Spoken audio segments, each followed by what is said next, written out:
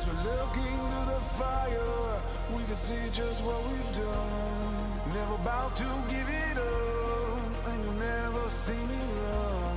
We won't go down till we win victory. We are fighting for a reason, we'll never stop until we're done.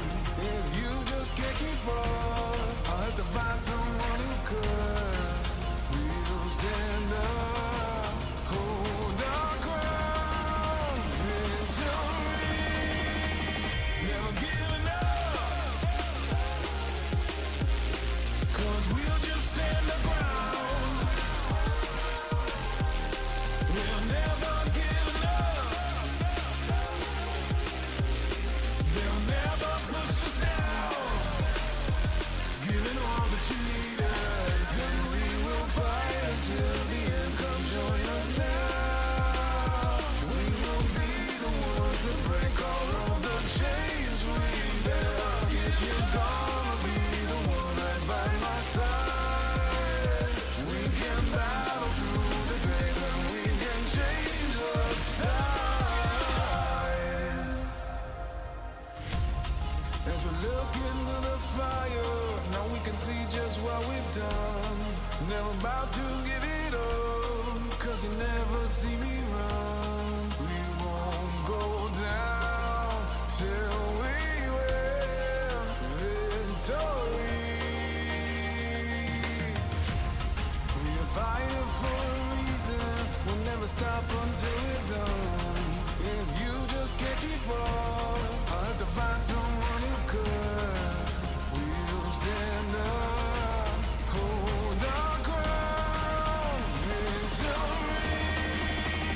Never giving up, 'cause we'll just stand around. We'll never give up.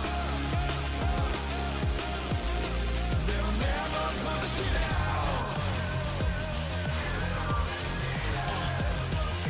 Fight until the end, come join us now. We will be the ones that break all of the chains we bear. If you're gonna be the one right by my side, we can battle through the days and we can change the tides.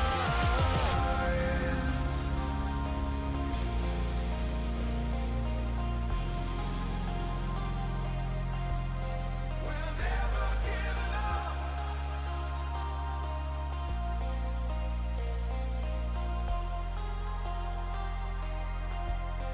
We'll never give it up.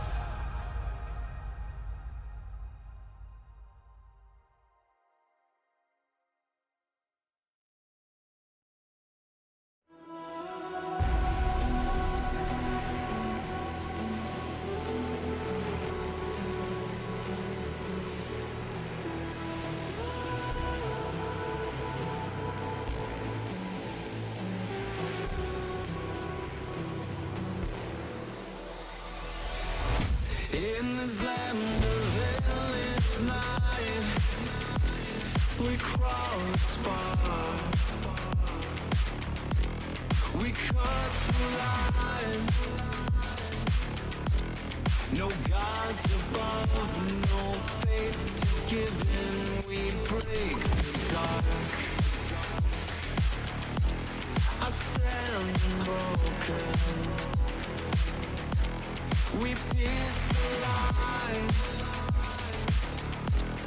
No gods above, no faith to give in. We break the dark.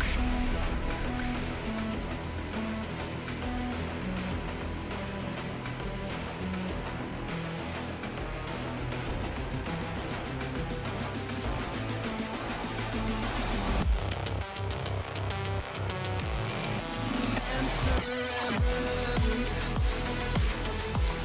No divine call. No gods above, we need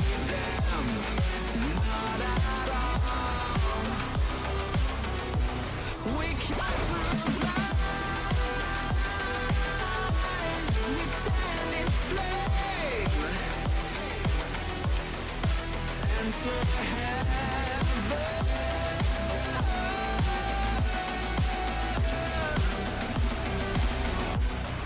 claim the night.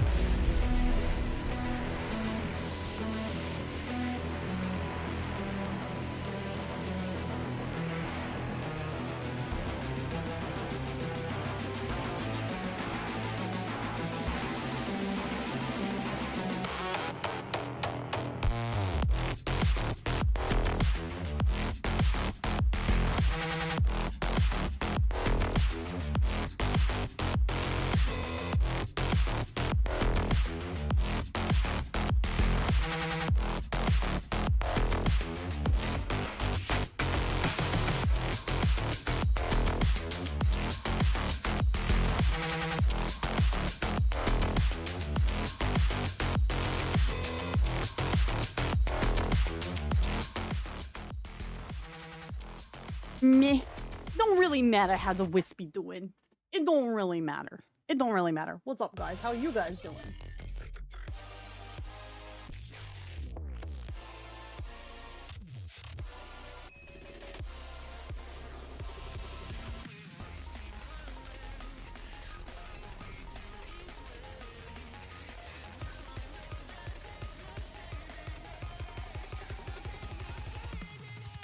Nah, don't. It's fine. Don't worry about it.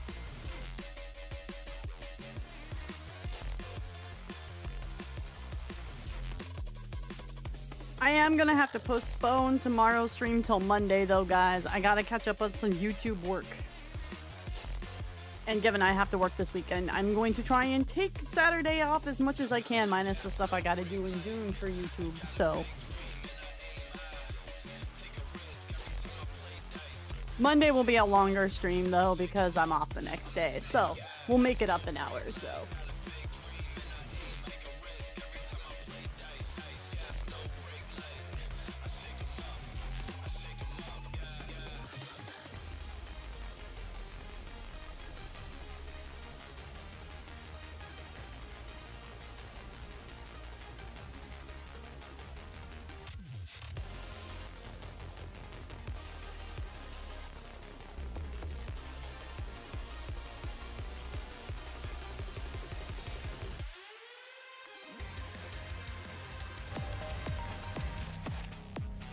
You guys are gonna have to suffer me doing my dailies real quick.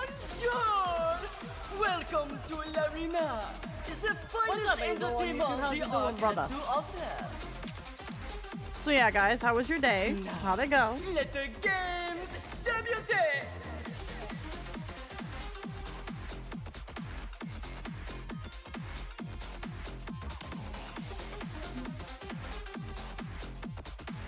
What's up, Raiders? Welcome in.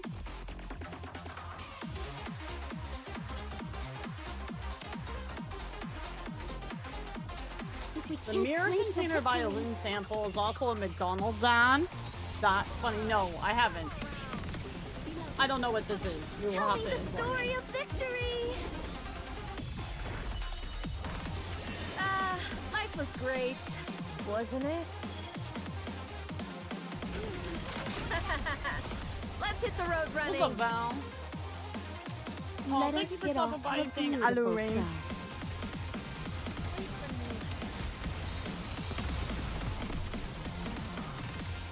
I'm here for the feels and the reels. Don't get yourself hurt, teacher.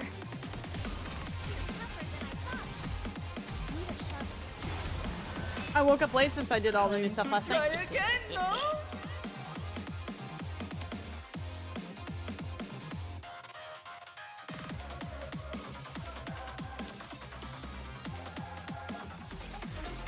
Papa hadn't get a new TV yesterday. Work's been chill, but the week's been pretty shit anyways.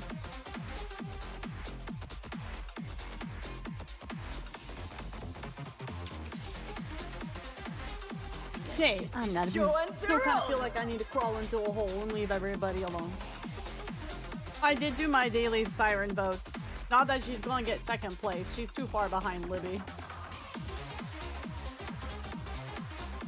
I wasn't expecting her to win the popularity poll anyways, honestly. Let's go, everyone!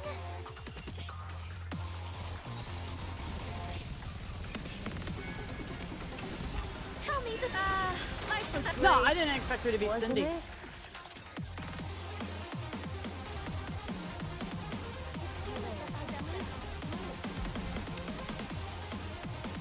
I love Snow Crane's design. It's just I'm not going to do her event until next week.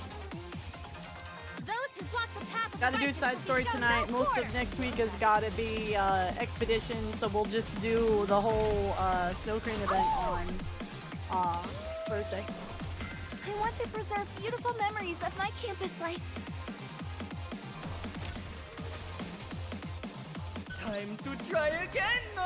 Did they drop new chapters? They didn't drop the new chapters yet, right? That's coming with the 3.5 Annie update, right?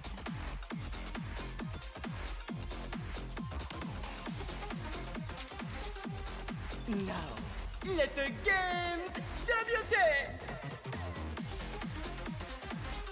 Let us get off to a beautiful start. Trebion performance!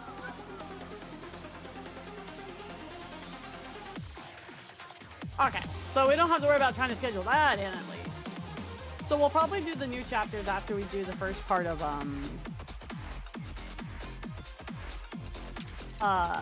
Ready? And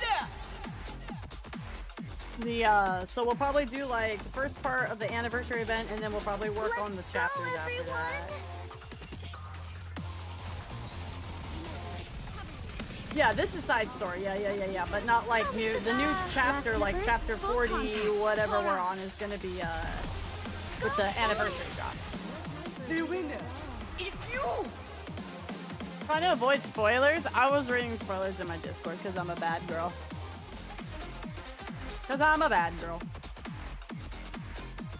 Although there wasn't a whole lot posted in my Discord, honestly. Ready? And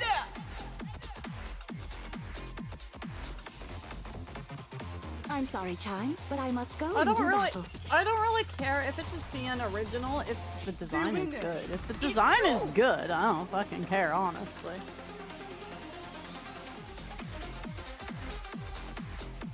Hi, Marky.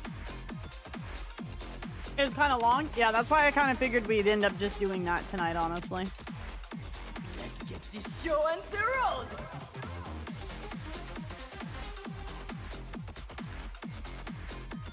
I will do my best to keep my Can't you outfit spoil clean. yourself on purpose? Yes, I can. I spoiled myself silly for both Infinity War and Endgame because I never thought I'd watch it. And then I watched both those movies almost a decade after they came out. Performance! I would have spoiled myself if I did. If you hear me say, fuck, I spoiled myself, it's entirely accidental and I wasn't looking for spoilers. There's a big show difference. on the road!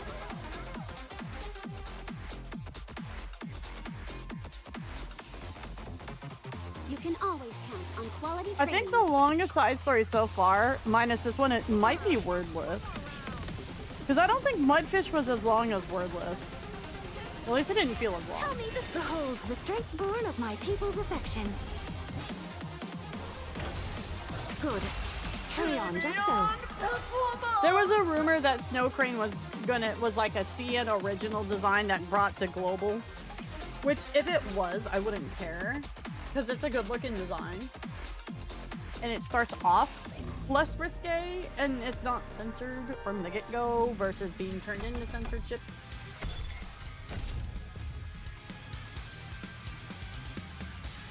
The story will be rewritten into a tale. The story will be rewritten into a tale that's happy and. See? Told you everything I don't even would know what work Twitter's out. saying. Like, my Twitter is filled with, like, the Nikkei, like, full stuff and, like, Iron Man stuff. So.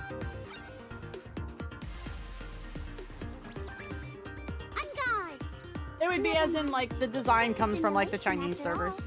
The Chinese servers had to have a lot of stuff redone and or changed because of censorship from the CCP. Not looking good.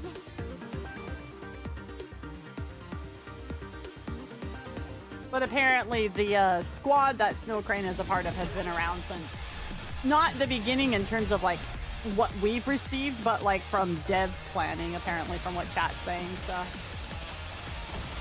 Tell me this. Behold, the strength born of my people's affection. hey BSV. My Twitter algorithm is very Told cued you in everything would on my work stuff. out. It's like, would you like Nikke fan art? Would you like Little Mermaid fan art? Would you like some stuff with Iron Man? I'm like, yeah. And then they're like, by the way, here's some Moon stuff. And I'm like, I like the Moon stuff. And then they're like, here's a lot of stuff from JP Bros. I'm like, hello, JP Bros. That's pretty much been my like timeline for like the last month.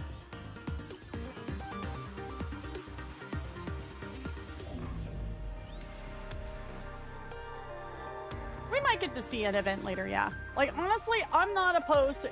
If you want my honest opinion, I think we should get the design Mustang has on CN. I think that design is dope, okay? I dig it. Because they're not doing, like, at least in the case of Mustang, they didn't just censor and they, like, gave him a whole badass design. And yes, I do know that Mustang has a new design this time around. I saw that on when we raided in the Echo last time. I was like, ooh, he's got some new drip. Mustang's got some new drip. No, I mean, I saw it when I raided into her channel last night. That was no big deal. Like, this event is in the past. Mustang having different clothes then doesn't count as a spoiler to me. Because it's like, you know, kind of implied that it would be.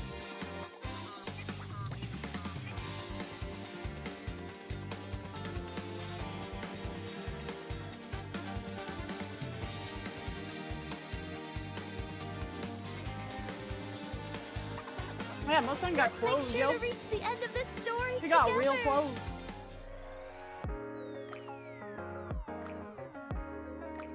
Oh, her burst skill looks pretty. All right, guys, we got enough to do one. We got enough to do one pull. So spam the bunnies to get the honeys. Mustang got that gangsta drip.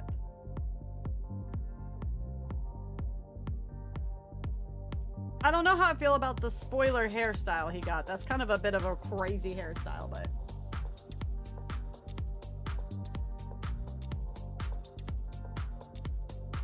Why would you curse me with... Why would you curse me by putting that out there like that, brother? What do you mean? Why would you taunt the blue? Why do you taunt the Blue Nation? It's not even the blue-haired waifus. If I get a blue-haired waifu because Fun fucking said blue, I'm gonna go,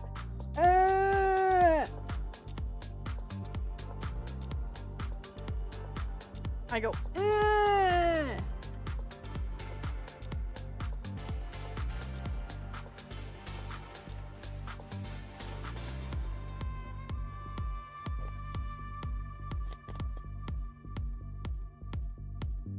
Dane and I were watching a breakdown of the Minecraft movie because instead of me watching the Minecraft movie, I'm gonna watch a guy rip the movie apart. And I died. I died. Jack Black in this movie actually says, we're going to craft and then we're going to mine. It's time to Minecraft. And I'm like, I don't even fucking play Minecraft and I'm dying of cringe.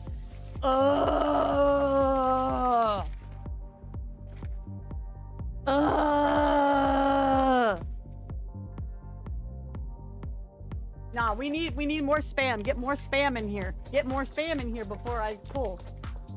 Now that I just murdered all of chat with that.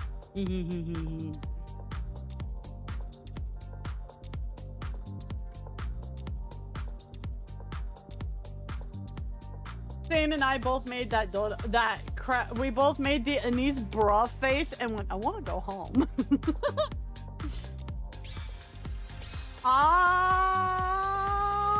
Yeah, exactly. We both made that face.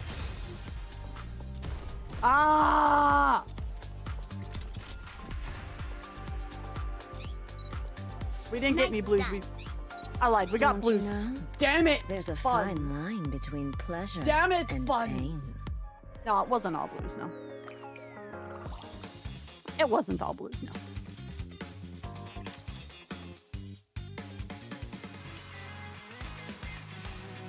No gold, though.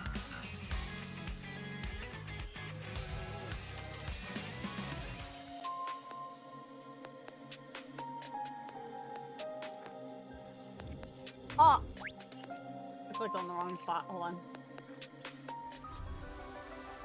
No SSR, but a 45 streak. Boop. This story takes place after Arc Guardian's story event and closely tied to the campaign, Chapter 42. It may be difficult to understand the plot if you haven't experienced these prior stories. However, you can still play through this story without finishing the others first. So, if you like Nikke, give it a thumbs up, like, subscribe. Let me know what your favorite Nikke is, and if you're happy about the Nikke popularity poll, or you're not, and how much you totally probably will fall for a niece more in this storyline. Alright.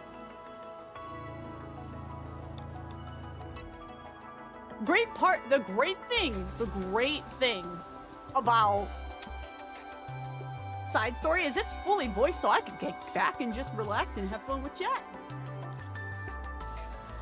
That's the best part. We all get to rack together. Mustang stares at the brilliant light beyond the monitor.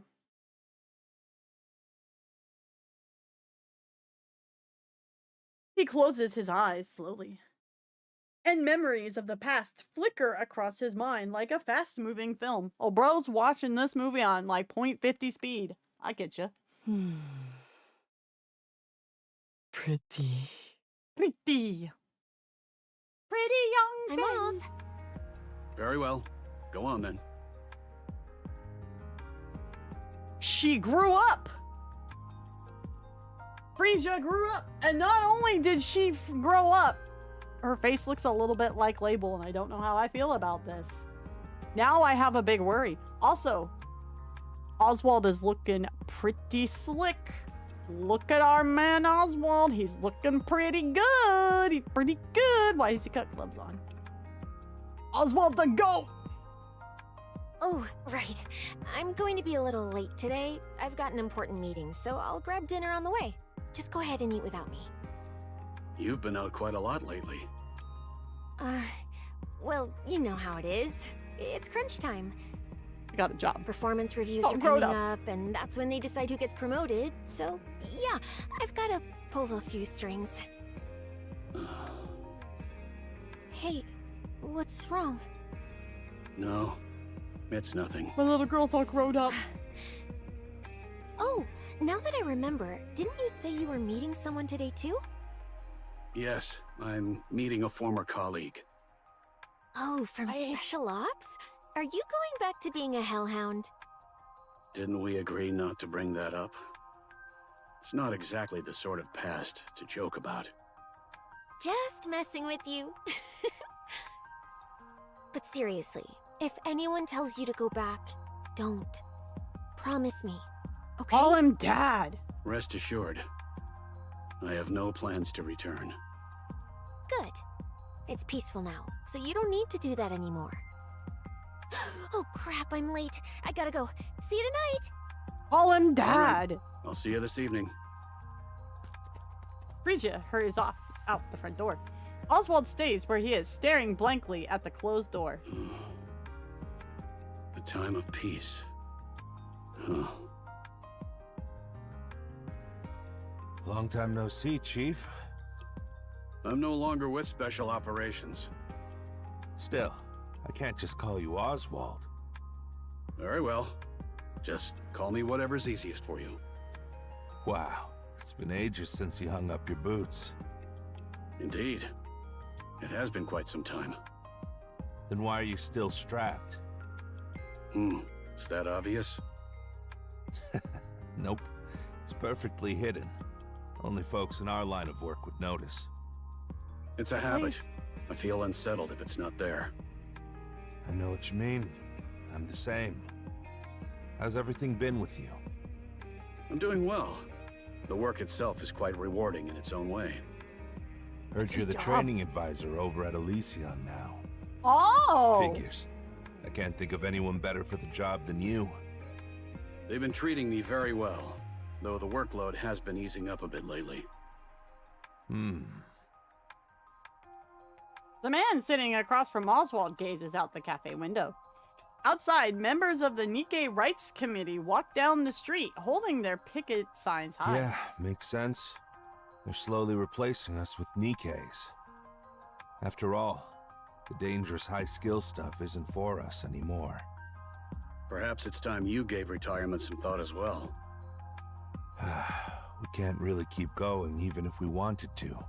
After all, Special Ops is exactly the kind of work a Nikke is built for. Now that folks are retiring left and right, it's probably best to leave while the benefits are still good. Yes, times are changing quickly. It might be wise to start looking for something you can take on immediately. Sometimes, I really miss those days we're out Become on a painter. operations together, Chief. Is that so? Oswald brings the cup to his lips and takes a I sip. don't miss it. I like how things are now. You've really changed since I last saw you. Oh, really? Can I ask you something? Of course. Why'd you retire? You were the one who made sealing the Ark possible, and a big promotion was just around the corner. Sure, the Goddess Squad ran off at the last minute and caused a mess, but that wasn't on you. Welcome in, Raiders. My name is WhispyStars. I go by Wispy or Stars. If you're new here, we're playing Nikke, my gotcha game of choice. It's the new side story that's supposedly building up for the new 3.5 anniversary coming out in a couple weeks. Sit back and get comfy. I'm sorry. Way to bring it No, up. That's quite all right. Anyway, I can't for the life of me figure out why you decided to retire. I honestly didn't think I had it in me to take on that kind of work anymore. Because of Frisia? So you do know her name. Everyone in Special Ops knows that name. And I'd bet it's the same even in the central government. Oh, I mean, Hellhound Oswald himself, sorry, the Chief of Special Operations, had adopted a little girl? That was a shock to say the least. What made you decide to do that? I'm afraid I don't know. I really don't. So, are you happy now? Oswald reaches for the coffee cup on the table. It's empty, but he lifts it anyway, bringing it to his lips, almost absent-mindedly. Yes. I think I am. Glad to hear it. In silence, they watch the city stretch out beyond the glass. So meticulously built that you never know it's underground and humanity's last refuge. Their eyes drift to the Ark looming like a silent sentinel. Suddenly, the calm shatters. Outside, a group of Nikke-phobes disrupts the Nikke Rights Committee march. Shouts and footsteps echo, and a brief scuffle ignites. It just keeps getting worse.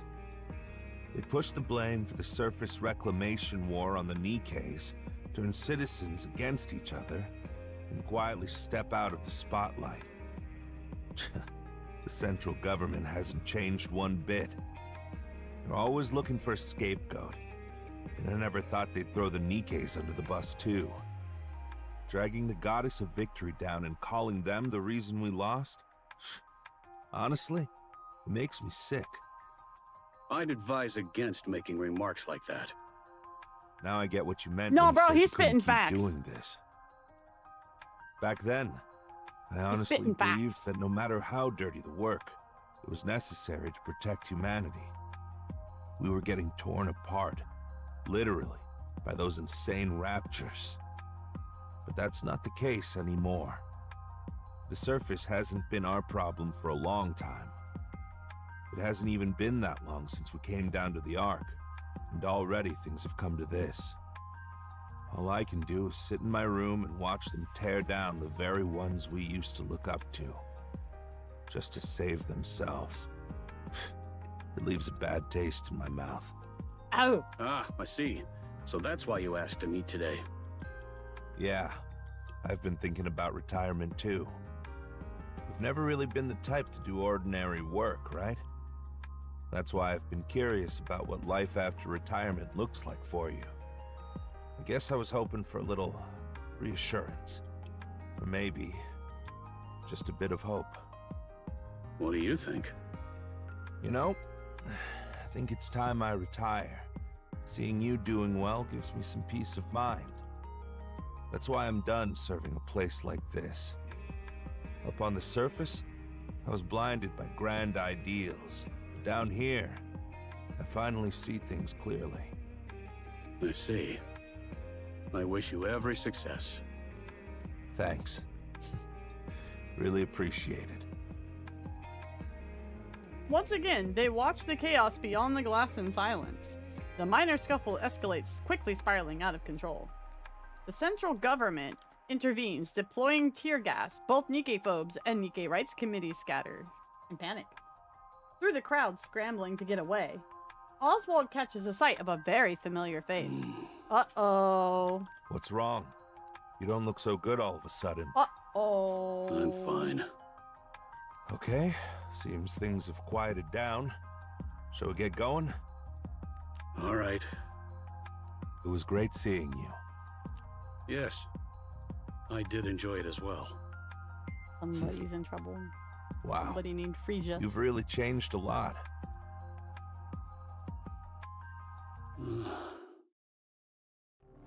Oswald sits on the sofa, staring into the darkness. He doesn't close his eyes. The moment he does, he hears the reproachful voices of his heroes. Memories come unbidden. Of the times he betrayed the very people he once admired. He tries to tell himself he had no other choice, but the comfort never lasts.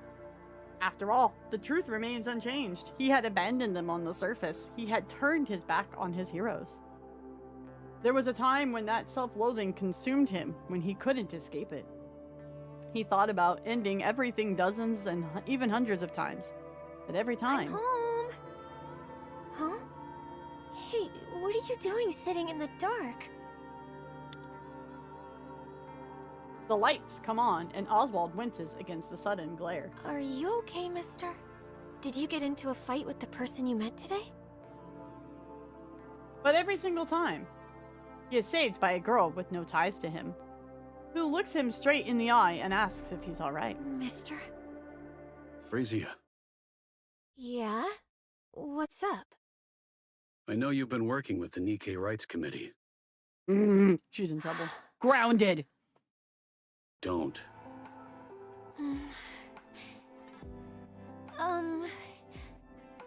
Just don't. Why not, mister? It's too dangerous.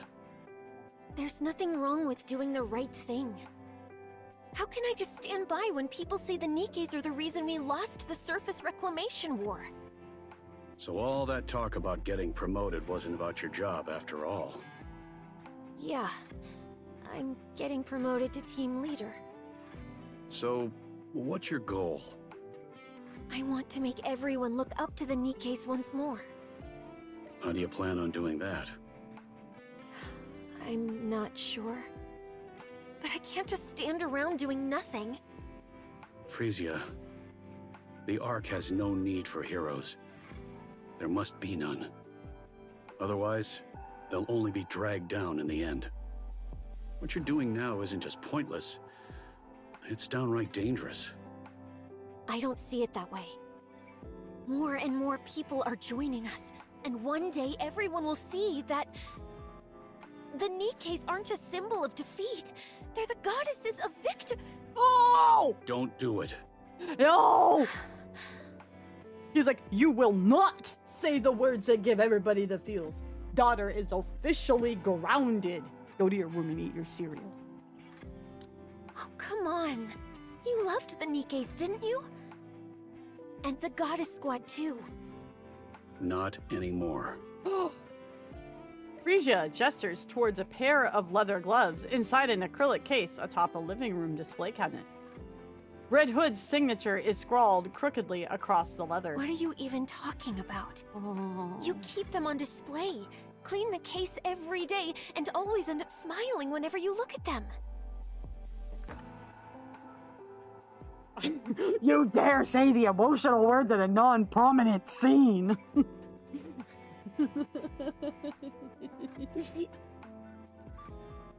Shift up, reminding everybody that once again, Red Hood is dead. Did you guys forget Red Hood's dead? That lie doesn't make sense at all. So why are you doing this? There's nothing more painful than seeing someone you've long admired brought down. Exactly. That's why we're going to stop it. You can't stop it. The top brass won't allow it. If Red Hood's so good, where Red Hood 2? She's currently laying in a hospital bed, being unable to move. You played Footsteps Walk Run. You know where Red Hood 2 is. Come on now. Did you guys forget she's dead, but we'll probably give her another ghost scene? I mean, I'm okay with that. I know. Like The central government needs a scapegoat, and I get why they're letting those Nikke phobes run wild. But are we just supposed to stand by and watch the Nikkes who risked their lives for us get treated like this? I wish we could do more. But for now, we can only stand by. Now that I'm a team leader, I can do so much more. And the committee gets to decide what it wants to take on. You're looking at having a choice a bit too optimistically, aren't you? Oh, am I? I already told you. Don't do that. I'm doing it anyway. Oh, well, okay then. Frisia, I'm crashing at a friend's tonight. And she opens the door and walks out. Oswald stares after her, stunned into silence. Oh shit, Oswald gets the first bit of, oh shit, she's a teenager. Damn. 3 days later. Oswald watches the news, then bolts from the room. As he runs, his hand slips inside his coat, checking the chest holder. The handgun is snug, exactly where it should be. He arrives at the scene. The authorities try to stop him, but he brushes past them effortlessly. It's over. The plaza is a wasteland. Shattered furniture and broken equipment lie scattered everywhere, and lifeless bodies are strewn across the ground. Oswald scans the faces quickly. Relief washes over him when he finds that she's not among them. He exhales and his phone rings. Oswald heads straight to the hospital, where he finds Frisia laying in her bed, eyes staring blankly at the ceiling.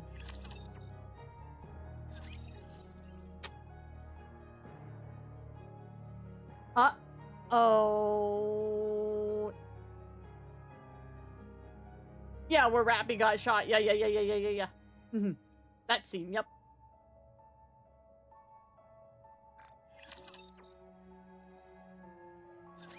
Nikke-phobic activists disrupted the speech and tried to force their way onto the stage. Your daughter got caught in the scuffle and fell near the edge of the stairs, breaking her neck and severing her nerves. She is conscious, but cannot speak or move.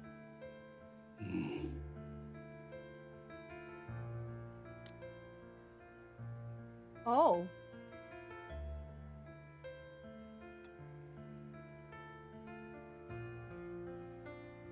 Okay. That wasn't on my, that wasn't on the bingo card. Oh. Oswald listens quietly to the police officer's dry, emotionless explanation.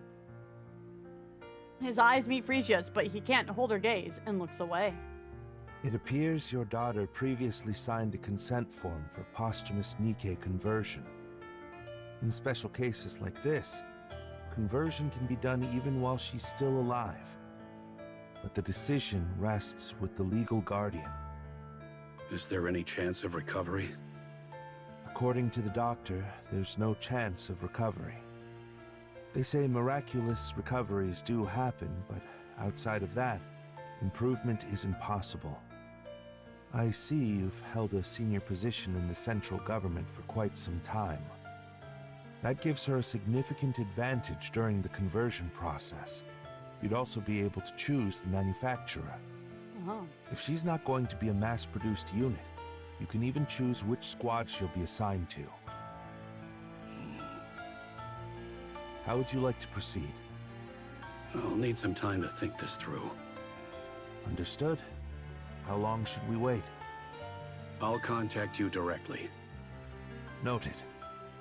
Please be aware that we can't be reached by phone on the weekends. Of course not. The police officer steps out of the hospital room, leaving behind only the beeps and whirs of machines. Frisia, do you want to become a Nikke? Frisia blinks. Silence hangs in the air. After staring at Frisia for a long while, Oswald finally speaks. I don't want that. I can't bear the thought of you forgetting me. Aww. So, promise me you won't forget me. Oh, no, we just started. I can't have emotions. I can't. No, that's not fair. We just got here. What do you mean? Nah. I hate this game. Frisia blinks, tears streaming down her cheeks. All right. Until next time. Frisia blinks. And Oswald reaches for his phone. Oh, too bad, Whiffy.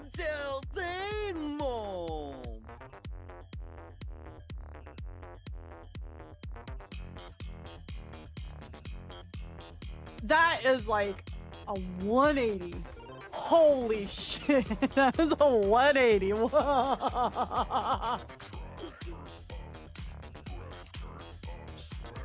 I'm not gonna lie, I kind of like him without the big ass bee thing on his ass. I'm not gonna lie. He looks so gangster though.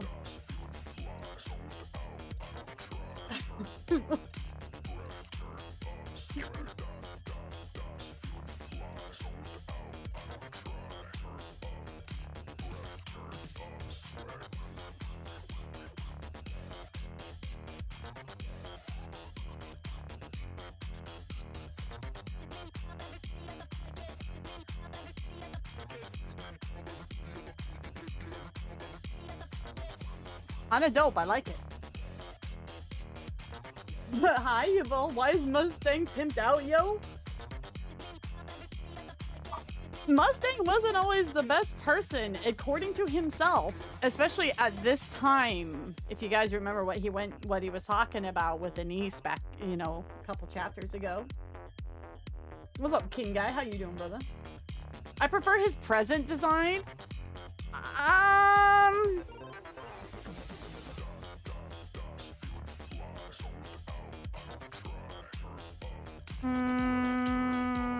There's aspects of this I don't like, but I do like not having the giant BS. The CN design's my favorite, though. I'm not gonna lie. Get it, Wisp. He doesn't exist in real life, but damn, I can feel his aura from here. VIPs of the hour, mes amis. Wait, is he talking deeper? Wait. Enjoying yourselves, oui?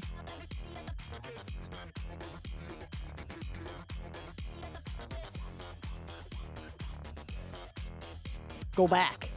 Hit the go back button. Good lord. Soft murmurs ripple through the audience. Ooh la la, barely a whisper. Tell me, did les spectacles tickle your fancy, Michelle? Bruh. Bruh. Bruh. Expedition 33 is next week. We don't need this much levels of French this week. That's next week. The audience erupts into cheers. Et voila, today's extravaganza draws to a close. Take care on your way home, Michelle. People are filing out, their footsteps fading into silence. Mustang watches until the last audience member disappears, then makes his way backstage. A staffer hands him a drink. He sips casually, then flings the remainder across their face. Get the sweetness right. I won't repeat myself. Oh. Yeah. Coin Rush, they dropped the thing in Coin Rush about the dark past, and then they kind of built on it with like Anise talking to him in the latest chapters. Mustang enters the monitor room and sinks into an extravagant single-seat sofa that looks completely out of place. A handful of staff rush to his side, touching up his makeup, spritzing perfume, and fixing Which his. genius handled the lighting today? That'd be Richard. Fire him. that glares unbearable.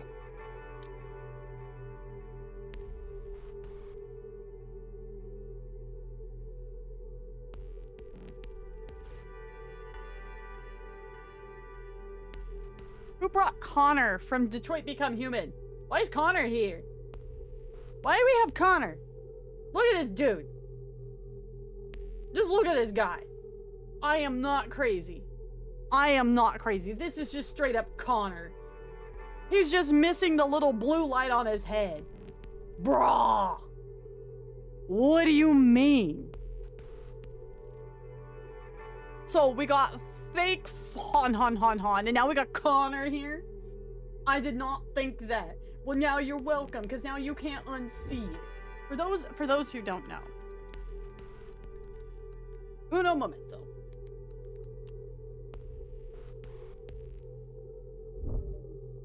Uno momento. Por favor. There, I spoke French for you. Be happy.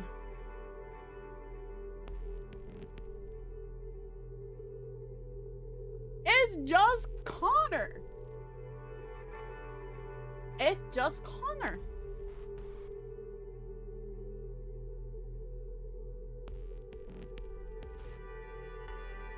See? Now the question is he good boy? Is he good boy Connor, or is he I'm gonna murk somebody in the hallway Connor? That's the question. Is he Mustang? I don't know, Connor. Yeah, there's Connor. Maybe I should play Detroit Become Human again for you guys sometime. He's Korean Connor. I'm dead. Korean Connor. He's the Korean models.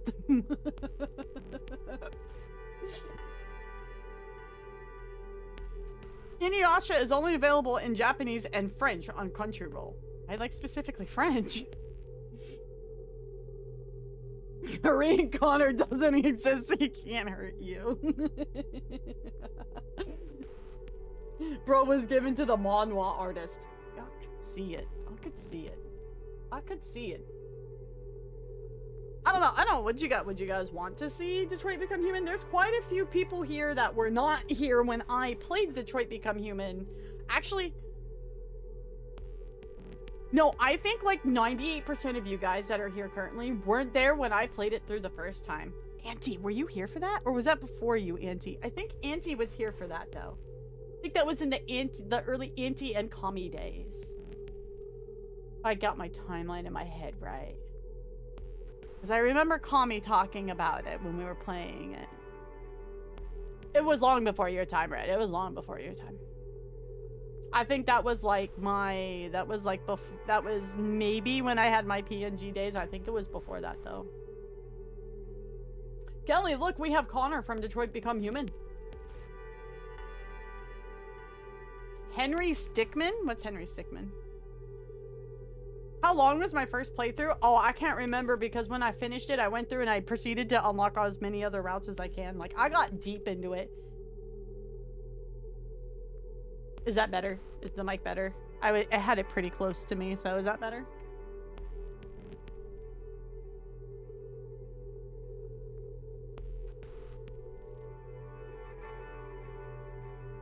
Okay, before Auntie. Remember someone I was playing it? Can't recall if it was you or back years ago.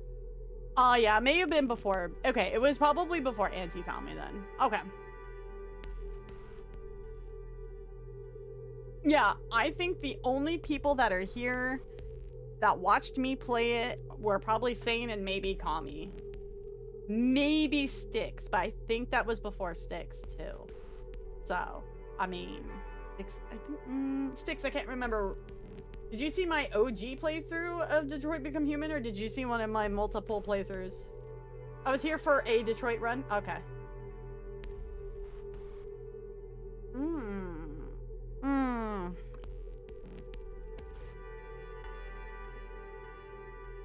Is that better?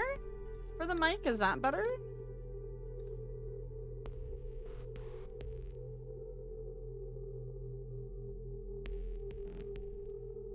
Oh, it might be the background music. Oh. Detroit's become Baguette. No, Clive became Baguette. Clive became Baguette. So this is OG Mustang. And he's apparently fake French.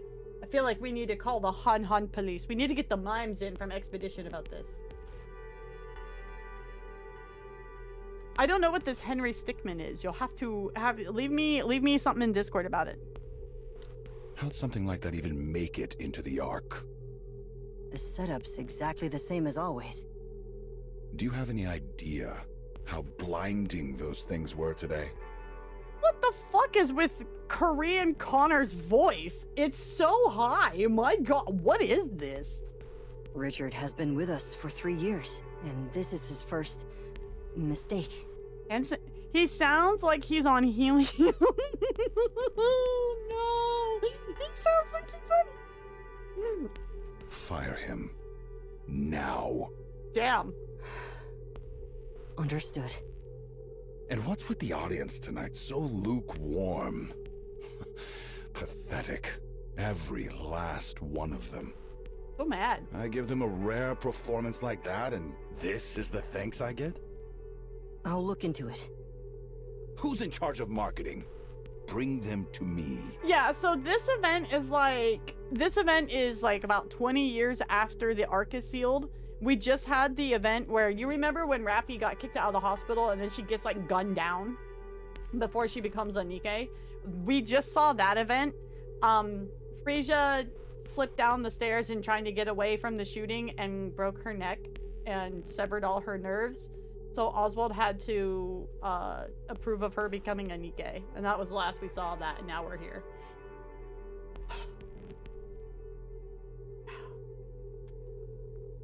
Yeah, that was upsetting. That was upsetting. He's just stepped out to the restroom for a moment. Tien Mustang is the goal. Didn't I say to wait here until the show's over? Am I a joke to you? He's been unwell with gastroenteritis for the past few days. I was worried it might get worse if left unattended, so I sent him to the restroom. And just who do you think you are? Who gave you the right to run the show while I'm away? That's not the case. Not a single thing meets my standards. And it's Including your sweltering in pants. here. AC, now! He's such a diva. Oh Right my away. god. So, how are the ratings today? 4.1%. That's bad. Unfreaking believable.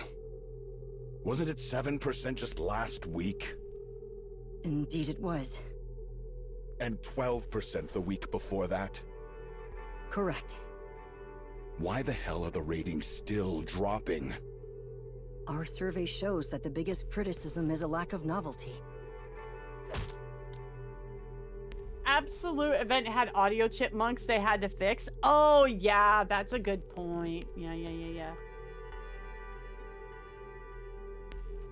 Mustang kicks Hansen squarely in the shin without even standing up. Do you think that's what I asked for? I told you to come up with solutions, countermeasures. And here I am parading on stage like some miserable clown, blowing kisses for everyone to see. And you, what exactly have you been doing? Hey, Hansen. Answer me, Director Hansen. Oh. Ah. He kicks Hansen in the shin again. I believe the main reason is the lack of new faces. The Nikke celebrity project we had invested so much time and effort into was practically cancelled. At this point, there's no way for a Nikke celebrity to make an appearance. It's all thanks to them royally screwing up that damn surface reclamation war. That seems to be the main reason. Public opinion of Nikkes in the Ark has grown highly hostile. So it's an inopportune time for a Nikke celebrity to step into the spotlight. Hansen, do you have any idea how much I poured into the pockets of those big shots when the Ark was built? Oh. I'm not sure. Juicy lore. A lot. A whole damn lot. More than you could even dream of. And I kissed every ass I had to, all while spouting some crap about the good of humanity, just to get my hands on Nikke manufacturing tech. Oh. Why, you ask? To secure the monopoly on Nikke entertainment inside the Ark. Okay. Nikkes that don't age, that obey if you fry their brains a little. The perfect product to sell. I stuffed them with cash, licked their boots. And it worked. Flawlessly.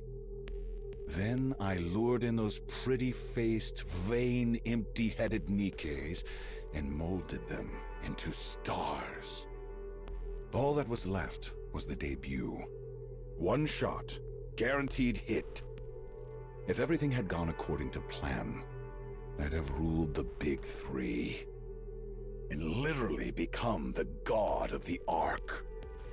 But then...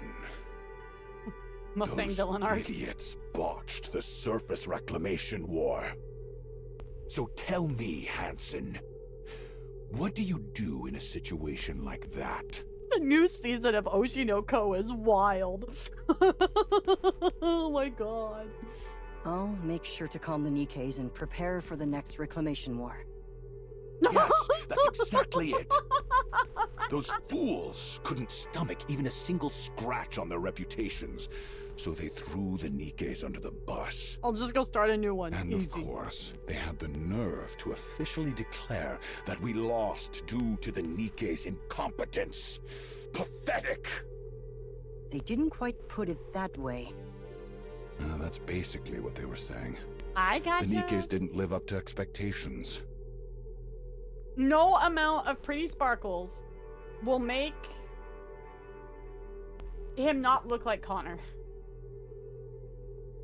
I don't make the rules. What's up, Anubis? How you doing? Hello, hello, everybody. So it's not our problem. Go sort them out yourselves. It's Connor! They won't die. They won't break. So have at it. Yeah, I get it. They had to clean up their mess. Fine. But they destroyed my business. The one I poured years into. If you guys are new here, my name is WhispyStars. I go by WhispyStars. I'm a retro neon themed snow leppy. I play Nikke at least once a week. We're caught up on current story as is. So we're doing side story tonight, and then we'll be doing the new Good World event next week. But yeah, I've heard it's long. Yeah, we started out with Fields, and now Mustang is in his early Mustang and his villain arc. I wonder if he just fully embraces the French at one point. And damn that war. Why start a fight you can't even win? At this rate, we're finished. Absolutely finished. There's nothing left for us. Nothing. Hansen, fix this. Now. Oswald strides I'll in. do my Oh best. boy! I don't care how you do it, just get it done. Yes, I understand. My car? It's waiting outside. I'm heading to Ephialtes. Don't even think about looking for me. Oh wow! It seems you've been going there quite often lately. How else am I supposed to blow off my steam, huh? Yikes! I'm leaving. Hey, give me a change of clothes. Mustang gets to his feet and strides out of the monitor room. Hansen lets out a deep sigh. Always working yourself to the bone, huh? The babe is here to save the day. Don't worry about it. She's back, everybody. Or she's here for the first time, depending on your timeline point of view, I guess. Yeah, I don't think you're supposed to like this Mustang. Since you know how hard I've been working, a little help would have been appreciated. It's okay, Connor. How Don't feel exactly bad. am I supposed to help? That person's a nightmare to deal with. As I see it, you aren't exactly easy to handle either. Thanks for the compliment. I almost feel rejuvenated. You're Shall welcome. we take this outside? Why are you acting like that? You're scaring me. It's important. How much Look at helium this. supply does he have? Well, how much have you played Detroit Become Human? Have you seen how many different routes there are for Connor? So add one helium plus every route, and this is where you get out. Miss Hansen, a document. She's hoping to become a Nikke. She can't move on her own? Yeah, she'd already worked her way up to team leader at the Nikke Rights Committee. When the Nikke phobes attacked her, completely severed her nerves, poor thing. Okay, but what am I supposed to do with her? Let's bring her in. Pardon? A woman who died tragically while campaigning for Nikke rights. Reborn as a Nikke, she's back to fight for the Goddesses of Victory in her own way. Quite the picture, huh? Are you suggesting we bring her into the entertainment industry? That I do. We don't even know what kind of talent she has. At this point, her story is her talent. If we play our cards right, it could flip everything in our favor. I suppose that may be true. We're doing this, then? Yes, I'd appreciate it.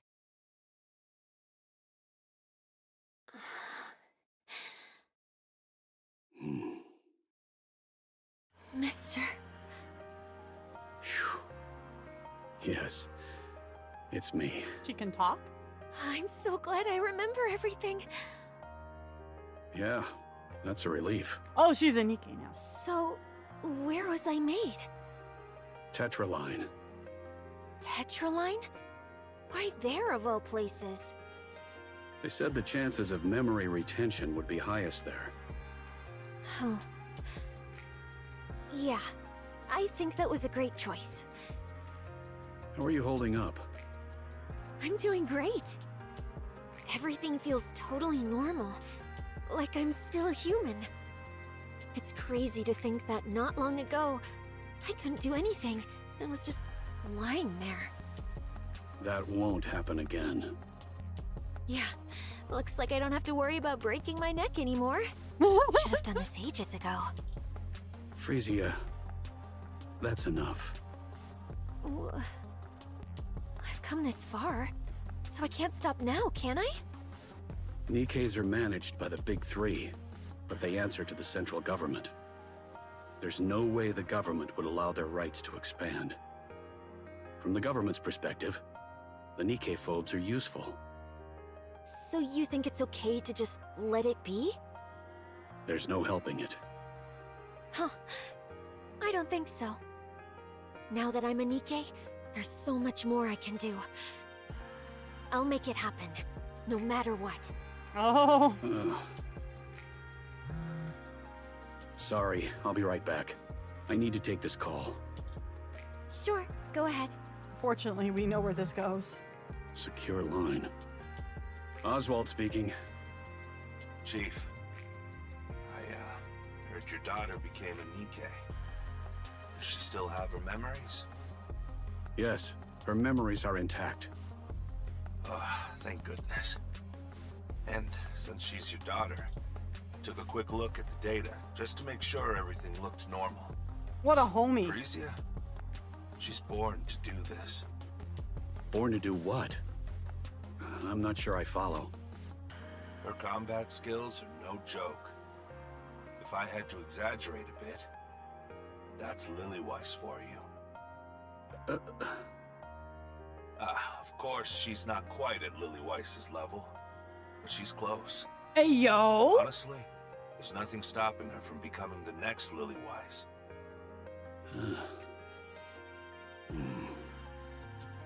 Chief, you still there? I have a favor to ask. Oh, yes. Go on. Could I ask you to alter the data? Oh, yeah, like my horse. At this stage, becoming the next Lillyweiss wouldn't do any good. She'd just be used as propaganda by the central government. More people would end up dying pointlessly on the surface. And one person alone can't change anything. But Chief, the mere fact that there's a successor to Lillyweiss at this point... Please, I'm asking for your help. I can't let my daughter be sent to the front lines. He called her daughter! Pulling the father-daughter card on me, huh? That's a low blow. I apologize. All right, leave it to me. I'll make her look like just another ordinary Nikke. Would that be possible? Nothing we haven't handled before. Piece of cake. Good thing Enix's tied up with managing the Ark right now. If everything goes according to plan, we should be able to monitor all sectors by next year. Right on time. I'll leave it in your capable hands. Sure thing. Guess I'll have to put retirement on hold for a while. Thank you. Mister? Still not done? No, it's over. Why? Tetra just called. They want me to swing by the office. Apparently they've got something to tell me. Tetra? Yeah. I asked if my guardian could come too, and they said yes. Let's go together. What's going on? Why Tetra? Why even ask? It's obvious, isn't it? Tetra's in the entertainment business after all. They probably saw me and decided to scout me on the spot. He's like, I don't know if this is I better. don't think that's the case. Say what? Uh-oh. Oopsies. It's...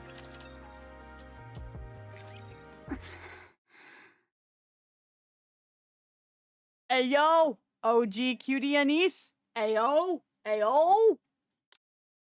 Anise stares intently at her desk. Every inch is scrawled with scribbles so crude she can barely bring herself to read them. She grabs a wet wipe from her bag and tries to clean them, but they won't budge. Permanent marker, huh? Anise scans the classroom. There's chatter here. Sora snores there, music spilling from the headphones, pages turning. And through it all, she knows that they're all watching her. Who the heck did this? Huh? She gets no reaction at all, as though she's not in the room. Oi! Who the hell did this? Still no reaction. Anise strides up to the girl, talking with her friends. The girl desperately tries to ignore her, but Anise leans in, their faces just inches apart. Hey, sorry to cut in, but do you know who messed with my desk? I don't know, comes the predictable reply. Meanwhile, Anise stares at her without blinking. Was it you? Watching the girl vehemently deny it, Anise furrows her brows in frustration. As she straightens and shouts I at the don't class. even care who did this. Just tell me why. Huh? What the hell? If you're gonna screw with me, the least you can do is give me a reason. The classroom becomes so quiet that you can hear a pin drop. Seriously, this is driving me nuts. And it's not even the first time. Anise stares at her desk and pulls out another wet wipe. She scrubs furiously, and the scribbles start to come off little by little. The red writing comes far more easily than the rest. She stares at the red stains left on the wipe, then shoots her to her feet. Without warning, she clamps her hand around the back of the girl's neck at the front of the row. Hey, Class Prez!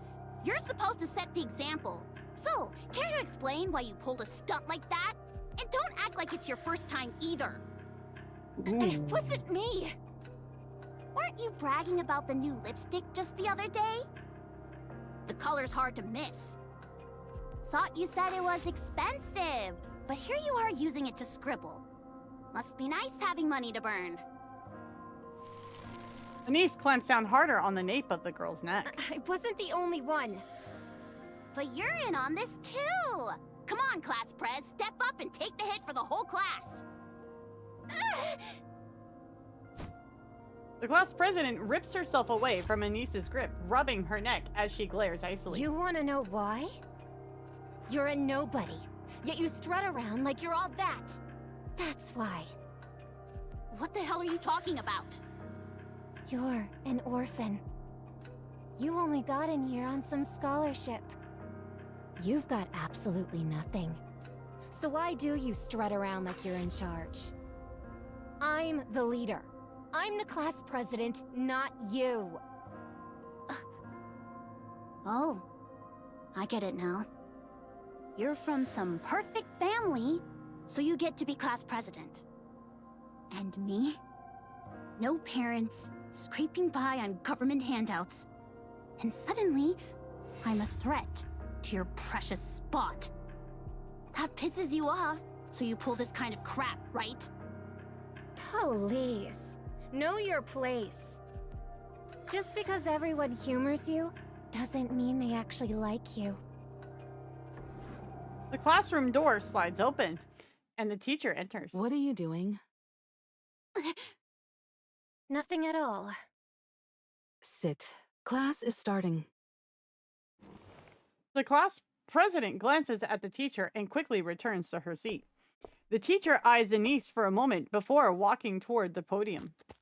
Anise lunges at the class president. Hey! I'm not done with you yet! Teacher! Teacher! How many times is this now? Dunno. Can't remember. Stop causing trouble. She's the one who started it first. I didn't do a single thing. I'm not saying she's in the right. But things like this don't just happen for no reason. It might help if you take a hard look at yourself. Are you for real right now? For real? What? Whoops! My bad. That came out wrong. I just meant it's a shame you're only bringing it up now. But hey, teacher, I've thought it over, and honestly, I don't see a single thing I did wrong. You were the cheer captain at the recent sports festival, weren't you? Yeah? You volunteered? Yup. Why? Obviously, I'm the best at it. I can plan the moves, lead the team, and have a pretty decent personality to boot. And the others agreed? How else would I become the captain? Why didn't you just let the class president have it? You know how it is, Anise. The class president... Yeah, her parents throw money at the school and she's just as dumb and selfish as you'd expect. So you know, Guess that explains it then. Isn't that way too blunt for teaching a kid how messed up the Ark really is? You think this only started when you came to the Ark? No. It's a culture with its own history and traditions. All right, Anise. Since we're talking about it, I'll be blunt. You were abandoned at birth and bounced from one facility to the next. Then, by some stroke of luck, you get picked for the chairman's so-called charity program. Special admission for the underprivileged, just to look good in the papers. And now, you've got things you never had before. Free housing, free meals, free education. So why isn't that enough? Why do you keep asking for more? Wow, teacher. That's a hell of a way to talk to a student. You sure that's allowed? Yeah, and honestly, this is fine for you. So, your answer? Do I really have to be honest? I've been honest with you, haven't I? I just want people to like me. I've never really known that feeling. Aww. But here at school... Damn it, I'm tearing up. Here, some tissue. When I got to school, the kids actually talked to me and hung out with me. It felt amazing, so I pushed myself even harder to get along with everyone. I thought that if I worked hard and did well, maybe they'd like me for it. You're lonely, aren't you? Yeah, always. Why don't you just quit school? Wow, you really don't hold back, do you? You're not going to get what you want here. The class president will keep pushing you around. And all outside activities, even part-time jobs are off limits, so you're just stuck here. At this point, you might as well quit and do what you actually want. You're living your life well because you work hard and fight for what you want. Honestly, that's impressive. But not here. Here, you'll get completely crushed, and all your effort will count for nothing.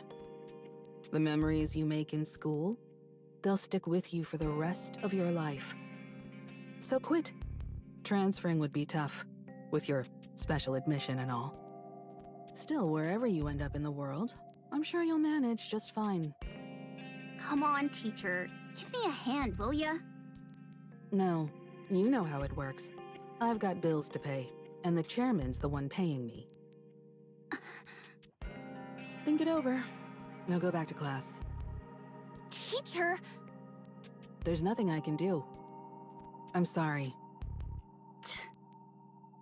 Thanks for apologizing anyway. Anise steps out of the teacher's room. She pushes open the classroom door and steps inside. The lesson is in full swing. The teacher talks, the students scribble and whisper, but no one so much glances at her way. Anise makes her way to the desk that's even more cluttered than before and drops into her seat. After a while, she leans forward and rests her head on the desk, awake but motionless. The lesson continues. The final bell rings, signaling the end of the day. Murmurs ripple across the room, but Anise sits there unmoving. Gradually, the classroom grows quiet as time passes. After a long while, Anise lifts herself from the desk. The classroom is dark and empty as a load of silence settles over her. She packs her bag and heads back to dorm. All of her roommates' things are gone, but Anise just collapses onto the bed. Voices drift in and from all around, but none of them are for her. She closes her eyes and lets her memories surface. The thank you letter she wrote to a facility administrator, left unopened in the trash. The time she asked a well-dressed peer to play, only to be slapped by their parent and splashed with water. A friend she had made who was adopted and gone before she could even say goodbye. Meeting that friend years later and greeting them warmly, only to be met with an awkward, uncomfortable smile.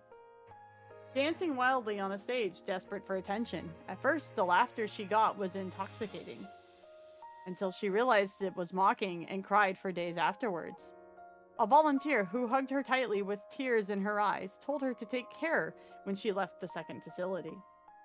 Unable to forget the volunteer, she looked everywhere, but all that remained was their cold, digital gravestone. The moment she tracked down the volunteer's daughter and begged for a hug, clinging as if her life depended on it. At that moment, Anise is certain. She must have been broken somewhere along the way, so desperate for love. Anise opens her eyes. On the first day of school, someone approaching her with a friendly smile, giving her courage when she had been timid and withdrawn. Eating together, walking home together, talking endlessly. The expectant look when she volunteered to be a cheer captain. Practicing, laughing, and celebrating when they succeeded. Feeling, unmistakably, that everyone liked her. And at that moment, Anise is more certain than ever. She isn't broken. She's better than she ever imagined. That's why she doesn't want to let this slip away. Even if it's fleeting, not even for half a year, it's a time when she can finally like herself. Anise closes her eyes again. It's okay. I can go back. Yeah. Hey, thanks. The next day, Anise opens the classroom door and walks in. Hey, good morning. There's no response. No one even glances her way. They finally finished the construction by the school gate. Gotta admit, it looks really nice. The room remains silent. No one even looks at her. Hey, anyone got a clue what we're having for lunch? She gets no reply. No one meets her eyes. I finished all the homework. Wanna go over the answers with me? No one answers her or even glances in her direction. Anise makes her way to her desk. It's still a mess, with things scattered everywhere. Amid it all, a single chrysanthemum blooms in a small vase. Anise feels a sudden urge to grab the vase and smash it onto the class president's head, but she holds herself back. She sets the vase down in the corner of the desk, pulls a book from her bag, and begins studying. Her eyes sting and her vision blurs, but she fights back the tears. That day, she doesn't utter a single word until she returns to the dorm and crawls into bed. Well, that was easy. Oh, hi, Anise.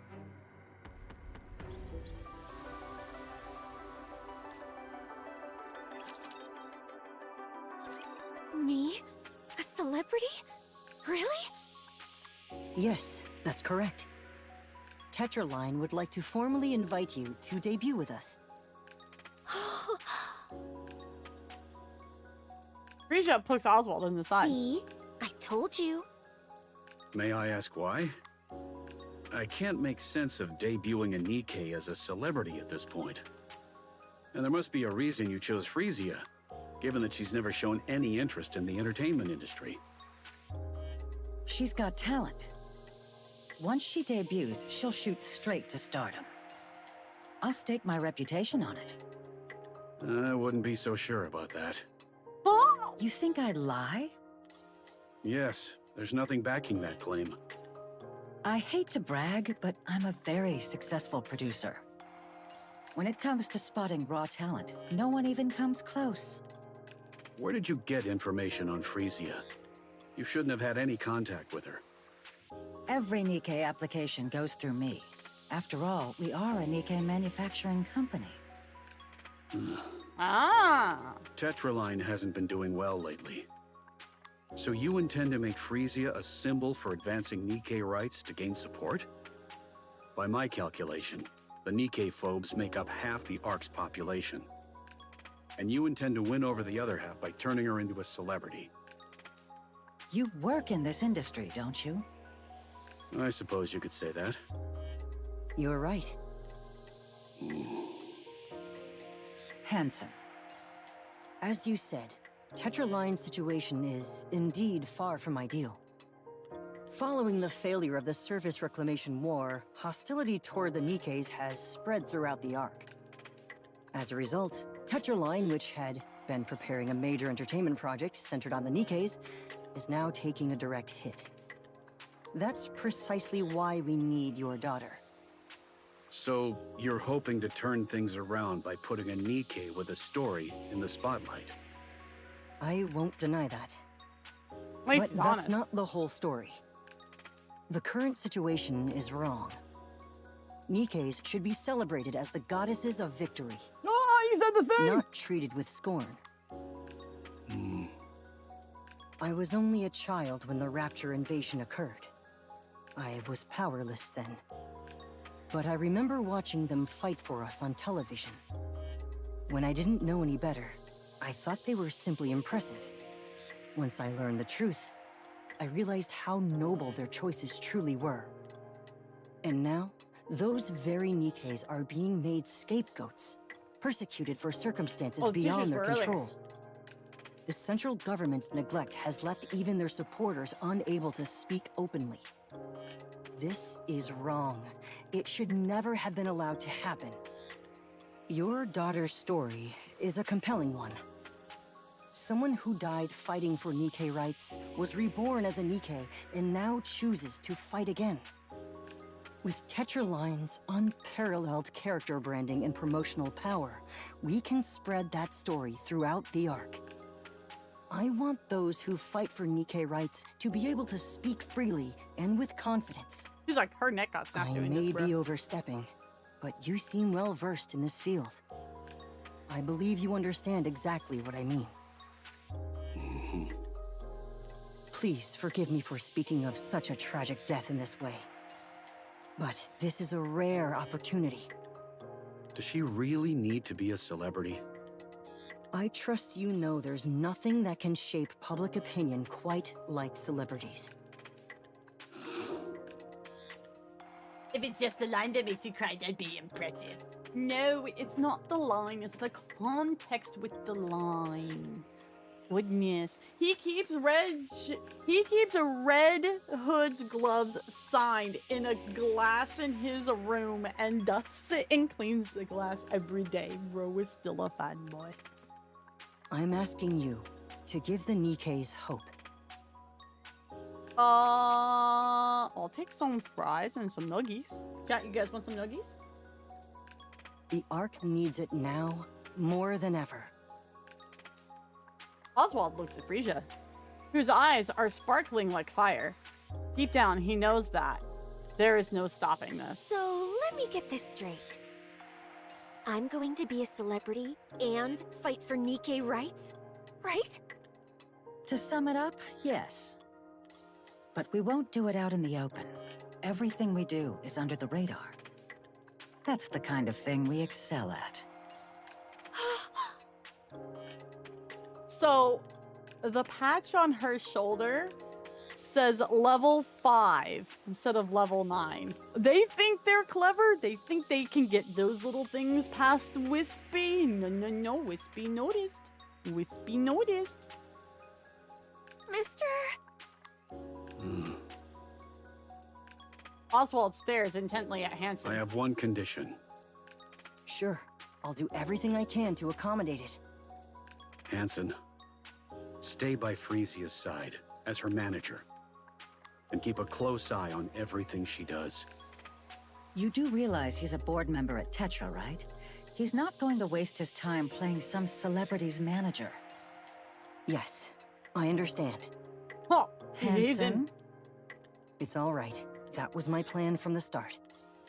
And one more Is thing. Hansen a bro? Under no circumstances are you to send her to the other side. The other side? I'm afraid I don't follow.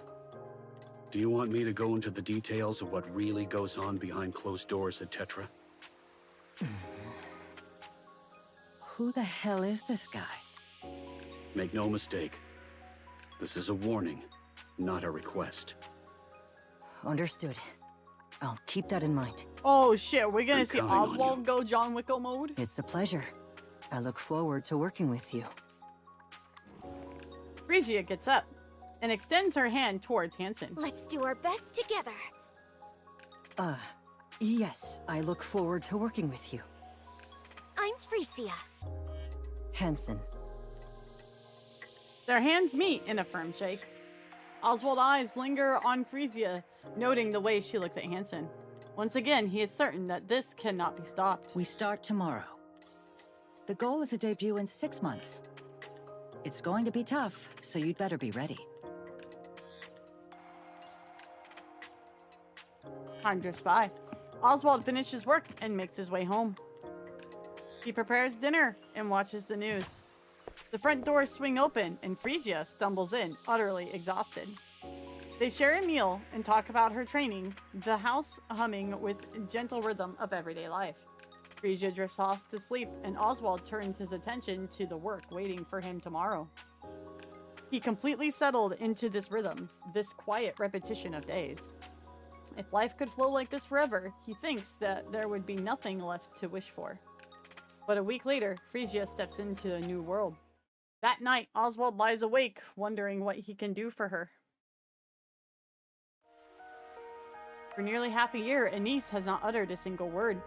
The scribbles on her desk have mostly worn away. The chrysanthemum that sat in the vase is gone.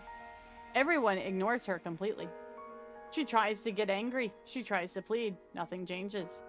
Even the teachers stopped responding. There's no one to reach out. Anise has no one. On weekends, she lies alone in her dorm room all day. Hey, this just got brought up in my Daredevil episode I watched yesterday. Still, she goes to school, clinging to the teeniest hope that maybe, just maybe, someone will speak to her tomorrow. Every time, that hope crumbles. Eventually, she gives up. She says nothing. She expects nothing. One day, after everyone leaves and the classroom grows dim and silent, Anise stares blankly into space. And for the first time in months, she speaks. Why am I even still alive? Oh dear. Well, that was easy. Here we go.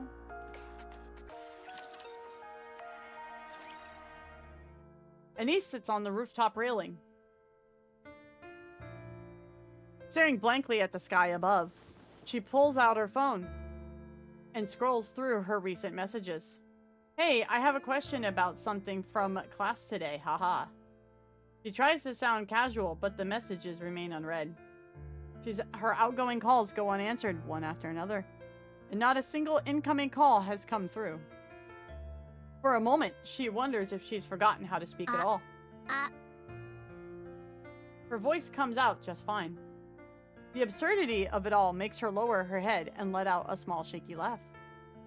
Soon, the laugh turns into sobs. Tears stream down, soaking her pants. She wants to be loved. She really, really loved in the way she's ever known. I wish I hadn't known. I shouldn't have let them get to me. Anise makes one last call to her teacher. It goes unanswered. She pushes herself up, balancing on the narrow railing. And then she closes her eyes. One step, that's all it takes. Just then, music blares through the arc loud enough to shake the air. It's bright and upbeat. And over it, a woman's voice rises. A song? It's a pop song. A light, pleasant melody with lyrics carried by a pretty voice. Without even realizing it, Anise finds herself drawn into the music. She knows it. The song was not written for her, and yet it fills the air, calling out to her to keep her going. It tells her that she is worthy of love, and she can get through any life that throws at her, and that one day she will look back on these moments and laugh. It cheers her on and wraps her in comfort. It breathes courage into her. It restores her sense of self-worth. You must live. You have to live and taste the happiness life has to offer. The lyrics ride the melody, gently nudging Anise away from the railing. The song ends, but she doesn't move from that spot until the morning comes. Tears streak down her face. Encouragement and support fill her heart with warmth. Anise whispers to herself as if making a vow. I gotta live. I gotta fight through this. Wonderful. Brilliant. Simply brilliant. You actually went and did it, huh? Thank you. And the ratings? The ratings came in at 41%. Nice. Ha! Well done. You make me proud. No, please don't kick him again. Thank you. You kept coming to me for money, so I had to wonder what nonsense you were cooking up. And this is it, huh? Her debut went off without a hitch. Bet it cost a fortune to stream it live across the whole arc. Well, it wasn't exactly cheap.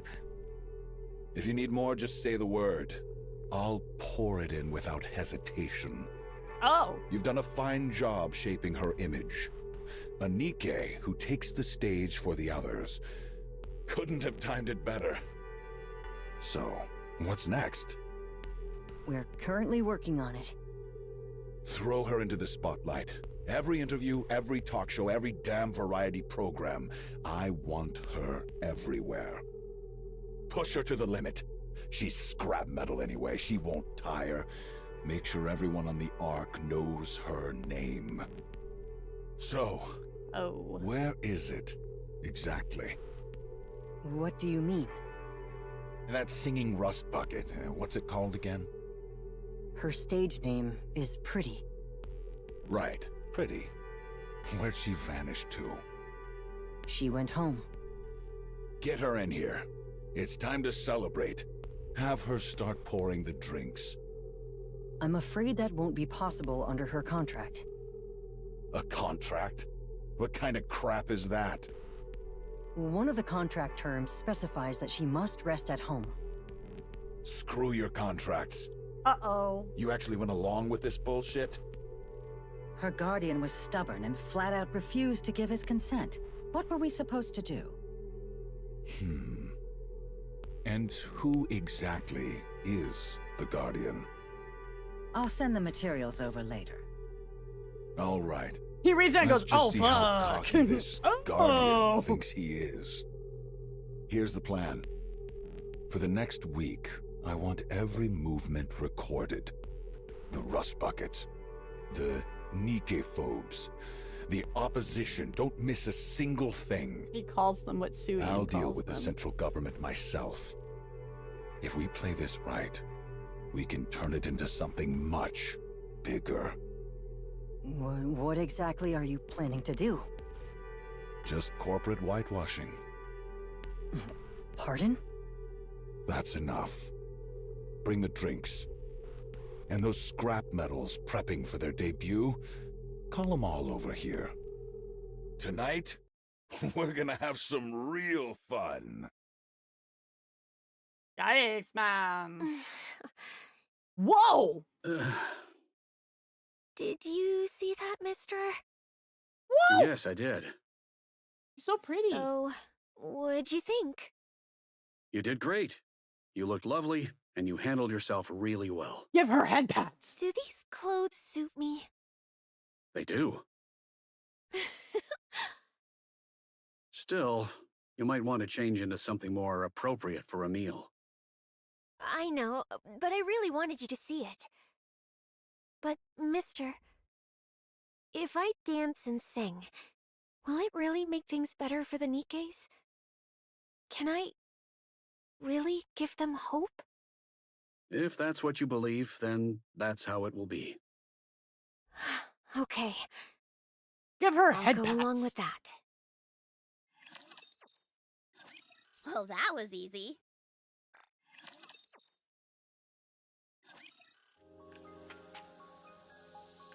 Time moves on.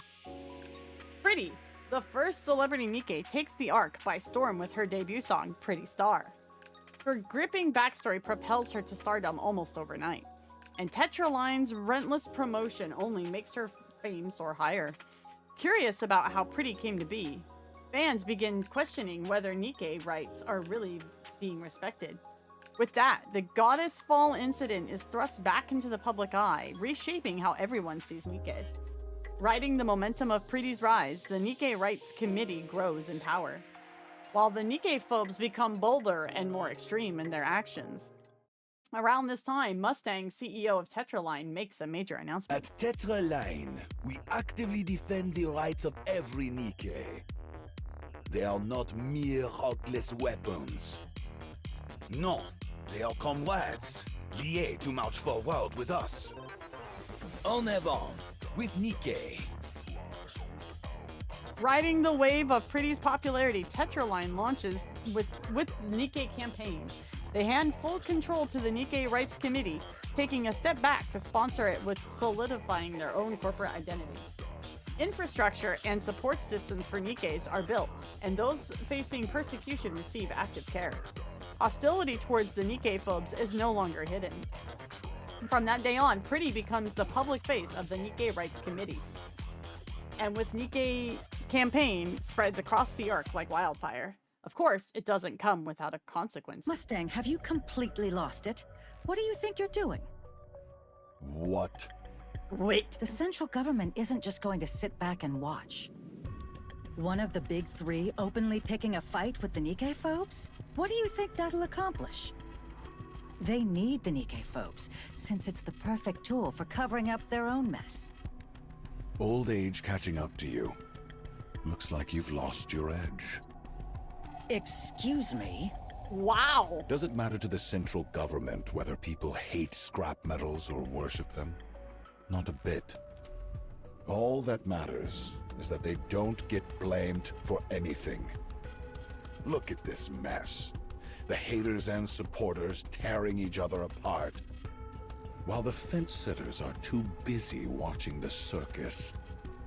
Do you think the central government has time to get involved?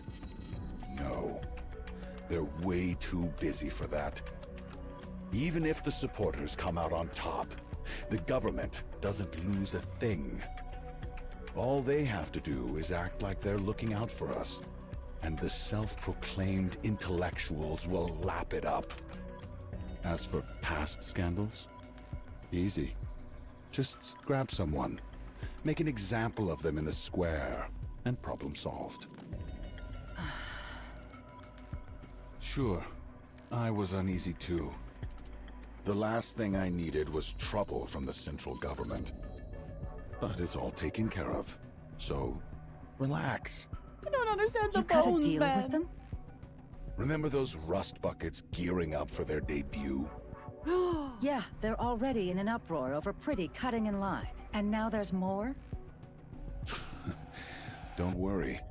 That's the last you'll see of them. You don't mean... Kitted them out with the best parts money can buy and sent one to each of the top brass. They'll be thrilled. And if anyone thinks of messing with us, we've got leverage ready to keep them in check. Bro. And if that doesn't work, Good night, Nick. we can always send shades to slit their throats. It's not exactly rocket science. Do you even realize who these girls are? I raised them myself, with meticulous care. Yeah, and I raised them on my dime, so they owe it all to me. Even when they pay me back, they get something out of it. Beautiful, isn't it? You disgust me.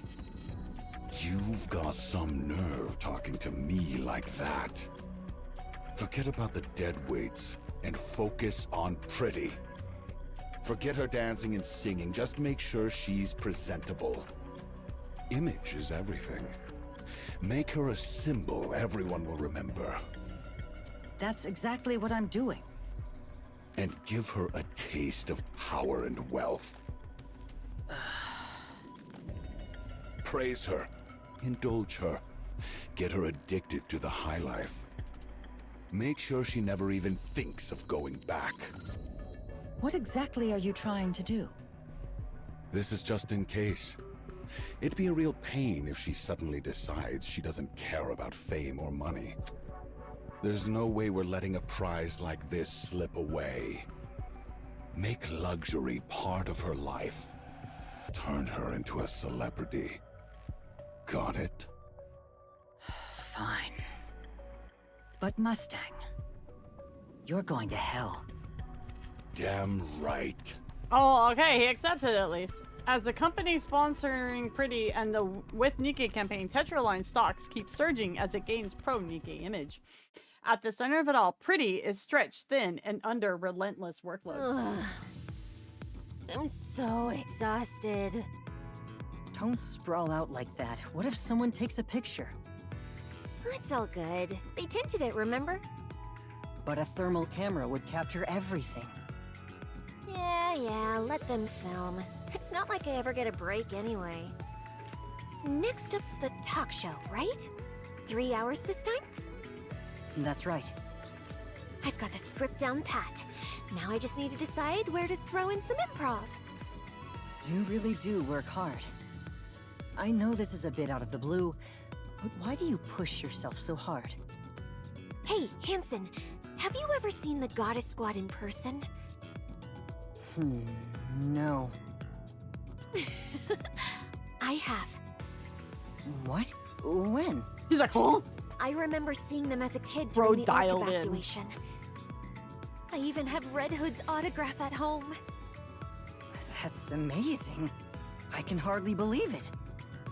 I'm not making this up. Anyway, that's exactly why I work so hard. I want to give people hope, just like the Goddess Squad did. Sometimes, just being there, just being seen. She wants to is be a enough to goddess lift of people's victory spirits. too. That's the kind of person I want to be. And the more I give my all, the more I see that life is getting better for the Nikkes. So how could I ever slack off? Still, it's rare these days to come across anyone who's Nikke-phobic. Give her a head pat chat. That's such a relief. It's all thanks to you. No way! It's really all thanks to the staff, Mrs. Miss, and a certain director/manager. She's so Looks good. like I'll be getting home at dawn again. Mister's probably still up. Ugh, I feel awful about that. Isn't it time for Mr. Oswald to retire soon? Nah, he says he can't sit still without his mind going a mile a minute. You said you'd ask what was on his mind. Did you? No. His expression was so serious and stern that I couldn't even bring myself to ask. Sounds like there's something going on. Yeah. Ugh, I'm beat. Hey, mind your legs while I'm driving. Can we just stay like this for a while? I'm so Oswald's on his way to make a hit exhausted. list. Oh my god. They're heavy. Come on, how heavy could they be? This is a custom-built, lightweight body after all. Move them now. Seriously, why are you being so petty? Shouldn't you be grateful when a pop star rests her legs on you? Or is it that you just can't handle seeing the ARC's top idol showing off those flawless legs? Frisia, please, people will take pictures. Hey, why'd you suddenly go all quiet? You're right. So get those legs moving. Huh?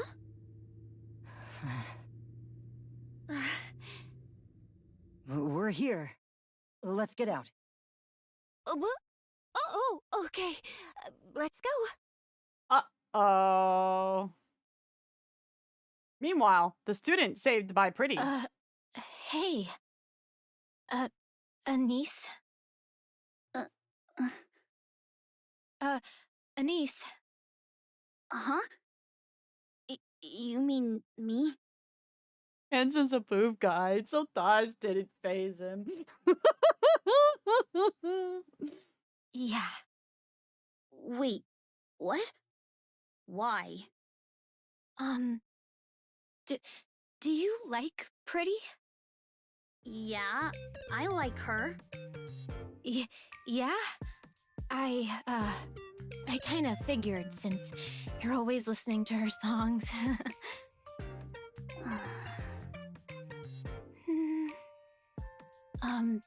I managed to get a concert ticket by chance. Do you want it? Heck yeah! Nah, it's cool. I don't need it. Anise? The class president isn't here today. I heard her cold's pretty bad, so she should be back tomorrow. Anise lifts her head, eyes sweeping across the classroom. The class president's seat is empty, and all eyes in the class are on her. So, what? I just wanted to say I'm sorry. I've been meaning to apologize for a while, but the class president is really scary. I know it sounds like an excuse, and I'll probably end up ignoring you again tomorrow, but still, we don't dislike you. That part's really true. I hope you know that. And we all prepared this ticket together. Oh, I want to think this is wholesome. Give it to me. Oh, yeah. Here. I want to think this is wholesome, but this is Nikke. It's gonna come and blow back in somebody's face, and it's gonna be terrible. Oh no! Anise takes the ticket. I'm gonna have a blast. The girl hesitates before Anise, then returns to her seat. Anise turns towards the window, letting the sunlight brush her face. She slides her earphones, and Pretty's music flows through her. A small smile spreads across her face. For the first time in what feels like ages, she's glad to be here.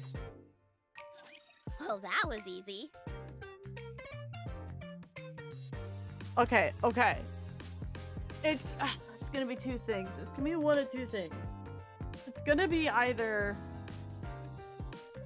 the class did it as a big keck, and the school president and the classroom president's in on it, and it's there to make Anise look dumb, and it's a fake ticket, just like the ticket that Rappy and her friend got for her other squad mate, and then it's all gonna go to shit, or this is gonna be the concert Pretty dies.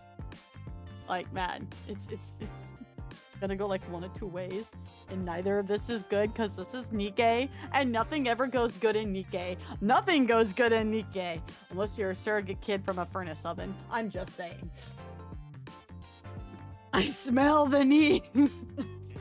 Wispy's crashing out already, and we're only 6 pieces in. Okay, hold on. I'm gonna go use the little Epi's room real quick. No, no, bro. No, bro. You can't expect. Nah. This game's not gonna debate me. Even the wholesome shit with Little Mermaid was still heartbreaking. Okay? No, it's gonna end terribly. Nothing could go wrong. This is Nikke and everything ends in sunshine and rainbows. Even my little girl has terrible things happen to her. It's all gonna go to shit.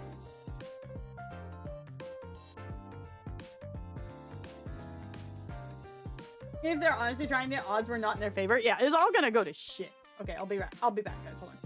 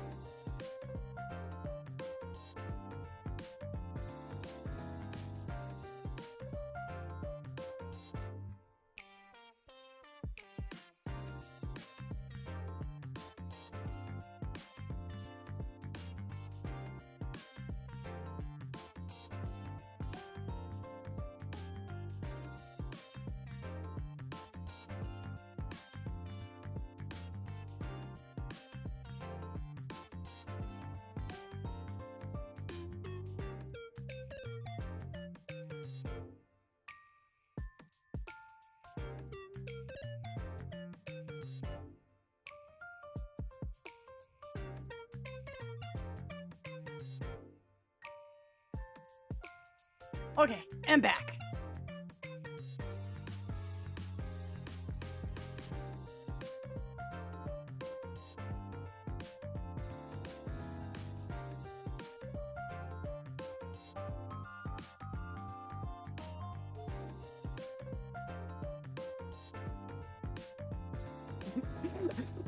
Same message as me. And he goes, Hanson looks really freaking weird. I go, Hanson is just Connor. And send him a picture of Connor from Detroit Become Human. And he sends me the Oguri. Reward song is pretty good.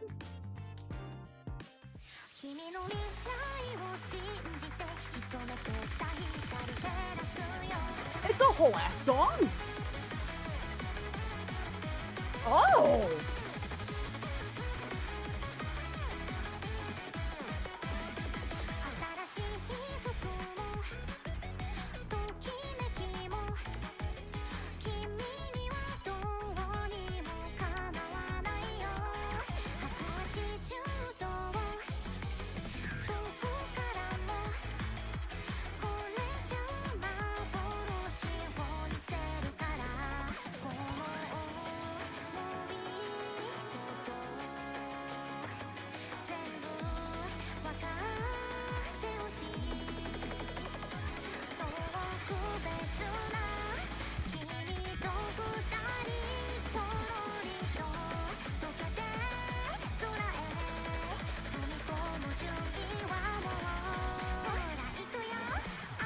Niku, y'all.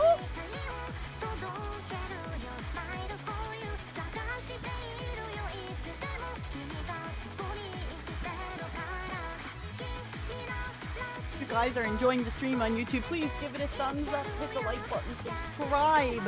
That way Twitch, or not Twitch, sorry, YouTube will give you guys not only more Nikke content, but it'll let you know when we're around so you can come by and see our other Nikke streams and our other Nikke playthroughs. Mwah! I'm not feeling this event. Oh, you mean the one with Snow Crane?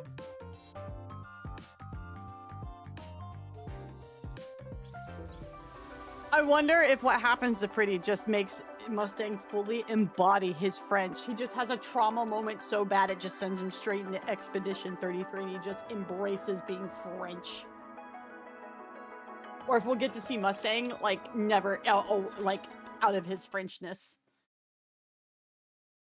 Not my kind of woman. I dig her design, but I don't know about her as a personality yet. But I dig her design. Exactly, Gustav. He becomes Gustav. And becomes Daredevil. And time moves on. Frisia is glued to her phone in the car. What are you doing? Just checking my social media. Oh no, that mistake's so obvious. Everyone noticed it. It happens. No one's perfect. Still, they spent the time and money to come all this way. Hey, Hanson, can we squeeze in a bit more practice? You're only getting 3 hours of sleep even now. Cutting back any more could be risky. But... there are men in this game?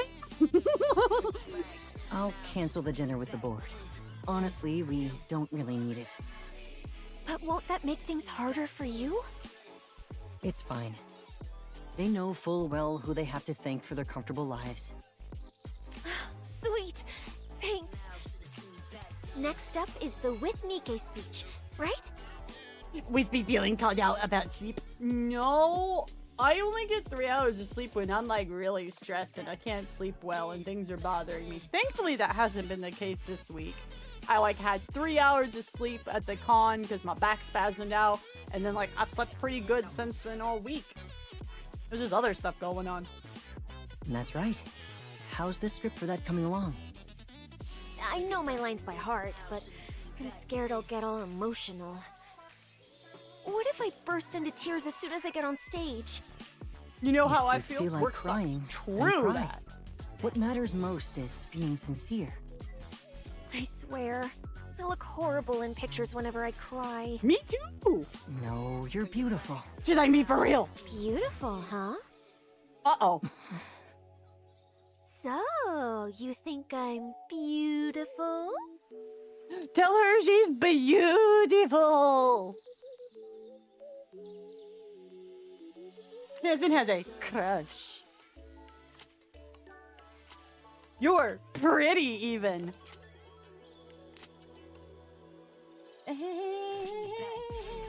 Oh yeah, no, I'm definitely gonna bring my own pillows next time for sure. I might even bring an extra blankie too. I'm gonna end up bringing like another suitcase basically. Cindy somewhere. That's my line.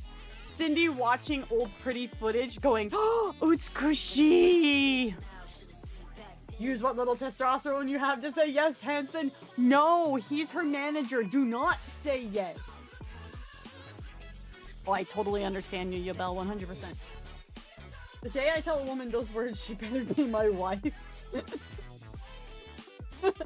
King's like, that wasn't funny, Wispy. Stop. Boo, Leppy, boo. Hanson's like, fuck, fuck, fuck, fuck, fuck. Anise steps into the classroom. Her eyes meet a few of her classmates. And for a moment, they share a silent greeting. She slides into her seat. By now, the scribbles on her desk are almost completely erased. Someone passes by and quietly leaves a piece of candy on the corner of her desk. She unwraps it without a sound and pops it into her mouth. Her gaze drifts to the window as she chews it slowly. She slips on her earphones and lets Pretty's music fill her ears. Anise still doesn't speak at school, but she isn't lonely anymore. Aww. That was like really short. Yes, Leppy. No, Leppy. Boo, Leppy.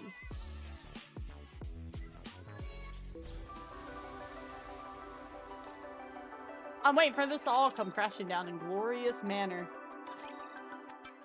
And time continues its quiet march. AKA, we're time skipping a whole fucking lot. Frisia is glued to her phone in the car. What are you doing? Just checking my social media. Wow. Everyone's still talking about the mistake I made on the last live stream. These people really blow these things out of proportion.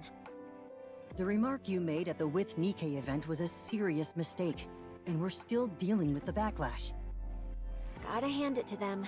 People really love poking their noses in everyone else's business.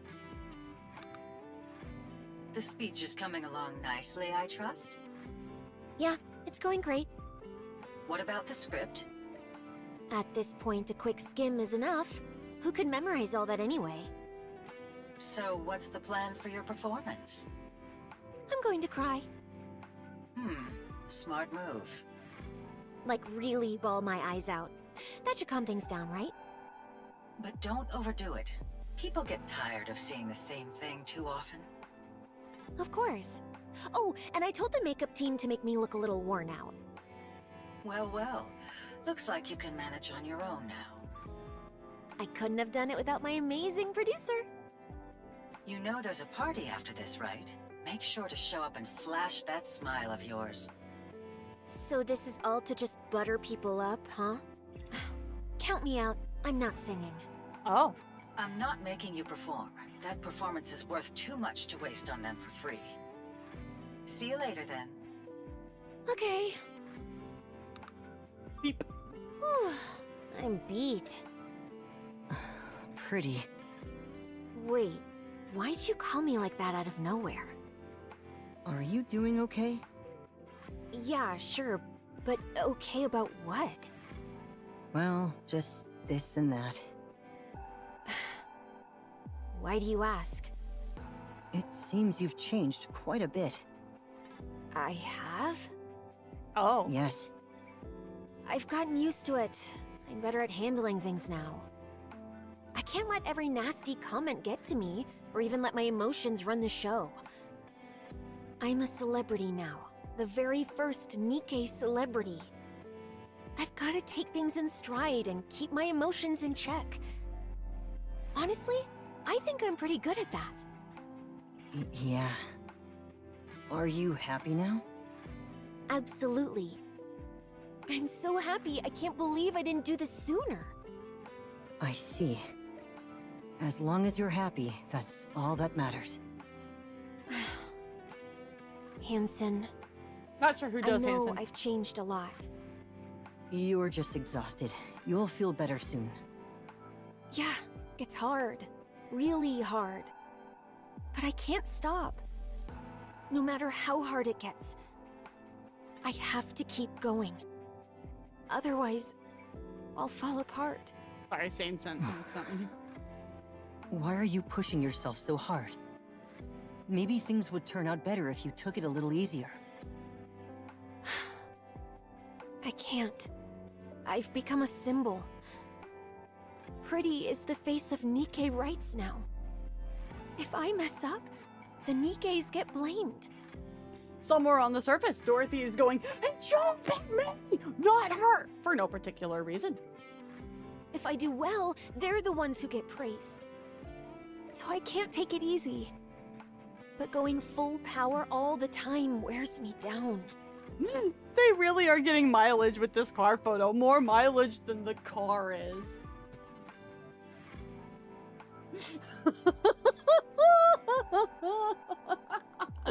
That was funny. Right now, putting on a mask is the only way I can keep going. Yeah. I can't even begin to imagine how heavy that must feel. Honestly, it still hasn't quite sunk in for me. How are you holding up? Feeling stress? It's intense. Living a life where everything I do is under watch, and every single action I make can have huge consequences. But once I'm home, I'm fine. I can just be myself. What are the theories about Hansen? Gib?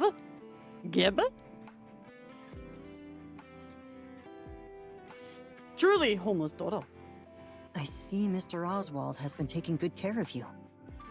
No, he doesn't say much. He just makes me food, we chat a little, and that's it. But even that's such a comfort. Mister. He doesn't show it openly, but he really cares about what I'm doing. He loves the Nikkes as much as I do. We're both huge Goddess Squad fans. Once, he told me that I'm doing something he never even dared to dream of. That makes him happy. Aww. He says he's proud of me. And that's why I can't stop. I've acted so spoiled with him. Ever since we first met. And he's never complained once. He saved me. He really did. Living together, he tried so hard to be a good... I'm going to cry. A good father. I was great at it. Give her head pats. But now, I think I'm doing okay. I want to be a daughter he can always be proud of. Oh no. That's why I can't stop. Do you hate me now because I've changed? Sorry, I was mistaken. You haven't changed a bit. You were just the same as always. Thanks. Put the pen down! I think it's about time I got my hands into politics. Huh? Politics? Isn't being the CEO of one of the big three enough? No, I'm still under the central government's thumb.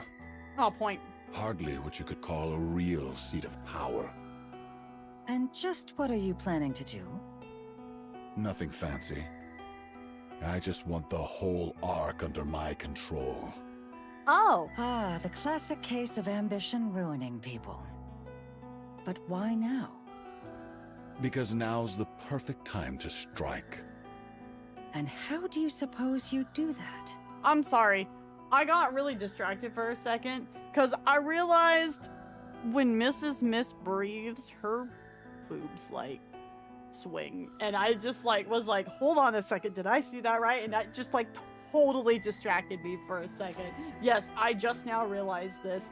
I'm sorry. We could go on now. By profiting off Pretty. Of course.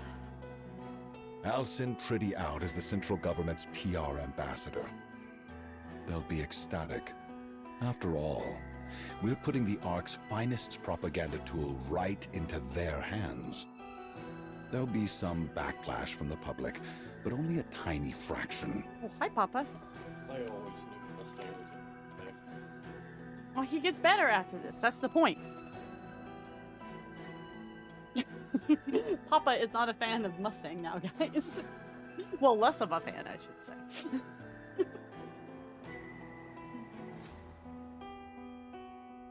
French Mustang and Hansen have the same eyes. Hansen would have to, like, go under extensive plastic surgery and some skin dye. I'm just saying. Hansen's voiced by Dio and JP?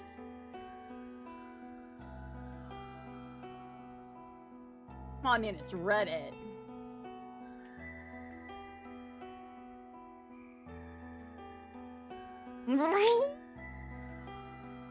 Jojo!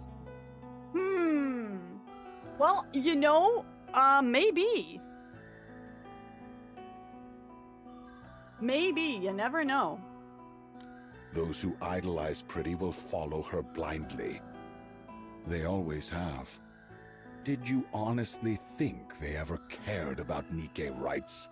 Oh yeah, I knew that Dio was Mustang. I knew this, but people are saying Hanson and Mustang are voiced by the same person. And in return for handing them Pretty, I take my place in the top echelons of the central government. Then what? Well, if I manage to break into politics, the first thing I'd do is... I'm talking about Pretty. I couldn't care less about what you're up to. Same as always. Singing, dancing. The only difference is their so-called fight for Nikke rights now just serves the central government. Haha. You really only ever think about yourself. At the end of the day, the only thing that matters in life is me. Living for others, that's just hypocrisy wrapped up as virtue. Enough. I won't let you throw Pretty away like she's nothing. There's a limit to ingratitude. You're really going to use the very one who pulled Tetraline back from hitting rock bottom and then discard her? Get a grip. You didn't get here because you're exceptional. You've been scraping by for so long that now you think you own the whole table. What? Lost your thrill all of a sudden? Want to get yourself fired? Spit facts. Pretty still loves to dance and sing. And of course, she loves the Nikkes. Exactly. That's why I'm letting her keep going. If you do that, it won't be the same anymore. So what?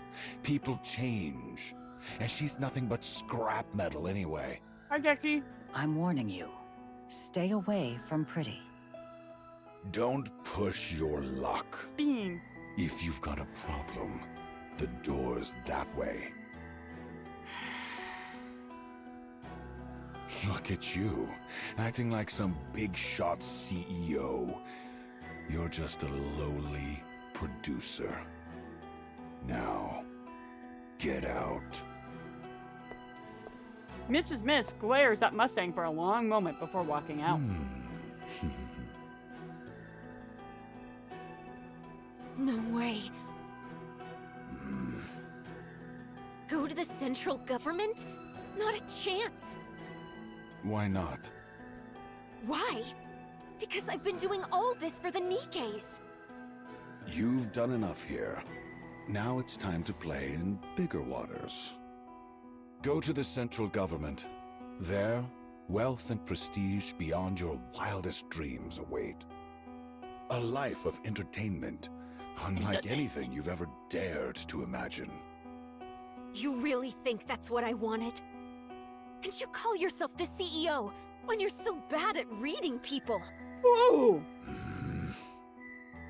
I'm not going. Not ever. Oh, really? That's right. Suit yourself. Retire then. Come again? I said, retire. Why should I keep wasting money on a worthless hunk of junk that won't listen? Retire. Get out there and do whatever it is you love so much. But I'm the symbol of all Nikkes. Then go handle it yourself. Ready to sign the papers? I took a worthless nobody and made you a star. And now, you're so arrogant, it's insane. Ironic. Listen up, Rust Bucket. Everything you flaunt around is some shiny symbol of scrap metals. It's all thanks to my money. My hand behind every publicity stunt, every fabricated scandal, every crafted image, every record you've ever sold. Who do you think made all that happen? Yeah, I pointed that out earlier, so I don't know if you were here, but like Mustang currently, as in where we are currently in the timeline, sees things very much like Suian, because Suian calls them rust buckets, right? But if we still go with what the story has presented of, where this is the same Mustang that's in the current timeline, this stuff with Pretty screws him up really bad. Like, it flips him pretty good. People are also forgetting that like Mustang's eyes are hidden by these sunglasses right now, so his eyes could look exactly the same as like they do in the current version, and you just wouldn't see it because the sunglasses are blocking it. Like, now it is pretty interesting, yes, that Hansen's got the same VA, but is Mustang in the past still voiced by Dio? That's the big question. So Mustang in the pimp outfit is still voiced by Dio in the JP? Okay, so there you go. What is Reddit needs to take a breath and touch the waters. You think singing and dancing alone would have cut it? You've never been that good at either. Deep down, you know it was never enough. That's why you're keeping your mouth shut. Refuse my offer, and I'll kick you out and spread every vile rumor I can think of. Pretty used to despise Nikke's, and the moment she became one, she put on a fake act of repentance just to fool everyone in the Ark. No one in the Ark would fall for a lie like that. Oh dear, sweet really summer think child. that? I turned a nobody Nikke into the biggest pop star the Ark has ever seen. Think I can't take it all away? You have no idea how many people are just waiting for you to screw up. Oswald would murder this Climbing up guy. is hard, but coming down, that's a whole different story. I could have you on your knees in half a day. Care for a taste? Relax, I'm just joking. Why so serious?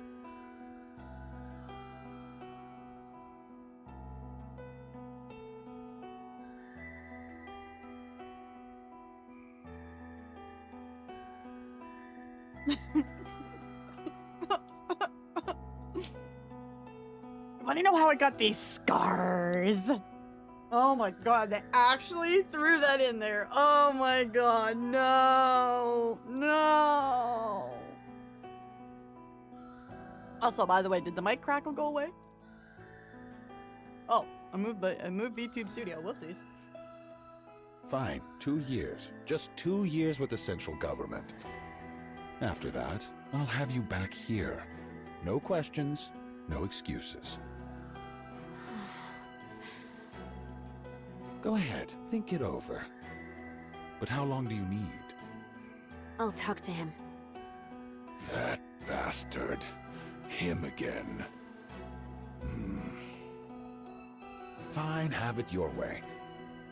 3 days. I'll cover you with the sick leave, so use the time wisely. Now get out of my sight. Frisia leaves the room. It was the BGM. Okay. She still won't break. Unbelievable. Bro should be Drowned impressed. in glamour and indulgence. And she's still standing? Anyone else would have caved by now. Once they fall, I could have molded them however I pleased. She's changed, though. Sloppier. Better at putting on an act. But her core? Still intact. Should I tamper with her nymph? No, too dangerous. If I fry her mind, this all becomes worthless. Home. No matter what happens, she goes home after every schedule. Like clockwork. More than once, I thought I had her. She was right on the edge. Then she goes home and comes back perfectly fine. Every time. Oh, bro. I would just imagine, like, Mustang sending goons home, and Oswald just, like, pops them all off, and they're like, oh, fuck, it's Oswald. Whoa. Sorry, we can't mess with that. That's where she's reinforcing herself. That old man, Oswald. He's the problem. Mustang opens the safe and flips through the documents containing Oswald's personal information. The pages are almost entirely redacted, each stamped with a censored. I figured he wasn't just some ordinary guy, so I let him be. But if he tries to get in my way... Mustang picks up his phone and taps a few buttons. And then calls connect with the beep. Pick up already. What? Stuffed yourself into a stupor again? Mustang here. Nothing serious, just thought I'd check in. Yeah, you can tell, right? I've never been much of a liar. Anyway, there's someone I need to take care of personally. I need some info, and he's not exactly your average guy, so I came straight to you. Yeah, seems like a real big shot. As expected, very efficient of you. Appreciate it.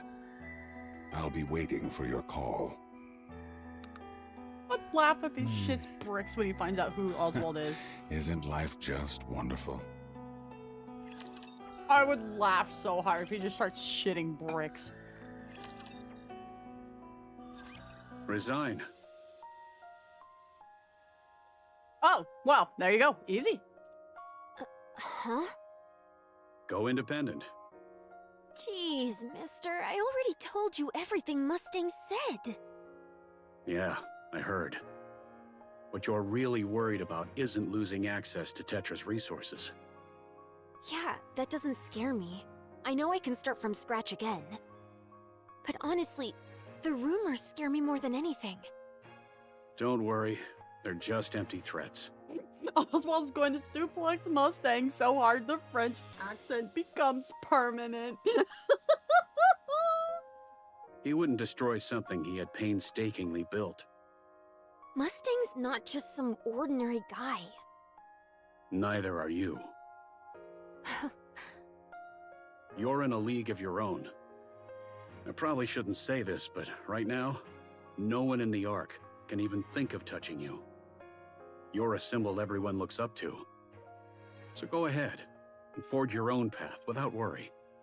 Oh, Wow. he's a proud dad. Hearing you say that really makes me feel so confident. He's a proud dad. Okay then, I'll trust you and go my own way.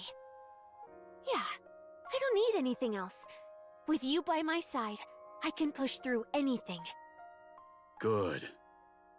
Okay, I'm gonna go chat with Hanson real quick. Here we go. At this hour? Yeah, I've gotta tell him right away. Only speak to him. Huh? What do you mean? It's nothing. Off you go. Okay, I'm off. See you later. Frisia sprints away. Oswald's eyes follow her, and only when she's gone does he reach for his phone. It's me. It's been a while, Chief. I have a favor to ask. Sorry, Chief, but I'm turning in my resignation tomorrow. Fuck! I'm sorry. Guess I'll have to put off retirement again. The next day, in Mustang's office at Tetra Line. What's this? These are files documenting Tetraline's internal misconduct. They show records of Nikke's being regularly sent to the central government. And the purpose of each dispatch is clearly recorded. So that's supposed to scare me? I just wanted to let you know about this. You just want me to leave Pretty alone, is that it? Yes. Huh. That should be all. I'll take my leave. Hellhound Oswald. Still playing soldier at your age? I could bury you in an instant. But here you are, acting far too recklessly. Go ahead. I've got nothing to lose. What about your daughter? You won't touch Frisia. I trust you're smarter than that. Fine. I'll ask you one thing. How'd it feel Abandoning the Goddess Squad on the surface. You did that, didn't you? The Goddess Squad deserted after the Ark sealing operation. No. I know exactly what you did. You abandoned them. When you're the CEO of one of the big three, you get to know things. All kinds of things.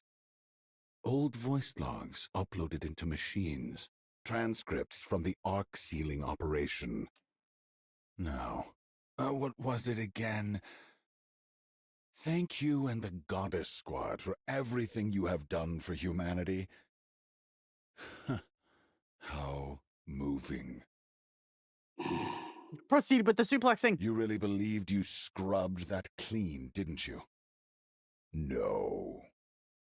Anyone with half a brain already knew. They just looked the other way, since the Hellhound was too valuable to lose. And letting the Goddess Squad into the Ark, that would have been inconvenient. So it was quietly brushed aside. Now tell me, how did it feel? Abandoning your precious heroes up on the surface. The poor goddesses, rolling around up there like stray dogs. Just when it looked like they might finally set foot inside the Ark, they were played for fools and abandoned. A tragedy, truly. Pretty adored the goddesses, too. What a pity. Not a word. Oswald walks past Mustang and heads for the door. What's the matter? Cat got your tongue? Stay away from Frisia. Consider this a warning. Go, John, we come A out. warning. Do it. How cute. Oswald grips the doorknob. Oh, right. I wouldn't open that door if I were you. Frisia's on the other side. Oswald yanks the door open. Beyond it, Frisia's eyes widen in shock as they lock with his. Whoops. I called our superstar pretty and completely forgot about her. Left her standing at the door. How utterly dreadful of me. Frisia. No way. Mister, that can't be true, right? It's true. I did it, even though I can't explain why. How? Frisia. Oswald reaches out. Frisia swats his hand away. Don't touch me! This is the worst! Frisia dashes off. Oswald stands frozen, eyes following her every move. Meanwhile, Mustang laughs.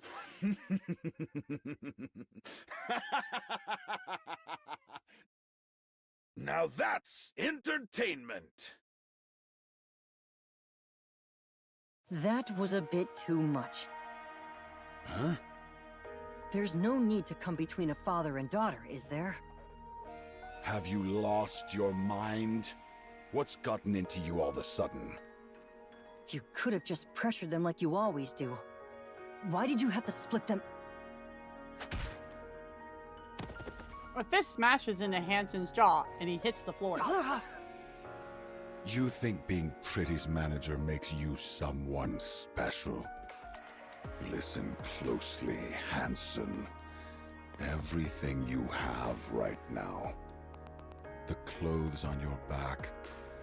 The shoes on your feet. The car you drive. The room you sleep and wash in. None of it belongs to you. It's all mine. It makes sense why he has Every Underworld last Queen bit. now. You live a life most people could only dream of. And yet you haven't earned a single thing yourself. You play at being Pretty's manager for a while, and suddenly you think you raised her. What if I took it all back? Or simply reclaimed what's mine? What would you have left? Nothing. You'd be nothing. So just stick to driving her around and handling her schedule. Remember your place, and don't overstep, Hansen. Become a Do Giga what Chad I Hansen. tell you, just like you always have and always Become will. a Giga Chad. Do it. Understood. Do I make myself clear? Yes. You pathetic fool. What a loser. If that father and daughter mean that much to you, the least you could do is put up a fight. Now get out of my sight. Hansen staggers off to his feet, bows his head, and leaves the room. Pathetic. Hansen has low testosterone, obviously.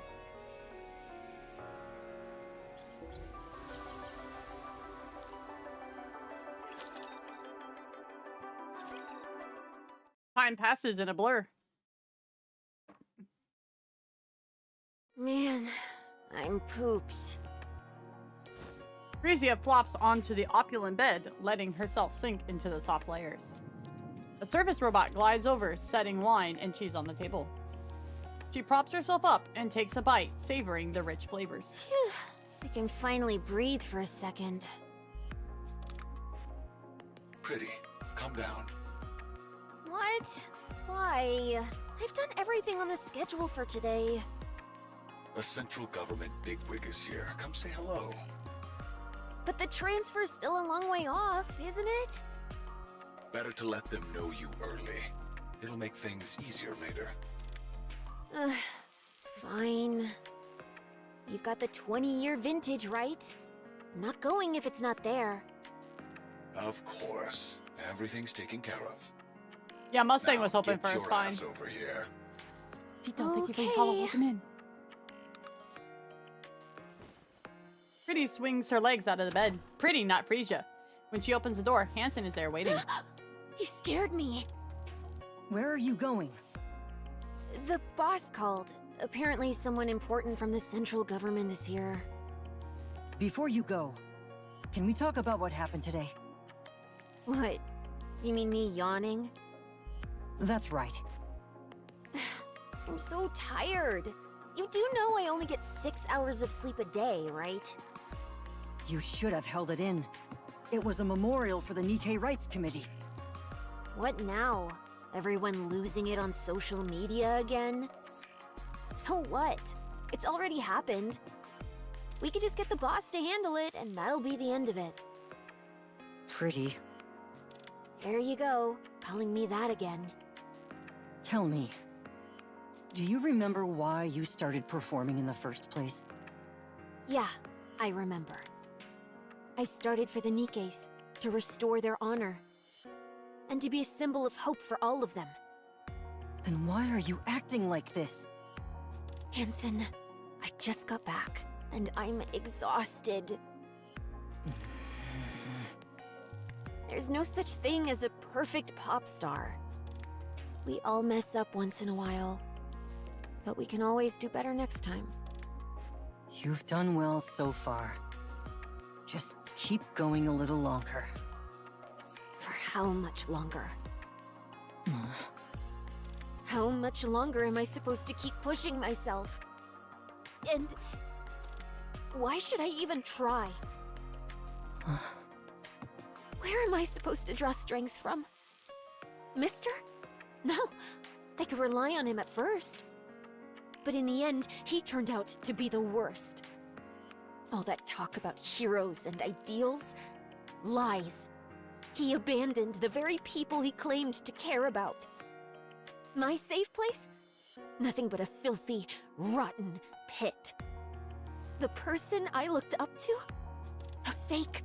A hypocrite. One thing and then she If just there's no one left to lean totally on, doesn't believe him. what reason do I have to keep going? Am I not enough? No, you're not. Oh! You're nothing more than Mustang's puppet.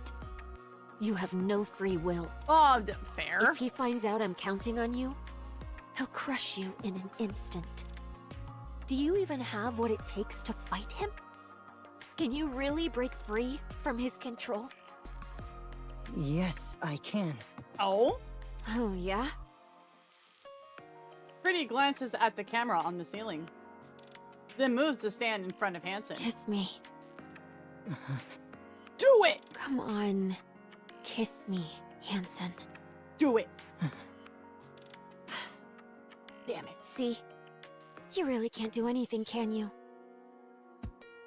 Frisia brushes past Hansen, bumping his shoulder as she goes. Hansen stays rooted in the spot for a long moment.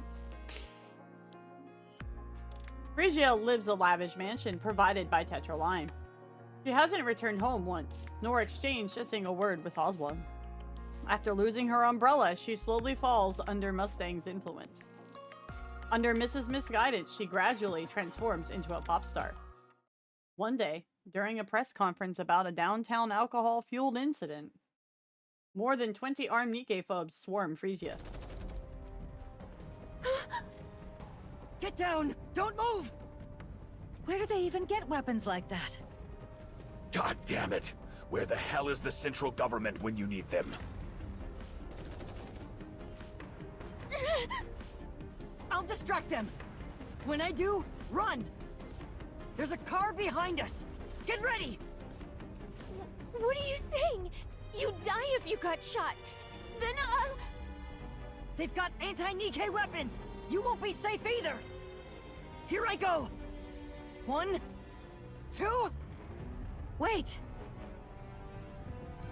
From the entrance, waves of mass-produced Nikkes from the central government surge in, crashing with the Nikke phobes in a violent firefight. Gunfire and explosions tear through the air, screams ripping in every corner. Frisia hurtles beneath the podium, clutching her head, her own cries piercing the chaos. And then, just like that, everything goes silent. Phew. Almost bit the dust there.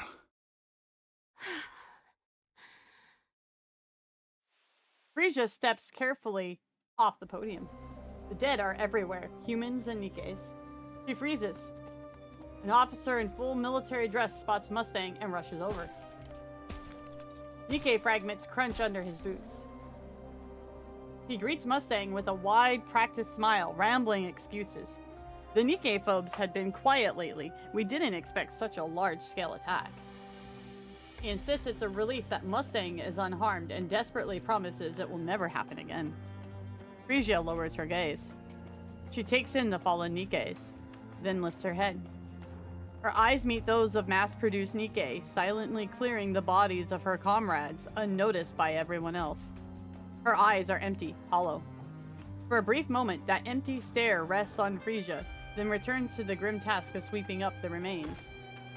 Frisia collapses onto the floor. A scream rises inside her, silent and raw. They've fallen. Not again. No, not like this. The next day, Frisia cancels all her activities. The media reports she's in a slump, and for the first time since her debut, she goes on an extended break. So, really, no one's volunteering for the chairman's visit performance? If you're willing to endure a little embarrassment in the auditorium, there'll be a scholarship and other perks. You don't even have to be that good. Silence falls over the classroom. Okay, no one's volunteering. Each class has to have at least one, so now you're putting me in a bind. Should I just pick someone myself? You wouldn't like that, right? Come on, just grit your teeth and do it. It'll be over before you know it. Help me out here. The class president raises her hand. I recommend Anise. As soon as the class president finishes speaking, a heavy silence settles over the room. She listens to pretty songs all the time, so singing and dancing to one shouldn't be a problem for her. So, what do you think, Anise? Anise stares daggers at the class president. Drunk on her small victory, the class president smiles faintly at Anise before turning away. For the first time in what feels like forever, Anise finally speaks up at school. Yeah, I'll take care of the performance. All right. Whenever you've got a song in mind, just send me a message. Okay. All right. That's it for today. Get home safe. With that, class ends for the day. Anise narrows her eyes, gaze fixed at the back of the class president's head. Without so much a glance, she hurriedly packs her bag and slips out of the classroom. That piece of shit! You tell her, Anise. Anise? Yeah? What song are you gonna do? Pretty Star, right? It's her debut song, after all. I have footage of her live performance, so I'll send it to you. Go girls a clutch! Oh, yeah, thanks. You move so well, Anise. You'll totally nail it. Are you going to sing too? Yeah, I guess so. I've also got a high-quality backing track we can use. If it's okay with you, I can help out too. Thanks a lot. But, you sure you want to do this? You mean the class president? It's fine.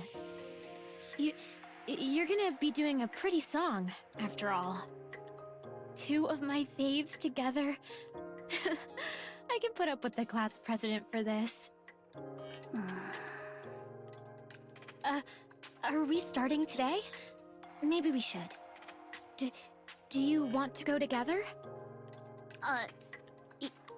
Yeah. Well, that was easy. Based on the fact the ticket was given a while ago, I guess that ticket was real. I guess so.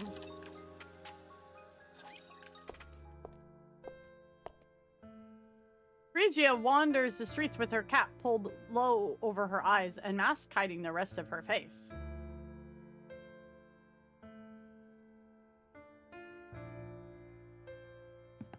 Hansen walks at her side, matching her pace without word. Up ahead, a citizen presses an empty can into the hand of a Nikke walking down the street. The last of its contents are already drained. The Nikke lets out a sigh, takes it from him, and tosses it into the nearby trash bin.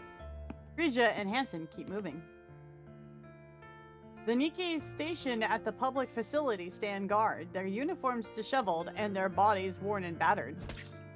A group of students lingering nearby, snickering as they hurl scraps of food at them for sport. The Nikkes don't react, they don't even flinch. No one steps in, no one tells them the students to stop. Phrygia and Hansen continue down the street. In the dark corner of the park, a mass-produced Nikke is getting pummeled, her body swaying with each hit. It isn't supposed to hurt. The attackers wield nothing but cheap plastic rods and their own hands, hardly enough to cause real damage. But that Nikke's face twists in pain. Phrygia and Hansen keep walking down the street. They pass a shop where a Nikke stands awkwardly at the entrance. The shop owner refuses to sell to her. She fidgets in place, unsure whether to plead or leave. From the neighboring store, another shopkeeper watches her with open pity but says nothing. Phrygia and Hansen keep walking. A little farther on, a drunken man uses a Nikke as a target for his slurred abuse. Another is subjected to crude jeers and harassment. One stands rigid as someone spits in her face, and then a citizen breaks down in front of another Nikke and shouts, "It's because you lost that we ended up like this." The Nikke lowers her head like a criminal awaiting judgment, simply enduring it without protest. Phrygia and Hansen turn their eyes away from the scene and continue on. They find a quiet spot in a far corner of the park and sit down. Phrygia's tears fall. She weeps over and over, lost in her sorrow. This is all my fault. I caused this. Things were different in your heyday. I can't say there were no Nikke-phobes, but people were careful about how they acted. At least, society treated Nikkes kindly back then. Everyone believed you would be a symbol forever. There's no such thing as forever, is there? Everyone expects me to be perfect. I can do it, but it never ends. How long do I have to keep being flawless? I'm tired too. It's hard. And the moment I slip up even a little, everyone judges me even more harshly. And that affects the whole world. Because I'm a symbol, and everyone looks up to me. So I gave up. It was just too much.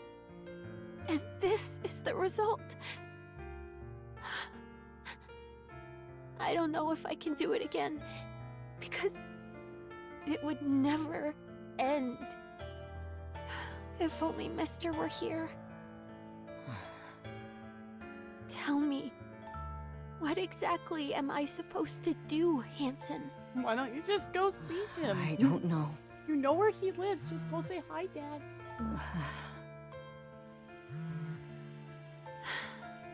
Take it. I'm sure it's Mustang. Go to Oswald. Sorry. Hanson answers the phone. A torrent of shouting blasts from the other end, harsh and unrelenting. When he hangs up, he turns to Frisia with an unreadable expression. Go ahead. I'm just going to sit here for a bit. Sorry. Frisia does not respond. Hanson rises from his seat, casts a quick glance, and then takes off running. The park is silent under the night sky. Frisia stares into the empty space, lost in thought. I just don't know anymore. Can Oh. Can I get your autograph? Who are you? Fan. I'm your fan. Aww. You know who I am? Pretty. How'd you know? Your body shape and fashion style.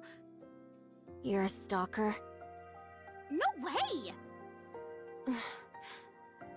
How on earth did you figure out it's me? 'Cause I'm a fan. How old are you? 17. You're still so young. Frisia stares at Anise intently. Her eyes glitter with excitement, betraying the thrill she's trying to contain. It's unmistakable expression of a fan. Sit! I've been feeling a bit down, so let's chat for a while. Wow, really? Shh! Keep it down. Someone might hear us.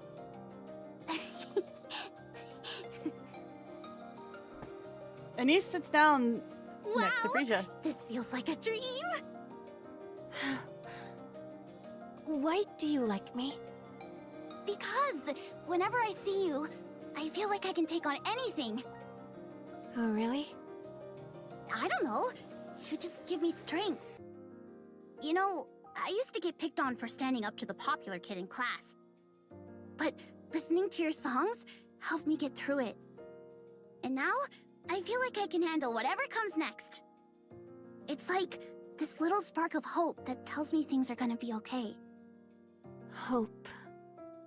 Yeah! At first, your songs totally saved me. Wait, scratch that. They gave me strength.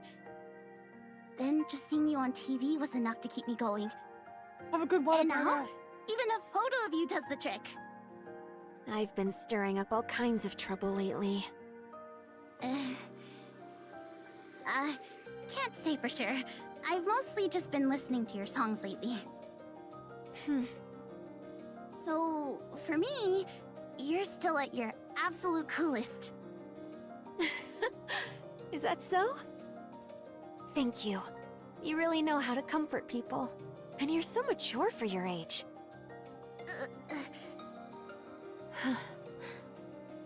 Oh, right! I've been practicing Pretty Star lately. Wanna see? I'm going to perform in the school talent show. You know that super popular kid I told you about? Yeah, she set me up for this on purpose to screw me over. Kids these days really don't mince their words. I'm gonna go out there and blow everyone's socks off. Plus, I've got a friend helping me too. And after that? I haven't really thought about it. Just want to get a little payback.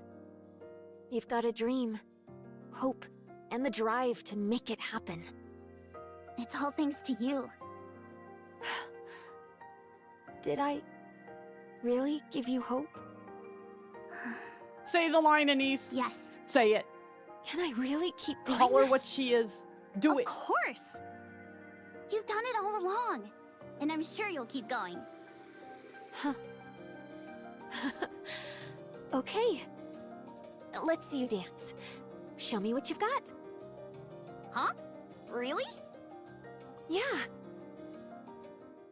The quiet park comes alive under the night sky. Anise dances with pure joy as Frisia watches, a soft smile lighting her face. A song signaling the start of their journey plays vividly in their minds. 1, 2, 3, 4, and stretch. Stretch! Yes, that's it. That's it. And right here. Bam, bam, bam! Wow, you're really talented. Oh, yeah? You think I can get back at her? For sure. She won't know what hit her.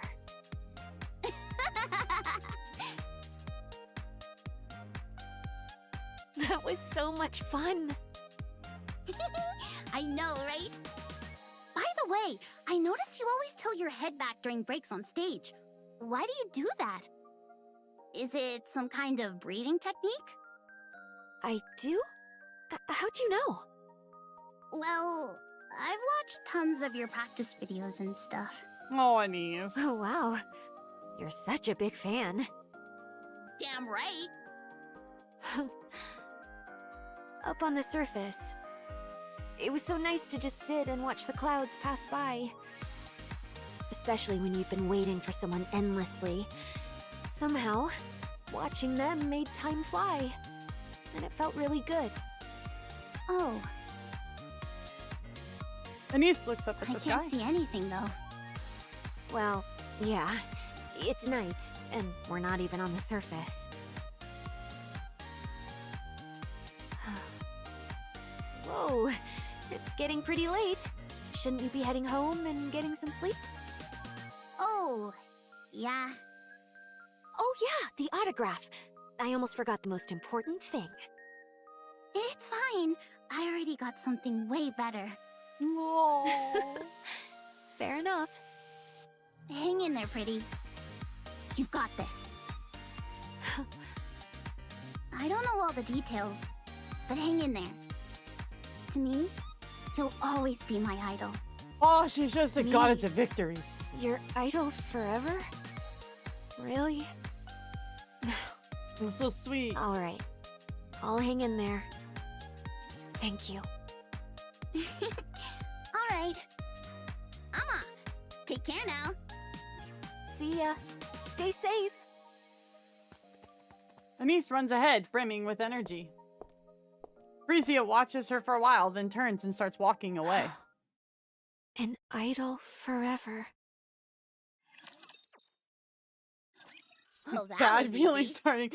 I'm not feeling Mr. Good. I'm really good, Mr. Stark is about to go tits up. There's no such thing as a pop star that lasts forever. Never has been. Time passes, tastes change, and eventually, even the brightest stars fade. It's just the way things are. In a way, it is only natural. There's a reason people say you should leave on a high note. You mean retirement? Yes, retirement. After that, people don't nitpick every little detail anymore. And you get more freedom in a way. Even if your fame fades, it doesn't matter. You've retired, after all. Your fans will get it since you can't keep running at full speed forever. Why? Do you want to retire? I'd be lying if I said I didn't.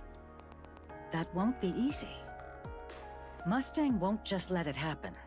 He'll use any means necessary to keep you from leaving. I figured. You know by now, he stops at nothing to get what he wants. I guess there's no getting out of this, huh? I doubt it. If I can't be a pop star forever, and I can't retire, what does that leave me with? At this point, all I can do is delay the inevitable. And in the end, I'll vanish completely, leaving no trace. I'm sorry. I didn't expect you to say something like that, Mrs. Miss. I'm the one who made you a pop star. So I always knew this day would come. Still, there was nothing I could do. Was it for the money? Money? I already have more than I could ever need. The Ark was drowning in darkness. It needed a star. And you were born to be that star. A star. Bright stars cast their light over everyone. Those who gaze up at them are captivated and forget their troubles, even if only for a moment. For that brief instant, pain fades, and all that remains is joy. That's the power of entertainment. You're a star. The Ark Star. My job is to buy as much time as I can until that star dims. Until the next one rises. So I'll help you with anything. Except retirement. I don't know whether I should thank you or resent you. Then resent me. It'll make things easier. You seem troubled. Have you talked to your father? Don't tell me you haven't gone to see him even once all this time? Yeah. I don't want to meet that person who would abandon his heroes.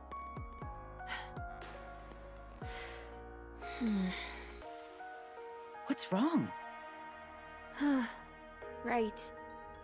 There really aren't any stars who last forever. Sorry, I should get going.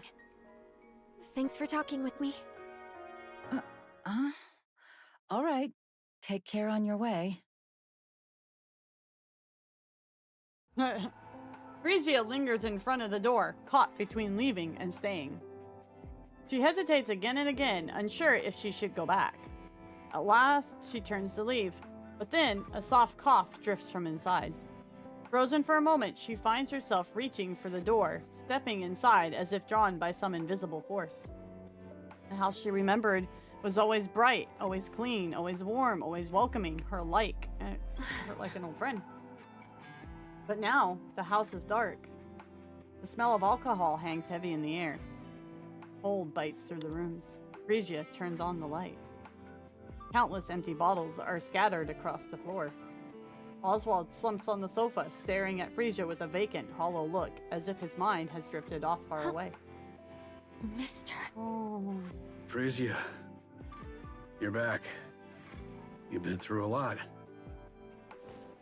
Oswald wobbles to his feet, swaying slightly as he passes Frisia and stops in front of the kitchen. Hold on.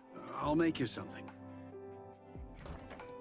Oswald rummages through the fridge, but finds nothing.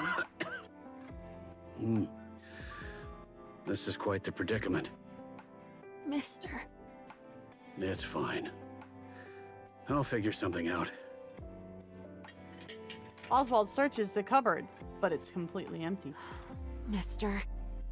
Go ahead and watch some TV. I'll have something ready in a minute. Dad.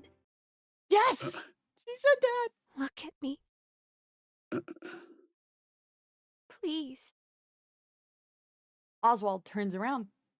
Frisia looks at him for a long moment, then reaches up and gently strokes his cheek. Why does your face look like this? Have you been eating properly? Yes. All good health-wise? Yes. Why is the house such a mess?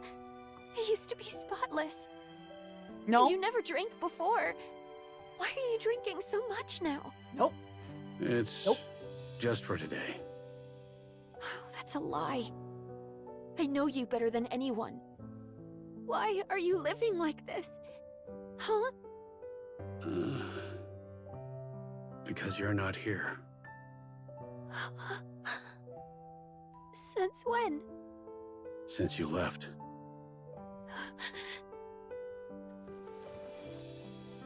Sorry. I'm back.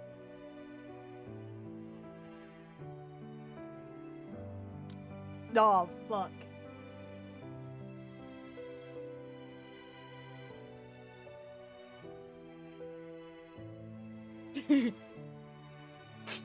I'm a daddy's girl, what can I say?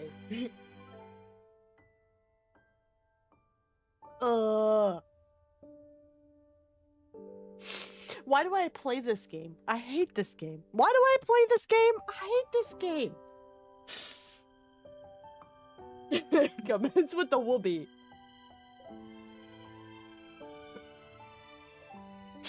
Critical hit to all daddy's girls. Frisia and Oswald sit across from each other. Water is all they have to drink. Well, it's probably good for him right now. With cups set between them, they finally talk about the things they've avoided for so long. You love this game. I hate this game. I abandoned my heroes. Hi, the Dum-Dum is here now and I. There were reasons, yes, but nothing that could ever excuse what I did. I was consumed by guilt and the thought that I had betrayed them. I didn't even want to be alive. But you were there. Just knowing you were there made it impossible to give in. It was enough to comfort me. So, I kept going. I kept living as best I could. Yeah, I know that better than anyone. That's why I left. And why things ended up like this. I know you can't forgive me. I won't make excuses. Abandoning the Goddess Squad was my fault. I can't explain why, but I won't deny it. I just couldn't bear to see my heroes, everyone's heroes, fall apart. I don't know all the details, but I'm sure you had your reasons. Even if I can't say for sure, I know something terrible would have happened if the Goddess Squad had come to the Ark. They could have been broken, fallen from grace, or even died. That's why you abandoned them. Ugh. You didn't want to see any of that happen to them. Oh, she's such a good girl, and I hate the fact that we know how this is gonna turn out because of main chapters. I hate this. I hate this fucking game. I hate this game. Rowan's like, I come in from Dune, and suddenly the streamer's like crying over anime PNGs. What's going on? He wanted them to remain as heroes forever. Yeah, I think I get it. Heroes aren't allowed to break. They're supposed to stay untouchable. But time, people, the world, they tear them down anyway. In the end, every hero falls. And when they do, they take the people who believed in them down with them. Something happened, didn't it? It did, but it's all right now. I'm glad I came to see you. I'll be back in a bit, so don't start cleaning. Let's do it together when I get back. Oh, God. Will you come back? Yeah, I will. No. I'll always come back. It's Nikke. No, she's gonna die. She said the thing, now she's gonna die. It's Nikke. That's what happens. Oh, no. I am. I can't leave you alone. All right. No, no. I'll be waiting. South Korea, no! Shift up, no! Wait, do we know if he's made the library yet? Do we know? Has he done the library yet? Oh no, don't tell me this makes him make the library. Oh god. Oh, fuck! Pretty announces her return. She offers a heartfelt apology for her past recklessness and promises to return to her true self. As my model goes crazy because I cried. Sorry. Whispy got so emotional, she's going crazy. It's all gonna, oh no, it's all gonna go to shit. I know this video game. She steps away from the spotlight as a pop star, dedicating her days and nights to defending Nikke's rights.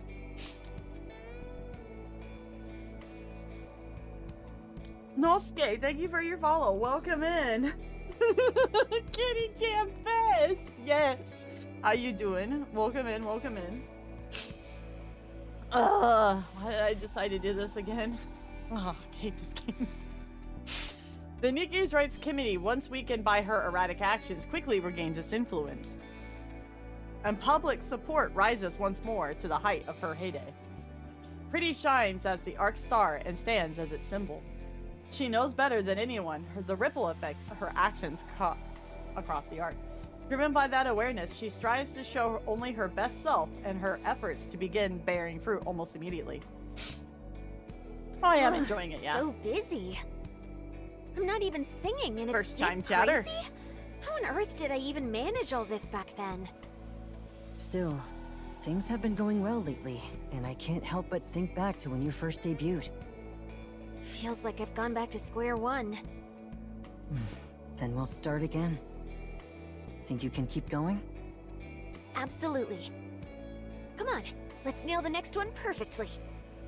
All right, let's go. Not bad. Sprucing up her image before heading to the central government, huh? Smart move. She's a first-rate celebrity. I'll give her that. Pretty handled it herself. She's been wreaking such a mess. I was honestly starting to get worried. My finest product for the central government is rotting right before my eyes. So, she's still going home? Yeah, every single day. What's the matter? Upset that you can't control everything? I suppose not even the great Mustang could come between a father and his daughter. Oh no. Silence. Never mind. Results are what matter. Go all in for the Arc Superstar. Naturally. I finished recording everything. You were amazing, Anise. I really think our class is going to win first place. It would be nice if Schoolgirl was out of star. Oh, stop it.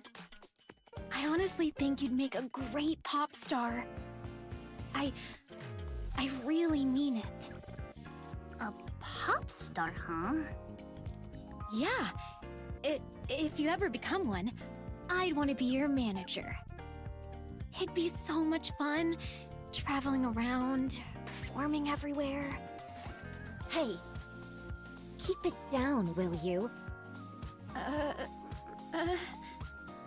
Yeah, sorry. Let's head outside. I love that Anise keeps her broad face. Anise, are you really gonna keep acting like this around the class president? What do you mean? She's probably just going to keep picking on you. Yeah. Nah. Oh. I think we're just gonna stay like this. Why? I don't know. Maybe this is as far as things go. That's a relief, but... Are you really okay, Anise? Hell no! I'm this close to smashing her face in! You should. Anise stares at her friend standing in front of her. But I won't. I gotta hold back. I got something I can't afford to lose. What about you? Friends. How are you holding up? I'm fine. I never really stood out in class anyway. Thanks, I guess. Anise gazes absentmindedly into the classroom through the window. Ooh, she's seething. Cope and seethe. The class president nervously chews her fingernails. What's the worst that could happen? Cope and seethe, brother. Cope and seethe. Pretty continues her activities without pause, steadily building recognition beyond even the heights of her heyday. And just when her fame within the Ark hits an all-time high... The venue is Arcrayon Hall. We've got a 5-hour extravaganza lined up. It's been a while since my last concert, and I'm super nervous, but I'll give it my all and make it unforgettable. Pretty announces her comeback concert. It's all gonna go to shit from here. Did you get it? Nope. The competition was insane. I couldn't even load the site. I heard they sold out in like 3 seconds flat. What about you? Don't tell me. Ta-da! No freaking way! I'm actually pretty good at this. Oh my god, it is Avastar. I Oh my only god. managed to get 1 ticket, but still. Hey, don't only me. One's a win. I mean, that's huge. All right, that's 1 down. So where the heck are we getting the other? Apparently, you can't get 1 now unless you buy from a scalper. Oh. I heard the prices have shot up 50 times. Oh, sounds about right. 50 times? Wait, so how much is that exactly? A lot.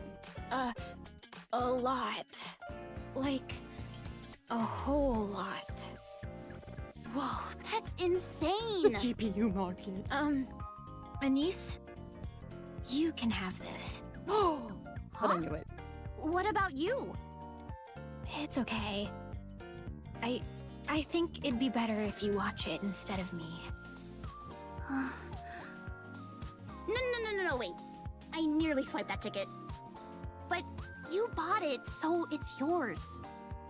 It's not like your goal is just to watch the concert, right? You want to learn something from it, right?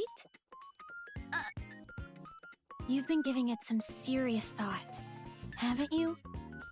Well, I guess you could say that. Then it makes sense for you to go, Anise. She slams a ticket onto the table, then bolts as if fleeing the scene. Huh? Wait, hey! Where are you running off to?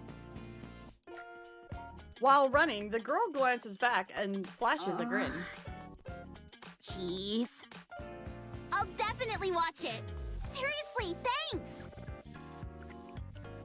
If that friend is not Avastar, I'm gonna eat concert? my foot. What on earth is she thinking?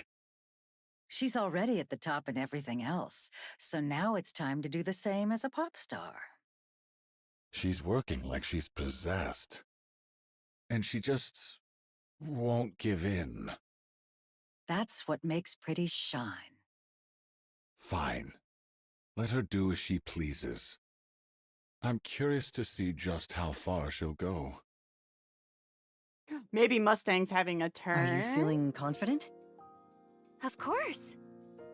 I'm in tip-top shape. This is going to be my best concert yet. All right. I'll be looking forward to it. Since tomorrow's a big day, get some sleep tonight and don't push yourself too hard. You worry about the silliest things. We're here. I'll come pick you up tomorrow morning. Okay, drive safe. Will do. See you tomorrow. Bro could have kissed the pop star. Hanson? Fucking loser. Yes? No, it's nothing. I'm heading in. See you tomorrow. Better than Wonderwall. She plays Freebird. So, it's tomorrow. Yeah. I've got a ticket. What? How'd you manage that? Asked a former coworker for a favor. Oh, the guy who couldn't retire because of you? Has he retired now? No, not yet. Oh god, this poor dude. Seriously? This poor dude. Huh. Dad, could you not come tomorrow? Hmm? I'd probably get way too nervous if you were there. It's my comeback concert, and it really means a lot to me. I just don't want to be tense. I'll send you a video later. Damn. All right, I won't. Phew. How have things been lately? Honestly, it couldn't be better. Good. I'm glad to hear that. Yeah, me too. Well, that was easy.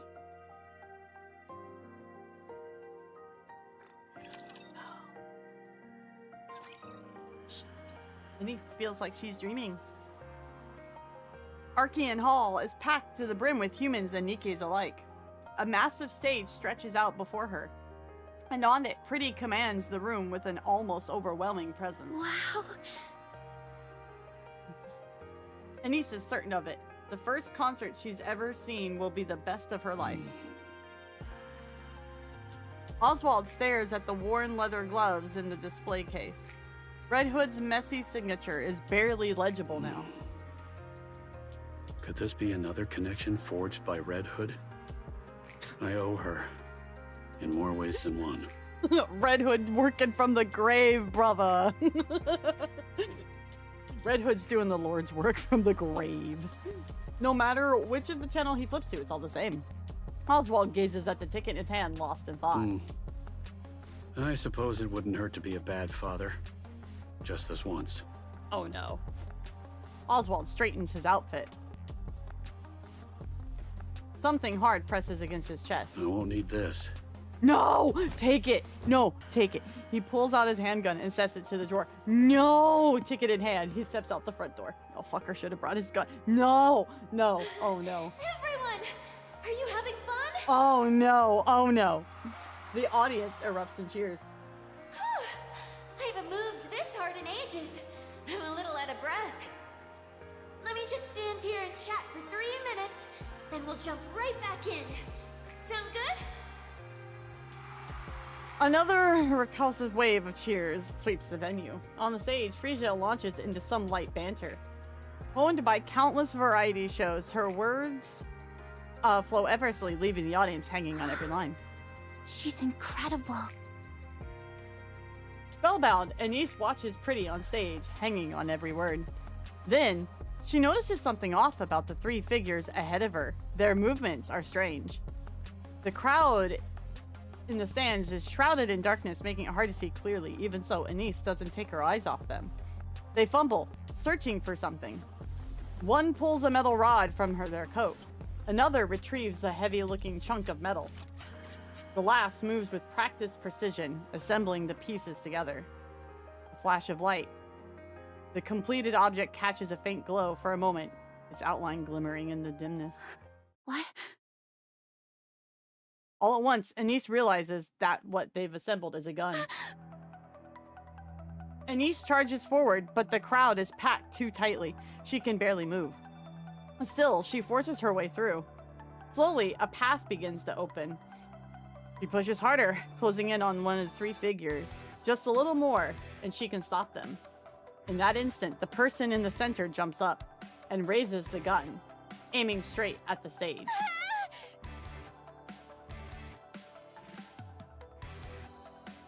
Chill runs down Oswald's spine. The sound you never expect to hear at a concert reaches his ears. It was the sharp clicks and clanks of a gun being assembled. Oswald lunges towards it, heart hammering. Up ahead, he spots the 3 acting suspiciously. His hand slips into his jacket. You should have brought the fucking gun. It's empty. He left it at home. Without thinking, he tears forward. In that instant, the person in the center jumps up and raises the gun, aiming straight at the stage. All right, everyone. Next time you see a Nikke, make sure you greet her with a smile, okay? They're the Goddesses of Victory. Oh, she said it. Who put their lives on the line for us. The crowd explodes in the cheers. At the same time, someone vaults onto the folding chair. Frisia catches sight of a dark circle aimed at her. A gun barrel. Then a flash erupts from its mouth. You can't be serious. Oh, but I am. No matter how I look at it, this is the only way. No hero lasts forever. Every star falls. Every symbol breaks. I had the feeling. Time people, the world itself, none of them will just leave you be. But there's one way to change that. One way to remain a symbol who never falls from grace. Who never breaks. Absolutely not. You think I'd entertain that for a second? Yep. Come on, Mrs. Miss. You know exactly what I mean. I'm going to give it everything I've got. Harder than ever before. I'll push myself so far that even at my peak, no one could compare. I'll become a superstar no one can even touch. But I'll need your help. More than ever. I can do this. This time, there's a real finish line. And when I reach the very top, I'll hold a concert. Something big will happen. I can feel it. And on that day, in that place, I'll shine forever. Why are you telling me this? Please. That's why she didn't want Oswald Find there. the next star. I won't shine forever. Even the brightest light fades with time. Before mine does, I need you to discover who will shine next. The Ark's new star. That's something only you can do, Mrs. Miss. We know I've created a monster. I never meant to drag you into this. It just hit me. You're the first and last teacher I'll ever have. A bullet. That's the thing flying at me, huh? Back when I was a human, I only ever saw a flash. Never the bullet itself. So that's what a bullet really looks like. Crazy that something so small can kill someone. It's slow, though. I can dodge it easily. Maybe I can even catch it. But a normal Nikke probably can't pull that off. Oh, right! Dad mentioned something about Lillyweiss in the hallway the other day. Maybe I really do have a knack for combat. If I'd become a Nikke sooner, could I have ended up like the goddesses? But what if it hits me and I'm fine? No, it's okay. I swapped to a lighter frame and made sure the area around my forehead is fragile. Let's see. At this angle, it'll hit my neck. Better shift a little. Yeah, this position's good. I'm kind of amazing, huh? Dodging bullets and everything. Okay, that's enough. This is it. No matter how I think about it, this is the only way. I'd be lying if I said I don't have any lingering feelings. But I don't regret this. I leave the rest to you, Mrs. Miss. Hanson, I'm sorry. And... Dad, I love you. Thank you for being my dad. I was really, truly happy. Goodbye.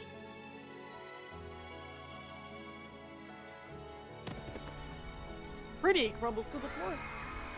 A chorus of shrieks ricochets off the walls. People shove and scramble for the exit as the venue spirals into chaos. Meanwhile, Anise charges the Nikke phobes and grabs one around the waist.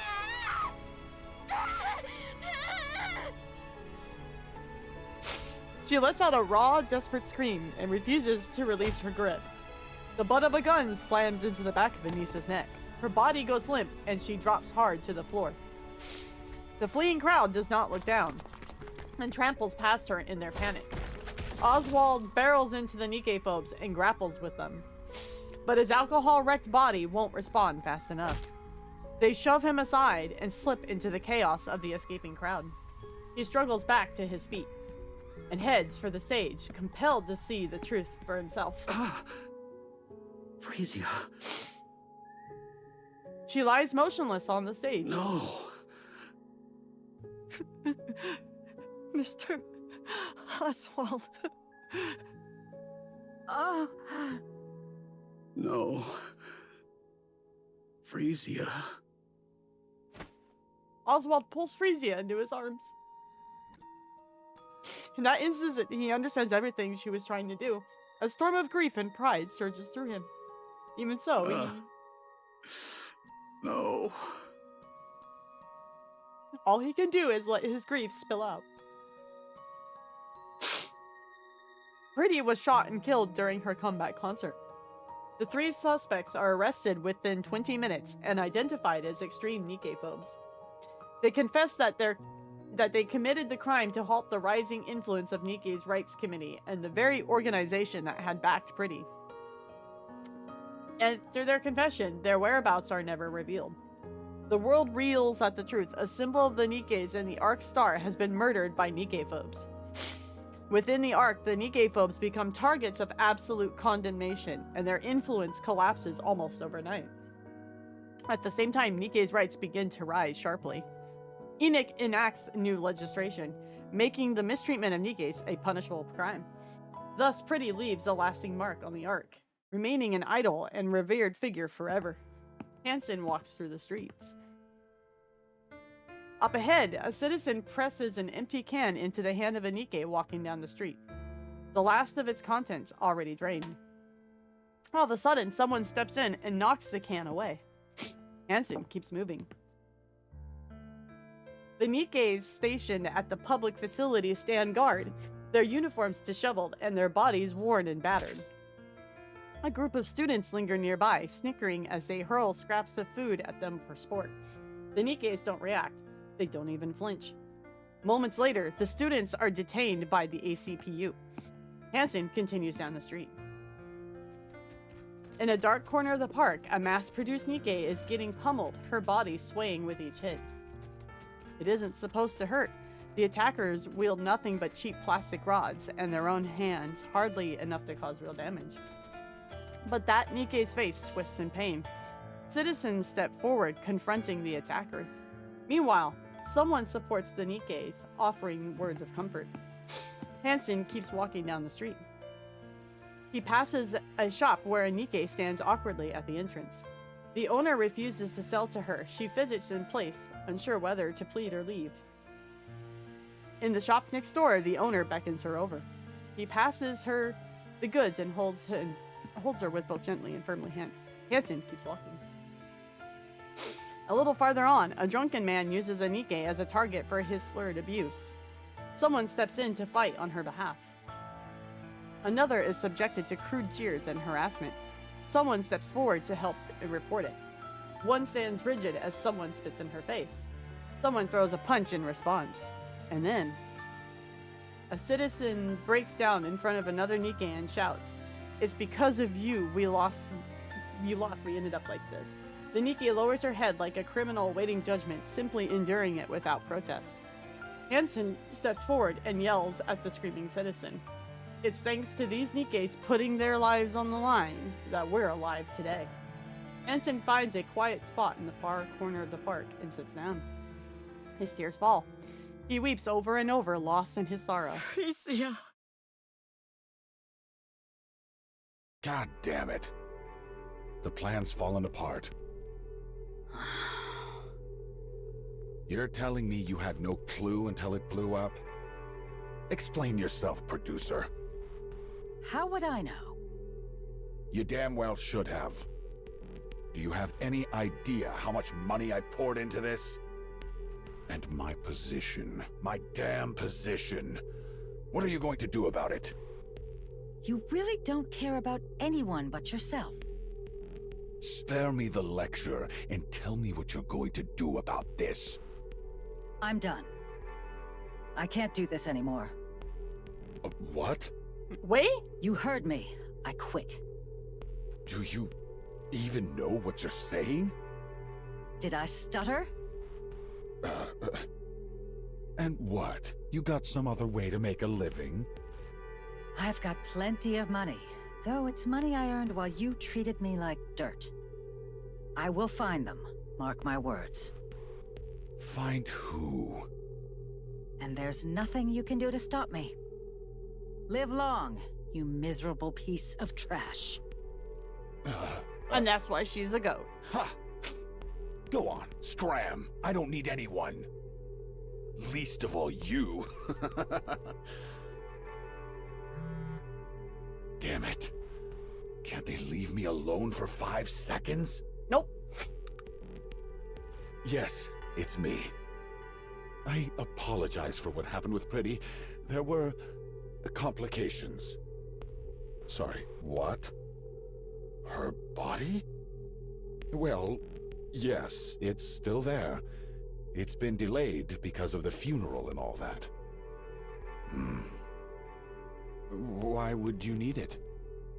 No, I don't have a use for it, but... All right, I understand. I'll take care of it. If that's all you need, there's no reason for me to refuse. See you then. Yes. Thank you. Thanks, Pretty. Even in death, you've got your uses. Now that's entertainment. With a soft click, Oswald returns home and switches on the lights. He starts preparing a meal. 2 plates are set neatly on the table. After eating, Oswald settles one onto the couch and plays Frisia's performance. He keeps watching until he drifts off to sleep. He wakes up to find it's his day off. The performance plays again. He remains absorbed, watching until his sleep claims him once more. For Oswald, time has stopped.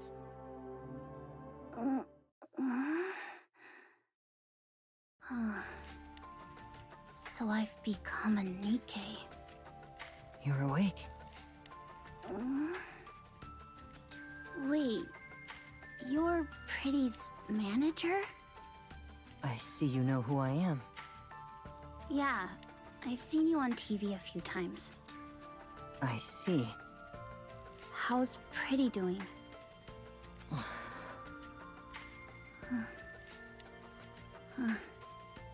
Okay. I'm sorry.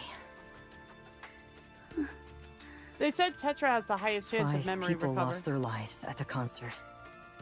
Of those, the women whose brains were intact were taken in by Tetraline and turned into Nikkes. You're one of them. Your name is Anise, right? Yeah. I heard what you did for Pretty at the park. You have my thanks. How do you know about that? Because there was a fool who could do nothing but watch from a distance.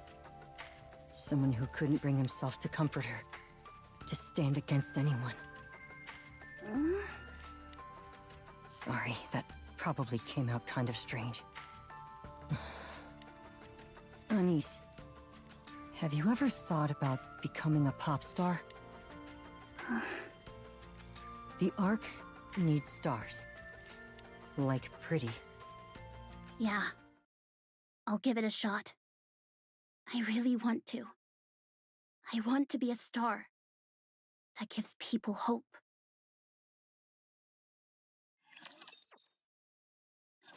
Well, that was easy. Maybe not the right line to say. Well then. A long span of time passes, unnoticed but steady. After her performance, Anise is busy tidying up backstage. No, I've got this. Chill. Mint and Prika's got this. It's automated now, remember? Again? I can't with those two. Hansen walks over to Mint and Prika. Hey, pop stars aren't supposed to be doing this. I've got it covered, so go on inside and get some rest, alright? Anise lets out a chuckle at their interaction. As she packs up the equipment, her gaze drifts and lands on something in the distance. A middle-aged man is still in his seat, his eyes fixed intently on the stage. Slowly, Anise begins to make her way towards him. Hello there. Good evening. You've been showing up a lot lately. Feels like I keep seeing you everywhere. Yes, I come whenever I can. I like it here. Anise bows her head politely. Thank you. I'm so glad you liked it. If I remember correctly, you said you liked Pretty. Oh, yeah. I talk about her whenever I get the chance. Do you want to be like Pretty? Yeah. She's my idol and star. Oh, really? Why's that? That's because she gave me hope when I had nothing. I know I can't ever be like her, but I want to give hope to others too. That way, Pretty's memory will live on forever. I see. Thank you. That means a lot to me. Oswald gets to his feet, gives Aeneas a quick nod, and walks away. And from that moment on, their paths never cross again.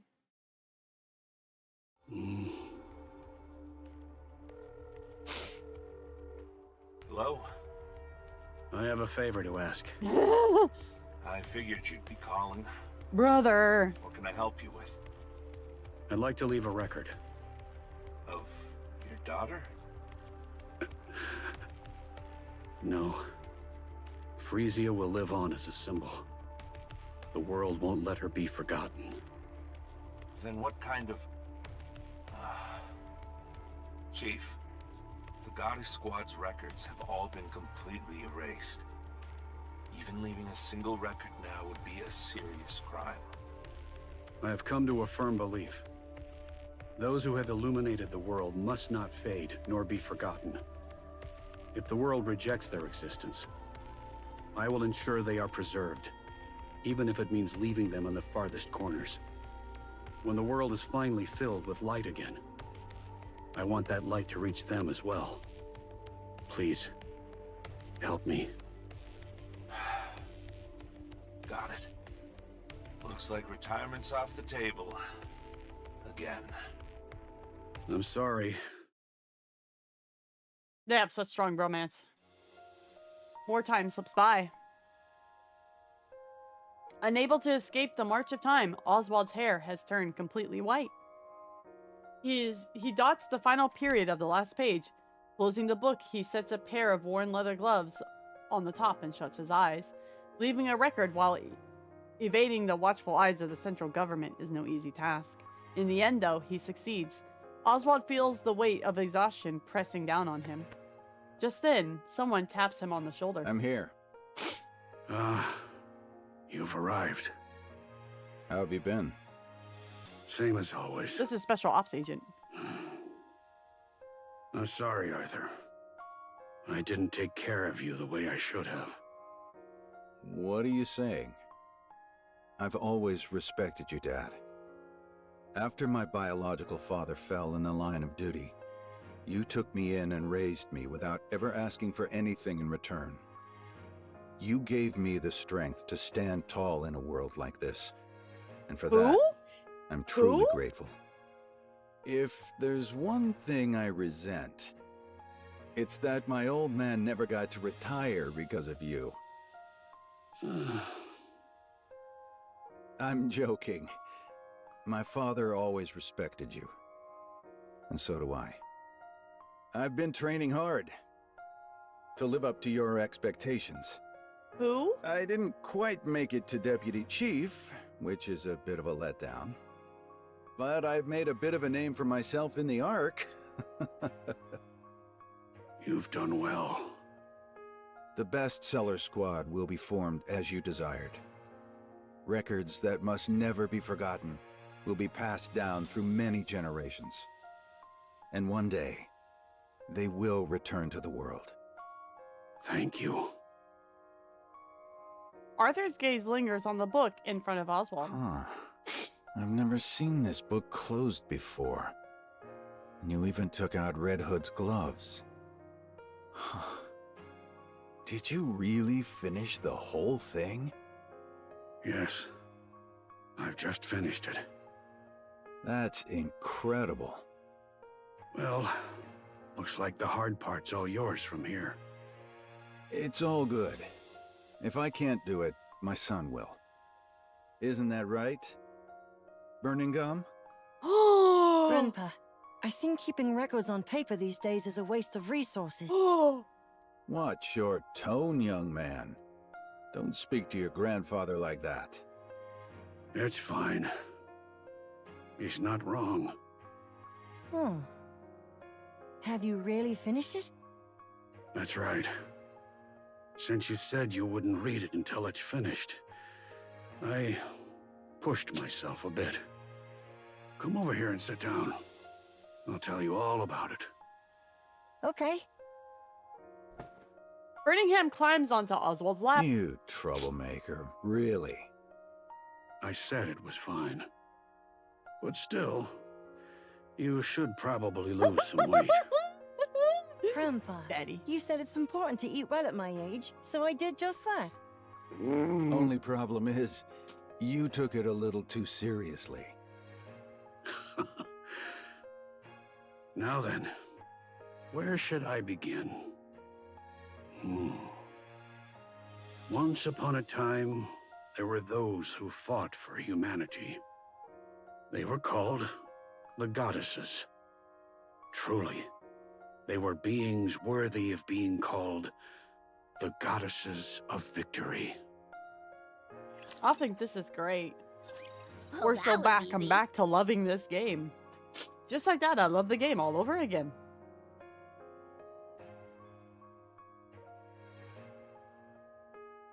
Thank you, Old Wald. Just remember, there's a little note in there that says old tales end beautifully. Oh, my emotions. Oh, fuck.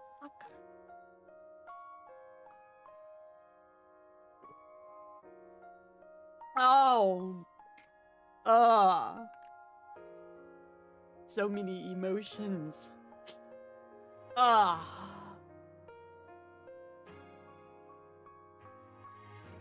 I love, but I hate this game at the same time. I told you, roller coaster.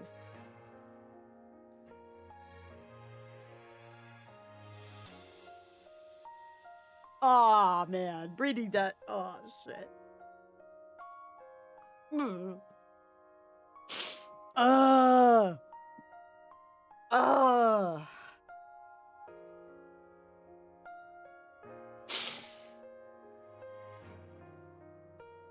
I guess that also makes sense too, why they'll never let Birmingham see combat. So that's why he like lives through the commander. That line makes more sense too now. Ugh. Ugh. Ugh. Do I really think current Mustang and past Mustang are the same person? It'll take something else big to change Mustang around, but I don't think it's off the table. I'm not convinced that Hansen's the new Mustang, or is the Mustang we know. I'm not convinced of it yet, guys. Hey Zog, what's up? How you doing? Like, I could see it where something huge happens to Mustang and it like completely 180s him, right? Because I mean, if you think about it, something really big happened to Suian and she changed around in a lot of ways too. We haven't like quite touched base with her in a while, but you know, she's been kind of forced to 180. I'm emotional, it's okay.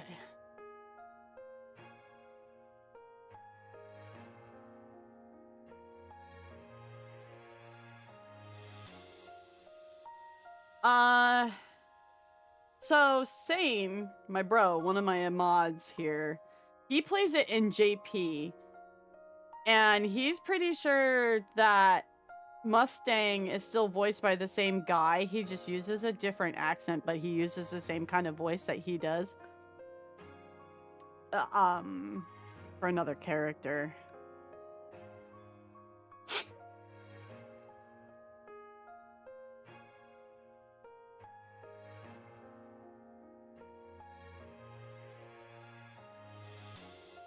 I mean, it's one of those, it could go either way because, okay, think about it this way, guys. Think about it this way. If Hansen becomes Mustang, he's gonna have to have extensive plastic surgery. He's gonna have to go through skin dyeing. I'm not saying they don't have the tech for this, because they do. It's Nikke. But I feel like the only way that would happen is if something happened to like the original Mustang, like some kind of terrorist attack or like something that took him out, and they couldn't, like, losing Mustang to the big three would be too bad of a thing, so a body double thing happens. That's the only thing I could think to support the theory of why Hansen would become Mustang. Night Papa. Mustang hasn't had a 180 as to show, and he does what's best for his business. That's also possible too. But we have seen it where Mustang talks to Mrs. Miss the same way he talks, like, he still uses the French accent versus like in the past where he would speak with like a different voice, like behind the scenes, right?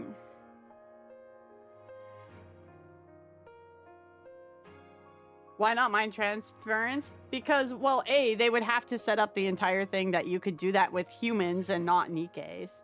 Men can't become Nikkes, so you'd have to build up an entire tech support to explain why you would have a mind transference and how that would work.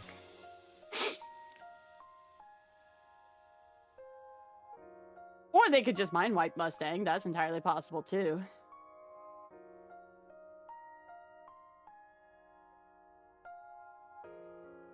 Hansen dies and Mustang's arms are in front of him. Possible. I mean, honestly, guys, it is not impossible for something to absolutely fucking wreck Mustang shit in him 180 to the point where we know him in the main story. There's really nothing saying he can't do that.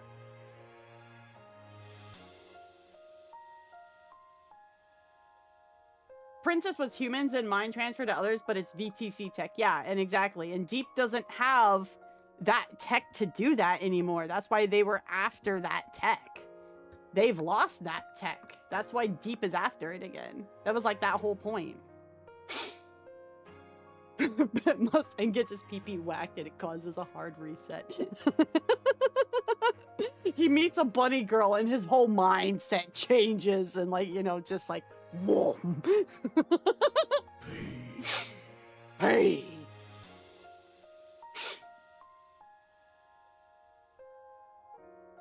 I guess why go so far to give Hansen a model? My guess is because he's going to become a reoccurring background character. Because we still have 3.5, right? And if 3.5 is Anis's farewell TT Star concert, then Hansen will probably be involved in like flashback sequences at the very least to that. Although now we have a worry with farewell concerts and Nikkes, and now that will be a stress. But I'm sure Anis will get out of it fine, because she will get a new model and it'll be fantastic and we don't gotta worry about that. We've yet to see the Mustang's Goddesses of Victory, Why Have You Forsaken Me moment. Exactly. I was thinking maybe Pretty would have started that in the sense of like, oh shit, she planned all this. Damn, that's respect. What the fuck? And it sent like his mind going, you know, but I guess not. Like I said, this Mustang left such a sour taste in people's mouth. People don't want him to be the current Mustang. People forget, though, that this story is in the past. There's nothing to say something doesn't tweak him within his own character to become current Mustang, right? We still have a whole lot of time that's not been gone over yet at all. 2 big chapters and a big anniversary in 2 weeks. Hopefully get my answers. Exactly. Anis Overspect has a weird aspect to it? How so? Yeah, Mustang, like, Oswald is officially old enough to graduate from Nikke. They need a this guy was important and good all along. I knew I was doing Whispy. I've been typing my personal detailed thoughts about characters I've chosen for both accounts while sharing their lore on Google Docs since last night. I finished it this afternoon. Congrats, brother. Who'd you vote for? I don't think it's a mind transference. I don't think it's anything like that. Is it possible? Sure. You know, it's on the table, but it's not something I put stonks in. It's not something I put stonks in.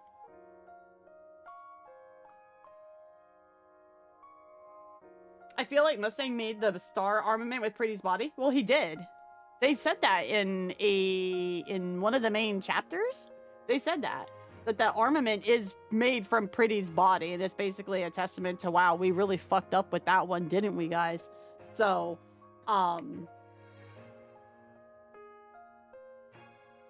So, my statement I made on Twitter is true. Oswald really can roll in his grave, knowing they turned his girl into a particle beam cannon because now he's old and dead. So there, my statement remains true. I'm right. All of Twitter's wrong. They can kiss my butt. Ha! I can predict this story. He just leaps up from the grave. You turned my daughter into a what? Aren't you dead? I am no longer dead now. You don't understand. Go, gadget, idol beam. Whispy. Exactly, yes. Look, I had a lot of self-pleasure being right about how Kirk's character arc went into darkness. I'm gonna rub this in people's faces too. Meh. Turn her daughter into a nuclear power. She's literally a particle beam cannon. She absorbs light and shoots a beam. She's officially one-upped Red Hood. Jeez, Red Hood, you're just a ghost and haunt people and connect people? Pfft, bitch, I launch beams. Get on my level. And Dodo just becomes a gremlin. Portable Dynamite's cannon. You stop that shit. You stop. Bad mod. No, you get that shit out of here. I don't care if only 4 other people in chat will understand what that means. Bad mod. Sane messages me on the side and goes, my only problem is Anise died to a fucking gun butt. Good point. She was only 17 though, and they hit her. Funny enough though, she and Frisia ended up becoming Nikke's the same way by becoming paralyzed. Due to a terrorist attack, when you think about it. Yes, 14 Dynamis, yes. I haven't shared 14 with a lot of chat. I will eventually play through it one day. I'm waiting to see what Ado's announcement is and then deciding from there. Because damn, I don't like Dawn Trail. But she got hit with the gun butt before she got trampled though.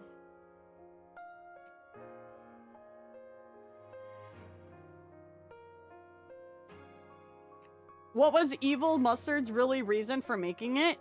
Because he could keep it in his back pocket and use it when he wanted to try to get a one-up over the Ark. That's why. That's why. He's a... so far from what we've seen of him, he's a power-hungry fucktard.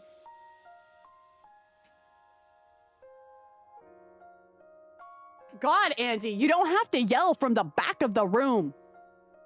Holy shit. She still ends up becoming Nikke the same way. She got downed by a fucking hit to the neck, then got trampled. Jeez.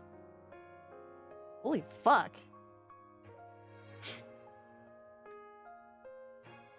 Honestly, she probably died from both things. It was one of those where she probably got temporarily, if not permanently, paralyzed from the gun butt hitting her neck, and then she got stumbled on. I assume the gun butt only knocked her out, then got trampled to death. Like, the way they phrased it seemed, it was like, it kind of really seemed like it was supposed to harken back to how, Phrygia, like, fell down the stairs and broke her neck. Like, it, like, stuck out that it was, like, supposed to be very similar to me anyways. Maybe I'm reading too much into it. I stopped the Dawn Trail release and came back to the last patch in the raid so I could do a new ultimate soon. I like the very beginning of Dawn Trail, and I like the last third of the expansion. But the problem is they spend so much time on Wooklamat and all that shit that I had lost interest by the time we got to the FF9 importing, which is what I really wanted, was the FF9 importing. So, I've heard the patches are very good though, but I just haven't really given a shit enough to go back and do them yet, honestly.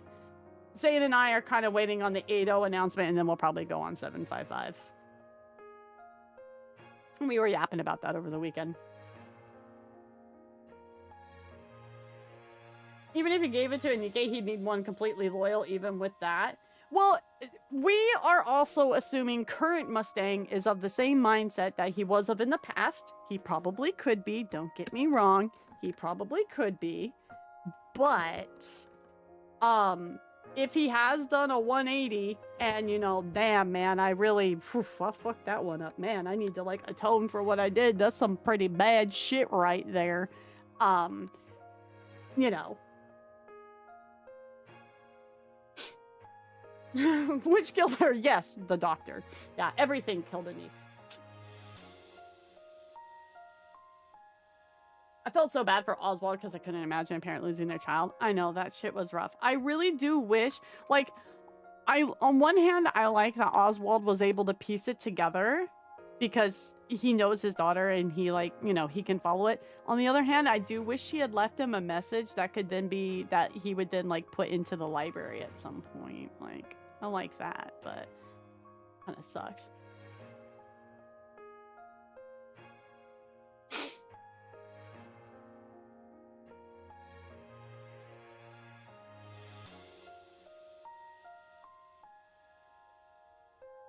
I'm guessing what it was is she was paralyzed because just because you go limp doesn't mean you're dead. I'm guessing she was at least temporarily paralyzed and then she was trampled, and that, you know, the two things wombo combo. That's like where I'm going with it.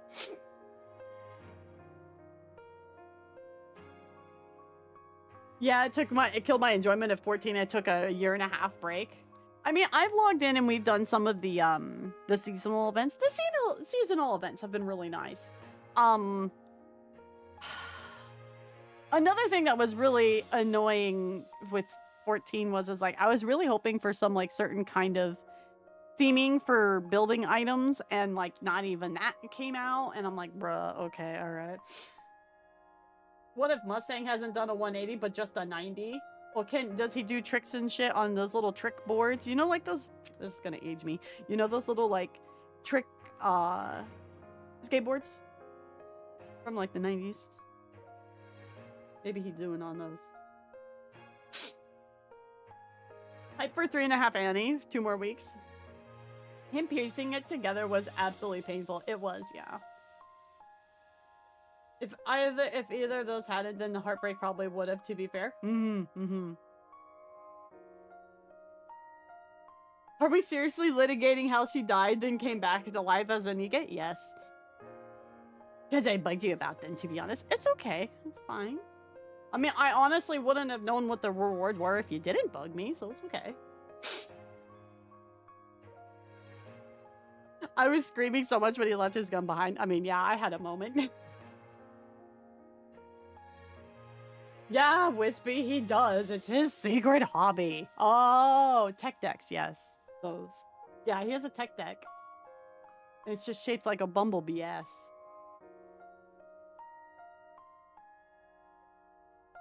Getting to the end of this side story is torture because you know how it has to end. It was the, what's the journey there? I'm not gonna lie though, I really hate that it's Frisia. Like, I really hate that it's Frisia. Not to the point where like, I'm gonna like, you know, write up like a 90,000 word thesis on twitter.com and make a call out post to shift up. I just don't like it. Like, yeah, I can see where, you know, being inspired with the goddess and all that, but I'm like, why did you have to pick her out of all the people in the story? Why'd you have to pick her? You know, so.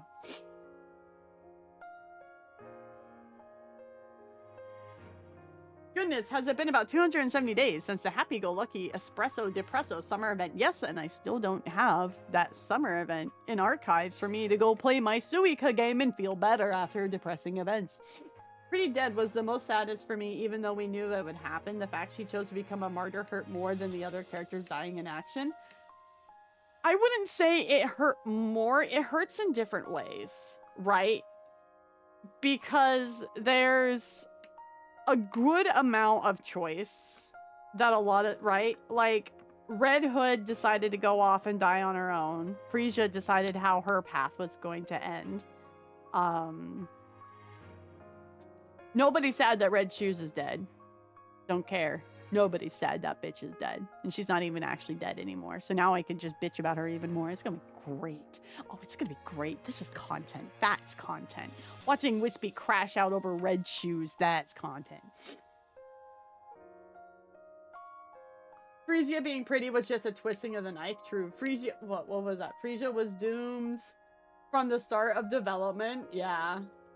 Same Wispy, it really is. Anyway, you could go back to barbecue until Zooey comes out. I've never actually played the barbecue minigame.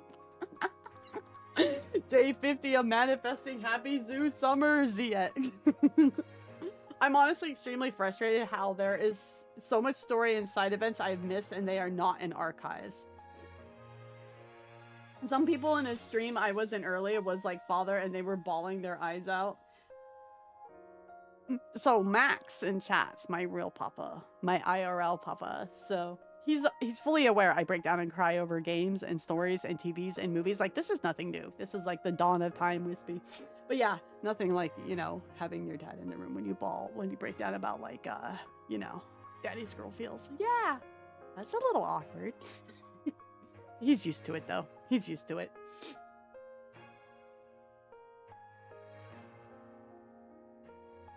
They really needed the timeline feature they've implemented is good, but they really need to keep up on it and they need to make it better, honestly. So who the fuck is Arthur? Who the fuck is this guy? I haven't done any of the blah blah shit, guys. Like, no, I think I did a little bit of, oh god, what's his name? Althesian? I think I'm saying it wrong. The dude who's like, Lamau, I live on top of Whaley and I live in a rapture suit. I've only done a bit of his stuff. I've done maybe a couple. No, I think actually his is the only one I remember doing, and I did it off stream. So the side story had me bawling. I cried pretty good in this one. I didn't cry. I don't think I cried in Mudfish, but I did tear up. That's because I broke down crying in 2.5 Anniversary instead. That was that. To the goddess, to pretty dad wall, and more in the future. Right? That's a true statement. Side story archive does not compute.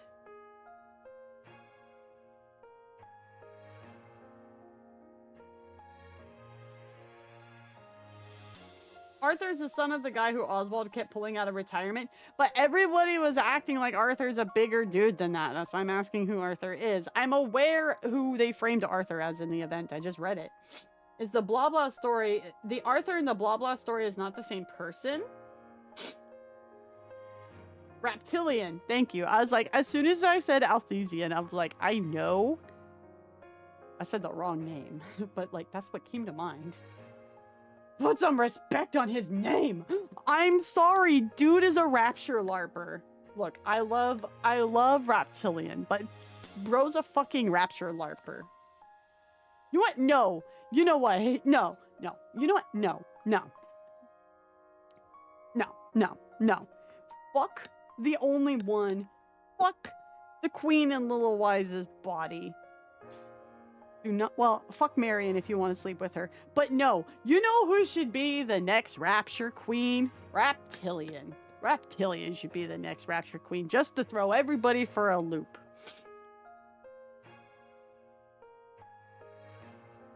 Wispy, if you laugh, the queen descends. I will try my best not to laugh. I have a question. What is your question?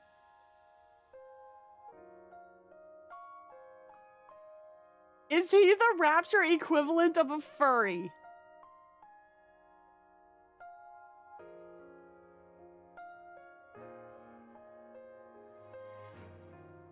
He's a larper, and I'm gonna leave it at that. I don't want to go there. I don't want to touch that.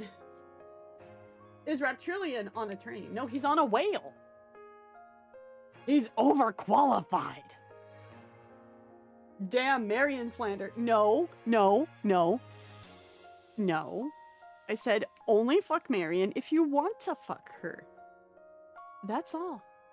Okay, that's all. I'm not speaking bad about Marion. I also, though, I'm sorry, I'm not as attached to Marion as like a lot of other people are. It's probably because I blazed through so much of the story. I like Marion. I like her a lot. She's a good girl, deserves the head pats, deserves everything good when the story does not give her good. But she's not one of my waifu girls. She is good head pats. I want best things for her. But I do wish they would do more with her character more quickly now. But the problem is the story is so big that they can't, that they're focusing on like so many other parts, right? I saw your comment saying I won't read it out loud, but I saw it and it was funny. I like Marion, but the story made us care for so many others too. Like, I like Marion a lot.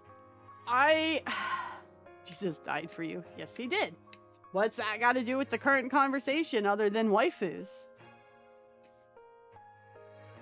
I am a Christian, yes, sir.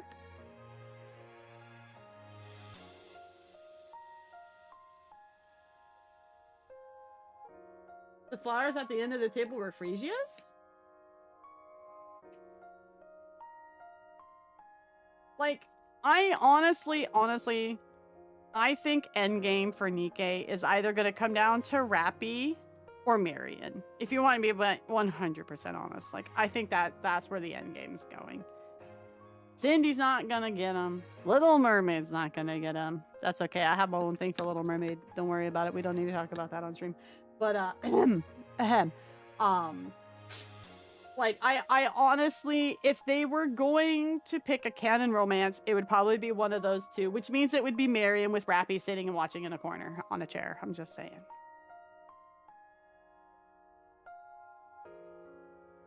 That's rude, Sane. Why would you send me this? Why would you send me this? Poster girl does not, no, Nosuke, my man, my homie, come here. I'm gonna tell you something about poster girls and gacha games. It doesn't matter, because Enterprise is the poster girl for Azure Lane. And they casually remember about her every now and then, because they don't make lewd skins about her. So, you know, being the poster girl of a gacha game doesn't matter shit no more. It don't matter shit no more. I love Enterprise, though. Don't get me wrong. I'm just saying. Kind of expect Rappy to die and motivate the commander, and only one, I'm being honest, or the commander dies. Imagine the end of the game as your player character dies. Holy shit, I think I would crash out. I think it's mostly for Rappy, for someone to hold on to. I don't think it will blossom that way, mostly because of the commander. Commander's a slut. Marion is a poster girl. They put her on front of the banner. You can't pull her on. That's base Marion. That's not the Marion you get. That doesn't count. That doesn't count. Is this plot can't be it's a plot that has not been handled well. They dropped the main quest to go on required side quests. I think her story's been handled fine. They just have to, they're just going through so many other plots that they haven't gone back to it since 3.0. And you're kind of like, oh, because you need all this other stuff to beef up the part that Marion's a part of. Like, you needed all these other moving pieces to understand what's like going on with the Queen and Little Wise and the Queen Jean. And now we can go back to her. Marion getting an alternative would be interesting. Do you think they would give her a favorite item?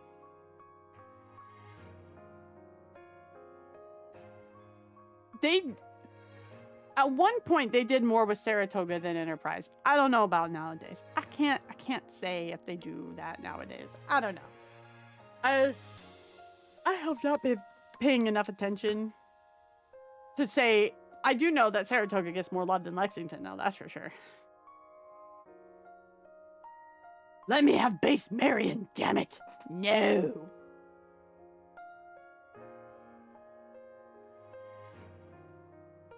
I'm expecting at least a counters member to die if they go to that. Well, it can't be Neon. And I realize I can't say that. Why? Because there's some people in chat who aren't caught up to the main chapters. So I will just say that with an F. Wait, I don't know. I can't remember. Is everybody caught up here on main story? Is everybody caught up yet? I can't remember if saying is or not.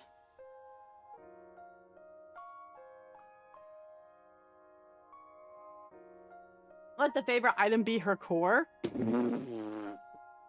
Fuck.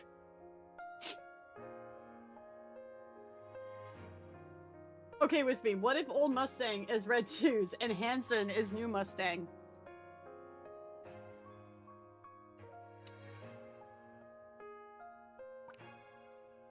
You're just adding more as to why I'd hate red shoes. I don't need more of a reason to hate red shoes. You guys know, I don't need more reason to hate red shoes. I could write a TED talk on how much I hate red shoes, but how much I love that she's integral to the plot and that I love having a character I hate at the same time. Like, you know, I could do this. I could do this. For all the new people who have come in on YouTube and Twitch who have not been here before, I obviously don't like red shoes as a person, if you will, as a character. So chat likes to goad me with her. So you can imagine my absolute thrill at the end of 3rd anniversary when that bitch popped back up. I don't know if we clipped it, but I had like a full-on meltdown about it, bro. So now it's just the running gag. One of them anyways.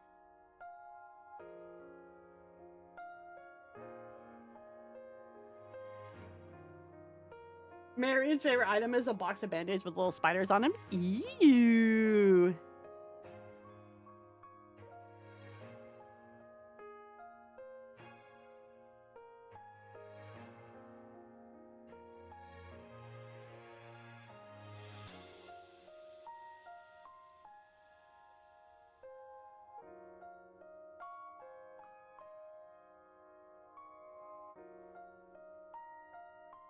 The other gag is, oh shit, I picked the Germans. That is ancient tomes. That is old as the first book of Oswald's library. Only knowers know that meme.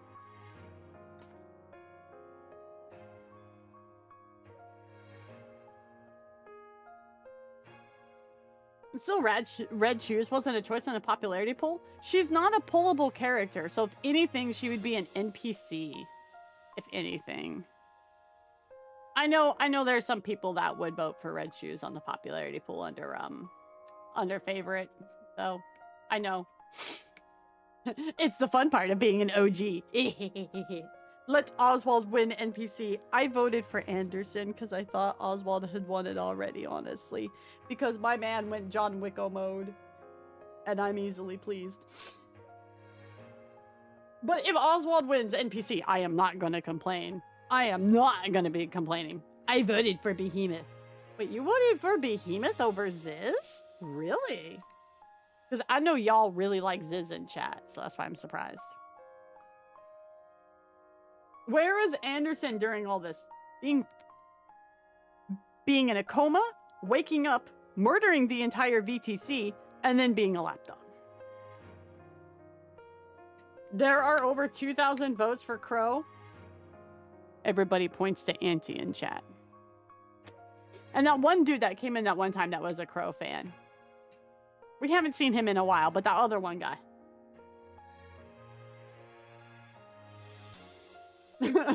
Hold up. Yeah, there was that one guy that came in that one time, Auntie, that was like your fellow Crow fan. We haven't seen him since then. Was it Penguin? I can't remember.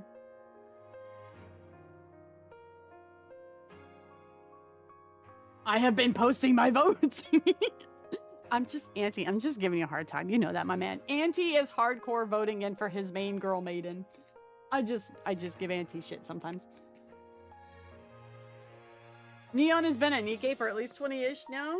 So, like, well, you know, he's been doing Anderson-y things. With an asterisk attached to that.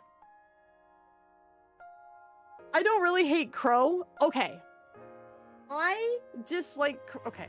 I think I need to quantify this here. I dislike characters as people in terms of like, as the story presents them as a person, a character for me to invest in. I do not like them, a personality, their morals, their motives, XYZ thing. But I can very much like them as what their purpose in the story is and their arcs, and think they're fantastic that way. Both Crow and Red Shoes are that way. I actually hate Red Shoes more than Crow. I really do. Crow, I'm just like, this bitch is fucking crazy, but she's got like a weird Joker logic to herself, so you're like, damn, this bitch is just crazy, and I don't like her. She's got a pretty good design. It's not my kind of design. It's not my kind of girl, but it's not a bad design. You know, it's pretty good. Like, it definitely hits some people in the neurons. It aims at a certain marketelle. That's fine. Red Shoes has nothing other than I have fat tits and fat thighs, and so do like 10,000 other Nikkes in this fucking game. Red Shoes has nothing good going for her. What she's got, some other Nikke already got, and is better than her. All she's got is her fucked up, I'm right morals. What do you mean the queen is just an animal and can't be reasoned with like a human? I don't know, you dumb bitch. It's from space and or a rogue thing humanity created like 5,000 years ago. Why did you think you could talk to it like a fucking human and reason with it with a human? You dumb bitch. Look, like I said, I could write a TED Talk on this, okay? I could write a TED Talk on this. Only gotten content related to the time for the first surface reclamation work. They've done a good job this year of like backfilling. Only Libby exists as a heretic. No. Libby fully exists as a heretic. She hasn't gone in over her head yet.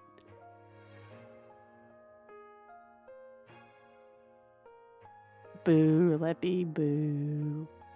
Boo.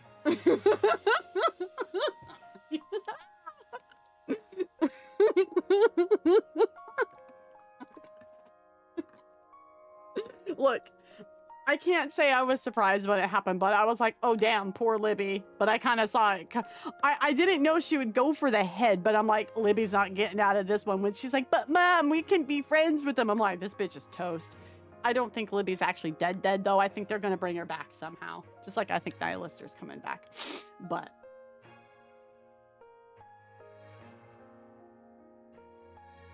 did you know that if you hold a raccoon to your ear, you'll hear the sounds of being attacked by a raccoon? Neat.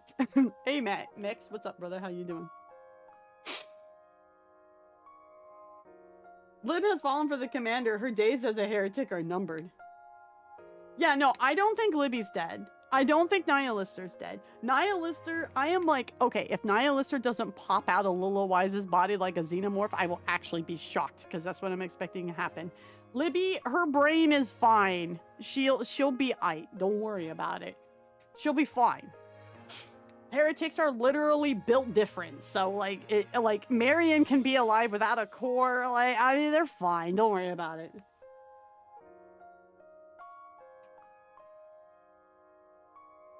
I got a few theories from this event. 1, Mustang theory. 2, Anis's school friend theory. I think Anis's school friend is Avastar. Like, I am investing in the Avastar stonks. Don't give me hope. Nah, Dee, nah. You gotta think about this as a story writer.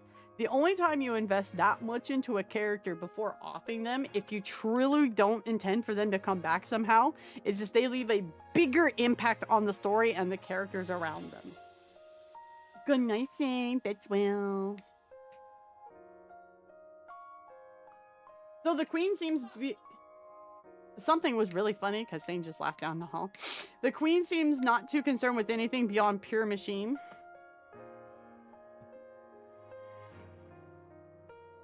Like, okay. So... let me... Stellar Blade spoiler. Go play Stellar Blade, and then you guys will understand where I'm coming from about the Ruptures and Natibas and other things in that. You know, they're both written by Shift Up. Like, I just think Stellar Blade's a bit further down the storyline than Nikke in a lot of ways, guys. But Abby, my queen.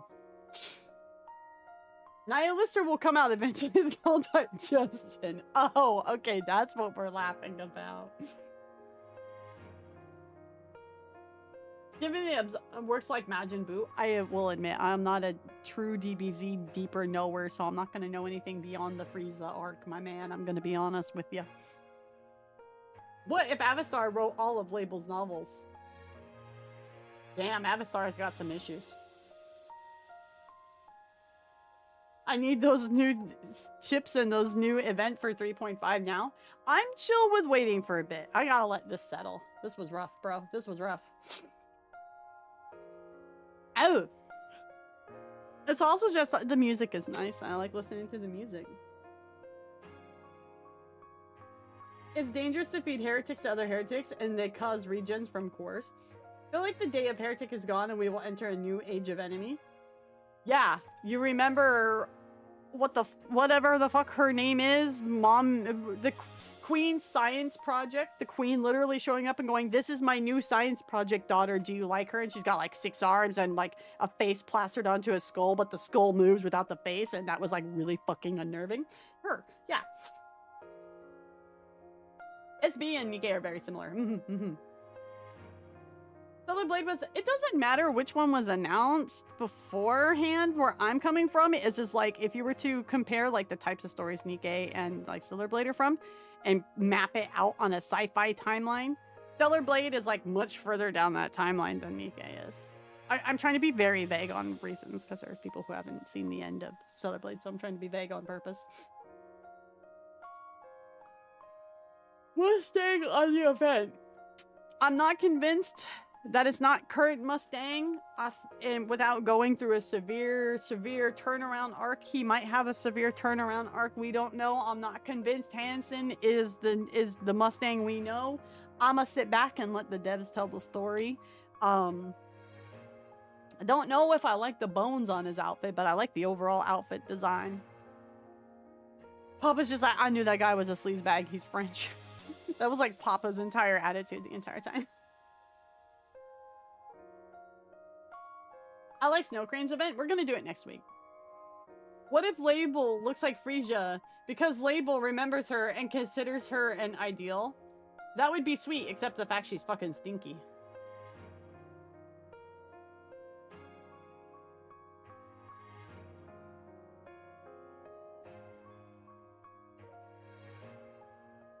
Hi Alejandra, how you doing?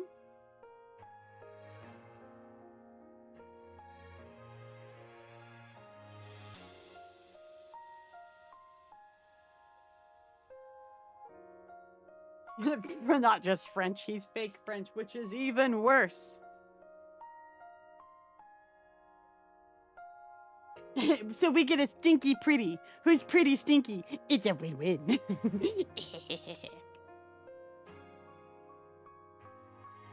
LARPing as French, we shall execute you with a sharpened baguette. Thankfully, no one in Expedition 33 LARPs is French because it's actually French. So we're good there. We don't have to worry about sharpened baguettes. This Mustang definitely feels like I'm the only CEO Tetra ever had and definitely broke Suian's phone with his bare hands. Like, it's quite interesting how similar this Mustang and Suian is. It's very quite interesting. I would like head pads, yes. So it'll be interesting to see how they turn Mustang's character around. Everybody's flipping their shit like, no, this can't be my Mustang. He's too much of a dirtbag. Even though, like, for the last, like, 10 chapters and some other events, the game's like, wow, you were a complete total fucking douche in the beat, bro. You really turned around. And I'm like, how much of a douche was he? Oh, yeah, he's pretty douchey. Damn, all right. Okay, that beat my expectations of douchey. It'd be neat if the Queen's daughters are themed around the 4 Horsemen of the Apocalypse. That would be cool, actually. That could be some dope designs, I'm not gonna lie. I'm team Hansen as our Mustang coping. Both are on the table. I don't quite believe in the Hansen stonks. We'll see where it goes. We'll see where it goes. If I'm wrong, I'll eat my words. And then I get to point at Mustang and laugh and call him Connor all day. So, you know, there you go. does sour his character in quite an interesting way. Like, even if he's good and all, it doesn't change the fucked up shit he did. That's like everybody in this fucking game. That's like everybody in this game, though. Like, allowed some pretty heinous things to happen. Because she couldn't control the machine anymore. Right? Like, everybody's done some pretty fucked up shit in this game.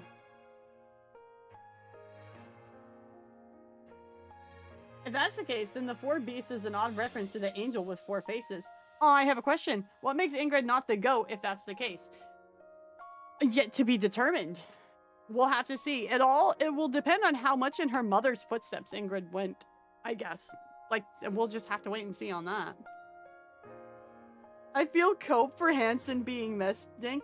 It's probably a big cope. But how I see it is if people allow it, like, if people are aware it's their cope, then that's fine. If people are, like, out here thinking, like, it's 100% canon, it's like, okay, bro, you need to calm down there, buddy. But accepting it as your cope is totally fine.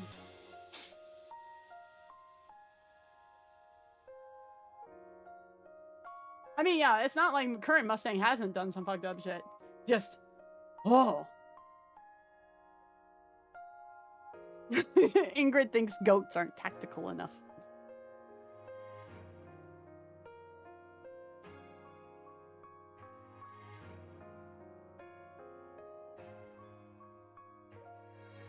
Yeah, Alteria is probably altruism. But if design-wise, like visual-wise, they go after the Four Horsemen, that would go pretty hard. Depending if they want it, so they shouldn't be forced to. It's not genuine wanting to do the character-wise. Exactly. Like, everybody's out here coping. Everybody's out here coping that somebody else turns out into Mustang we know. And I'm over here like, bro, I want to see this guy's sick turnaround story. I want to see this guy's redemption arc. If there is one. That's what I'm here for. That's gonna be some good shit. That'll be some good shit. Unless, you know, Hansen actually turns out to be Mustang. I really don't think so, but we'll wait and see where it goes. Could be in the upcoming chapters or get more in 3.5. I think we're gonna see some in 3.5. I wouldn't be surprised if they sprinkle it throughout upcoming events too. It is Rapunzel's skull that Alteria uses as her head. I mean, it makes sense given, like, when you look at her face, it kind of looks like Rapunzel or Scarlet. Like, it kind of fits. I would just like Suyin to grow to reflect the events she's been a part of. It would require abandoning a lot of brat persona, and that's something Shifta doesn't want to do. It's because she's rooted in brat type. Yeah. What if Oswald's actually labeled? Oswald's dead. Hate to tell you. Guy's old.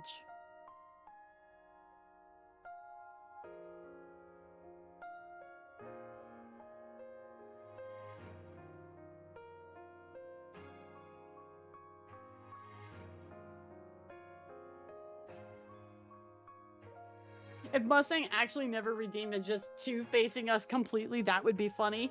Bro, people would be livid. Oh my god. Bro, people would lose it. It'd be kind of funny to watch the meltdown, I'm not gonna lie. But damn, that's not what I want, but it would be kind of funny to watch the meltdown, I'm not gonna lie.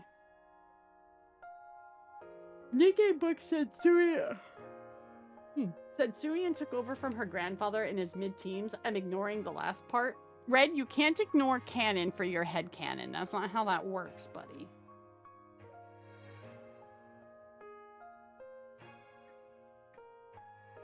That's not how that works.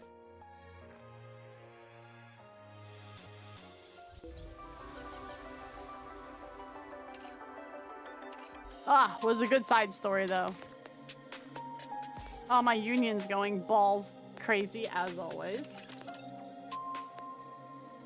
She probably took over the company in her mid-teens.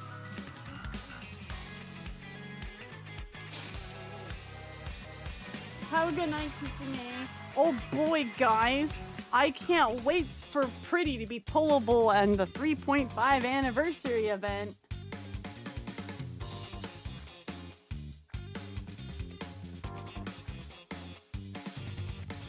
Actually, if she ends up as the next pullable unit, I think I might fucking die on the spot, but still.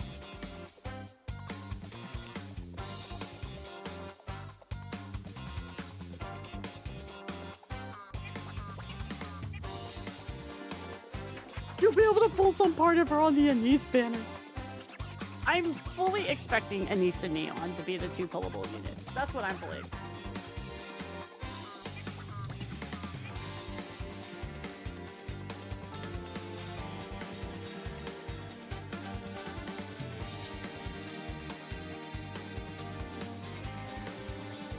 Pretty Star Armament has Red Hood problems.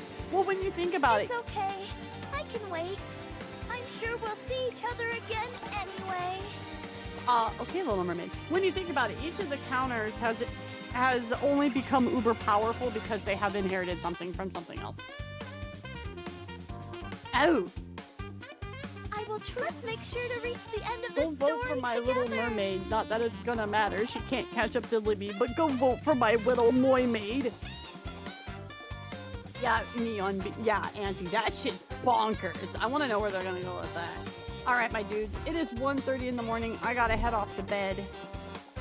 So I will find us a raid real quick for you guys. Thank you guys all for hanging out and for listening to me cry over Nikke all over again. If you guys want to know how Good World's gonna go, you can leave a follow. I'll be streaming it next Thursday.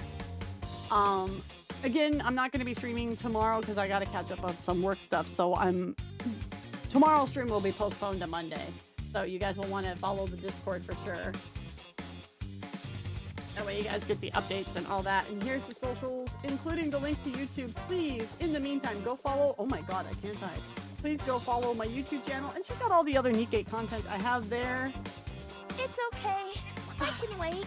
That's what I'm sure we'll see each other again anyway. That way, you know, we can kind of help build everything up. I'm gonna send you guys to Targo. We haven't seen Targo in a bit. He's doing some art. It'll be some good wind down stuff. That way everybody, you know, won't have the feels no more. Well, let me raid Targo. Yes, he's not ending soon. All right. There's the raid message, dudes. Okay, I will see you guys Monday. Y'all have a good night. Eat well. See you guys in Discord as well.